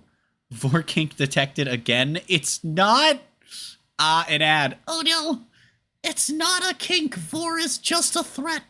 It is a very effective threat. Be afraid. I don't know, I'll put it down here. It's like fine. 6 okay. No! Stop complaining about the ad count. It's the same length as if you got 1. You can't hear me, but I'll explain when the ads are over, goddammit. Oh my god. Anyway. Spiral Celestial Helim. Or is that Nelim? I don't know. More like Melon, am I right? No, that's Helim. It's just hard to tell on the font that's down there. So, Limit Break, Counterblast 1, put a card from your hand into the damage zone, choose a face-up card in your damage zone, put it in your hand, this unit gets 5k, and if you have a face-up copy of itself in your damage zone, it will also gain a crit. It's fine. What the fuck? What does that mean? What? Is that because I'm saying that Vor is a threat? Was that supposed? What is you can't, what? I'm confused. But also, I am not into that. Anyway, yeah, this fucking dingus sure is a card. I'm thinking we put her somewhere in C tier. It's like, it's fine. You're doing angel feather things, right? I'm thinking like high-ish C tier. Maybe about here. That's my vibe. Kasumi Rogue. Limit Break, Counterblast 1 when a unit is called to guard from your hand. If you do, search your deck for another card with the same name and call it. So, it's pretty cool. It's pretty nice. I don't know, man. Oh, frick. Is there just going to be a running joke now of people being like X kink detected whenever I say literally fucking anything? Because I will cry if that happens. And then act, counterblast 1 to choose one of your grade 2 or greater rear guards. Clone it from deck, but end of turn it goes to bottom of deck. So, you know, box standard Murakumo shenanigans, but also lets you dupe your guardians under limit break, which honestly, it's cool. You don't get a lot of defensive limit breaks like that. I'm thinking we put this, like here, honestly. Ads over, I'm back. Okay, I just want to inform you that the amount of ads you get is irrelevant. It's the same length of ads. So that was 3 minutes of ads, whether that was 1 3-minute ad, or it was 3 1-minute ads, or 6 30-second ads. So, Yeah. that was the same length of ads you would have gotten, even if it was all one ad. I need to make that correct. Card game kink, what the fuck? Who has a card game kink? At least they still add to my thonk points. Alright, you're getting bored. Fuck you. Alright, Demonic Lord Dudley Lucifer. Choose one of your rear guards at end of battle. And if you do, you choose a card from your hand and call it, and if it's a Dudley, it gains 10k. So this is before Spike Brothers really started getting much of random calling from deck. That was really late Limit Break, or late Link Joker and throughout Legion era. But honestly, it's kind of cool, and I'm thinking we also kind of put this vibe up here in high C tier. It's pretty cool. Oh no, not the Dorito consumption. All right, so here we have Gurgit's dad ? So, Twin Blade Liberator Margot lets you counterblast 2 Liberators under Limit Break, and then put 1 of your Liberators on the bottom of the deck. In order to look at 2 cards from the top of your deck, call up to 2 cards from among them to separate rearguard circles that have to be open, and then you gain 5k on Margot. It's fine. It's Liberator stuff. It's, like, been there, done that. I don't fucking care, man. Trainee Sage Minette counterblasts 2 to choose one of your rear guards. It'll gain 4k until end of turn, but it will die at end of turn in exchange for a draw. And then during your end phase, when your rear guard is retired by your card effect, you actually get to countercharge, and that's not once per turn, meaning you're able to do that multiple times, especially for less counterblast than you pay. That's right, you can profit countercharge. It's actually really cool, and it theoretically gives Great Nature the ability to do some scrungly stuff. I'm going to put this one right above Chelsea. I think that's a good spot. Theoretically enables Great Nature to actually pop off, or at least generate a fair few cards in the hand. So that's pretty hecking nice. Echo of Nemesis. Echo of Nemes Ice.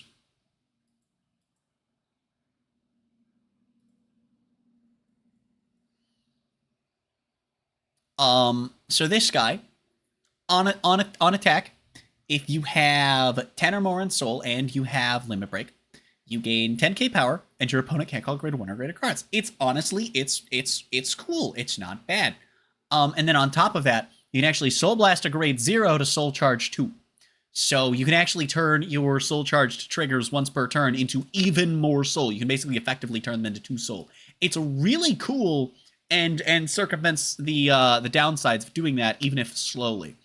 I'm gonna put this one right above Amon design wise. I think that no, I'm gonna put it below Amon because Amon's being the first one is just so important, I think, to where he is.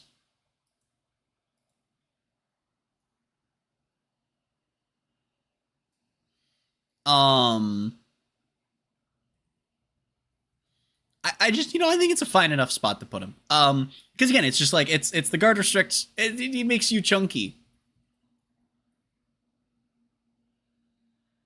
Anyway. Onward. To Halberd Revenger. Penis door. Counterblast 1 and retire 2 of your Revengers on attack to gain 10k and a crit. That's right, we are Phantom Blaster Dragon at home. Honestly, why isn't this what Phantom Blaster Abyss was?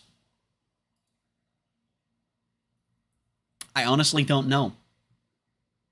I honestly don't know.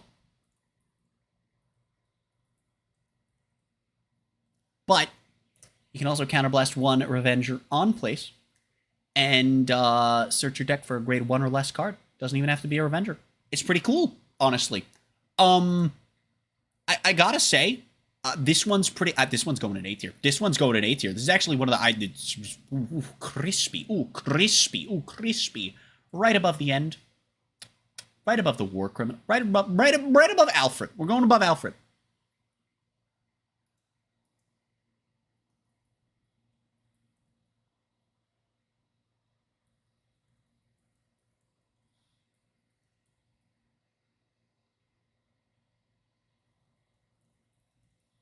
So, oops. But that's where we're going to stick it. Honestly, really cool Revenger design for a Revenger boss. Anyway, Goddess of the Four Seasons. Let me do my best to pronounce this very correctly. Pierce Phone. That's how it's pronounced, right? Alright, anyway, Soul Blast 6 to look at 3 cards from the top of your deck. Put them on top in any order. Draw a card, Soul Charge 1. And then you have 1 for your drive check. It's pretty cool, right? Also on place, you can choose one of your rear guards and search deck for 3 copies of it and put it into your soul. Honestly, kind of a cool effect that plays into some of the gimmicks of Genesis, but also sort of a little bland. We're gonna scrungle you right onto there, friendo. Oh, frick. All right. We're gonna hold off on the Legion guys because I don't want to go into Legion mates. All right, the Legion guy, we're gonna wait on him. So, Twin Thunder Dragon, counterblast 2. Choose 3 Eradicators in your hand, discard them, retire all rear guards of all fighters, and if you retire 3 or more, gain 2 critical. And then it also gains 3k when your opponent's rear guard is put into the drop zone. So effectively, you're probably gaining at least 9,000 off of this to get up to 20k. You're also going to be gaining 2 crit more often than not. It's just worse Tempest Bolt. Ancient Dragon Volcatops, counterblast 1. Choose one of your Ancient Dragons and retire it. Then choose 2 of your Ancient Dragons that are still alive and give them 5k. You can also, on attack, retire one of your rear guards to gain another 5k on himself. It's fine, it's okay, it's not offensively bad, but it's uninspired, and what we feel about that. Look at this pile of fucking mid. Actually, there's as much in B tier as there is in C tier, so you know what, honestly, fair enough. I didn't expect S tier to hit 2 rows, honestly, today. I expected it to do that maybe around G or V era, but nope. Machining Warsickle, more like machining Vor Pickle. Yeah. Yeah.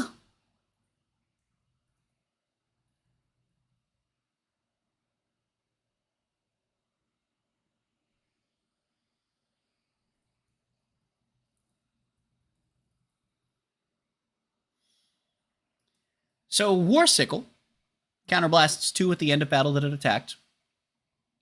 And if it doesn't hit, it allows you to choose your opponent's Vanguard, and it can't stand. Now, you can ride on top of it, but it means that if you don't hit, they don't stand. That if they don't have a grade 3 to ride, get fucked, idiot.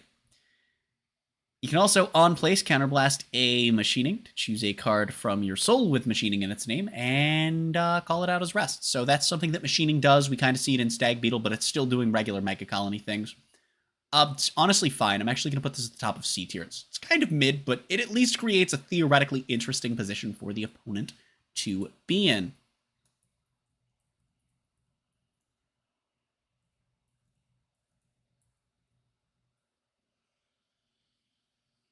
Oh, frick. Shura Stealth Dragon, Yozukura Kongo, counterblasts 1 and discards 2 cards from your hand. Gives itself 10k until end of turn, and then also, if your opponent has 4 or more cards in hand, they bind 2 of their hand face down, and then get them back at the end of the turn. Also on attack, gains 2k if you have more hand than your opponent. Kind of anti-synergizes with itself by making you both discard the same amount of cards, but hey, whatever. It's fine. It's a fair bit worse than Kujikiri Kongo and Kabuki Kongo, but you know, it could be better. It could be better. For our Legion Skunglets, we got 2 more of them. The Legion mates for this. During your turn, when your opponent's rear guard is put into the drop zone, if your Vanguard is in Legion, this unit gets 3k, which means it also synergizes with a Big Bang Knuckle Buster, which is pretty cool.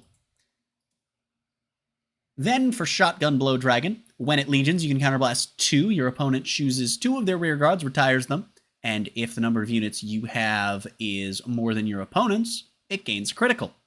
Pretty chunky! Honestly pretty cool, and for the non-Big Bang variant that's still focused on retiring stuff, I really like the idea of expanding on, oh, your opponent chooses, but your other shit's gonna punch their front row, and your other shit's gonna get chunky, and I didn't mean to drop you there. I'm gonna put you right up here, though, I think. It's a good spot to put it. And then last but not least, we have Great Daikaiser, who, of course, we gotta talk about Daikaiser as the break ride, because you're meant to do that, because, well, it's not a cross ride, but it sure is close to one. We also gotta talk about, where is he? Great Dayusha, which is his Legion mate, but also a boss in his own right prior to Great Daikaiser's release. Great Dayusha, during your turn, as we discussed last time we did this, if you've got 3 or more D-Robos in your soul, becomes a 13k 2 crit, and then if you have a base Dayusha in soul, it also gains 2k as well, which you're not going to be nailing the base Dayusha, but importantly, it's 13k and 2 crit. And if Daikaiser wants to be friendly, he just copies that skill. If it's in Legion, you get the skill, you get the crit. So, fair enough. When the drive check reveals a grade 3 or greater card, and your Legion mate's critical is 2 or more, you can counterblast 1, and if you do, you get the break rides effect. So you don't need to be running the break ride, but if you're running the break ride, you can get the extra power beforehand, and then this works in the follow-up turns as a way to do it, but a little more expensively for just the retire effect. It's really freaking cool. Also encourages a very interesting style of deck building, as we talked about, these drive check grade 3 decks that kind of make you do interesting things. We're just going to put them right above Daikaiser. And, yeah, so let's quickly talk about Infinite Zero Dragon, because I skipped over him, because I was like, fuck it, we're going to wait until we're done with all of these dinguses. I was going to do it during Link Joker era, that's what I said at the beginning, and then I thought about it, and I'm like, nah, we'll talk about it at the end. So, Infinite Zero is one of my pet decks. He's the break ride. He wasn't a boss when he first came out. He got support later on.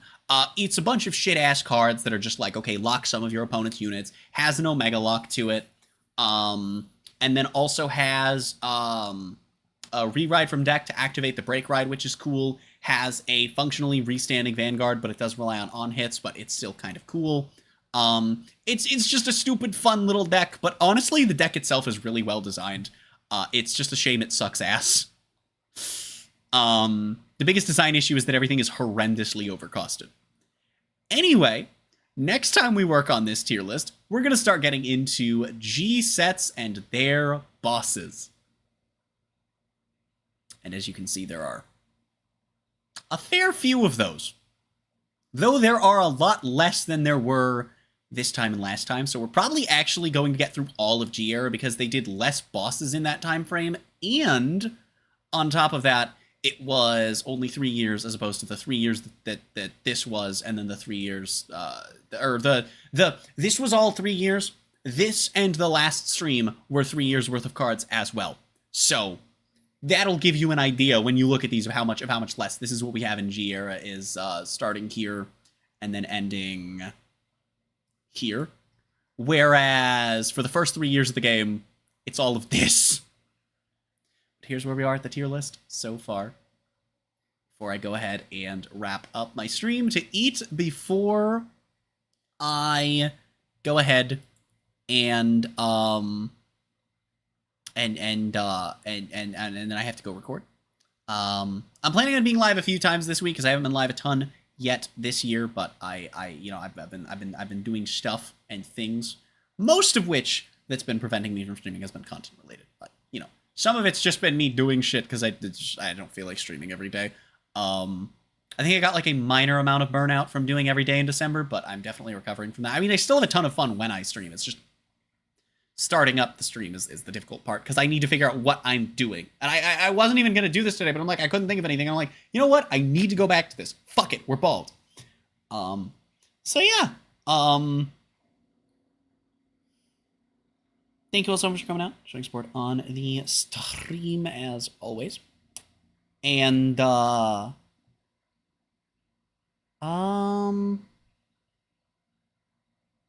don't think we're gonna raid. Fuck it. I think we're just gonna wrap up. So yeah, and I will see you all in whatever the heck word you watch of mine next.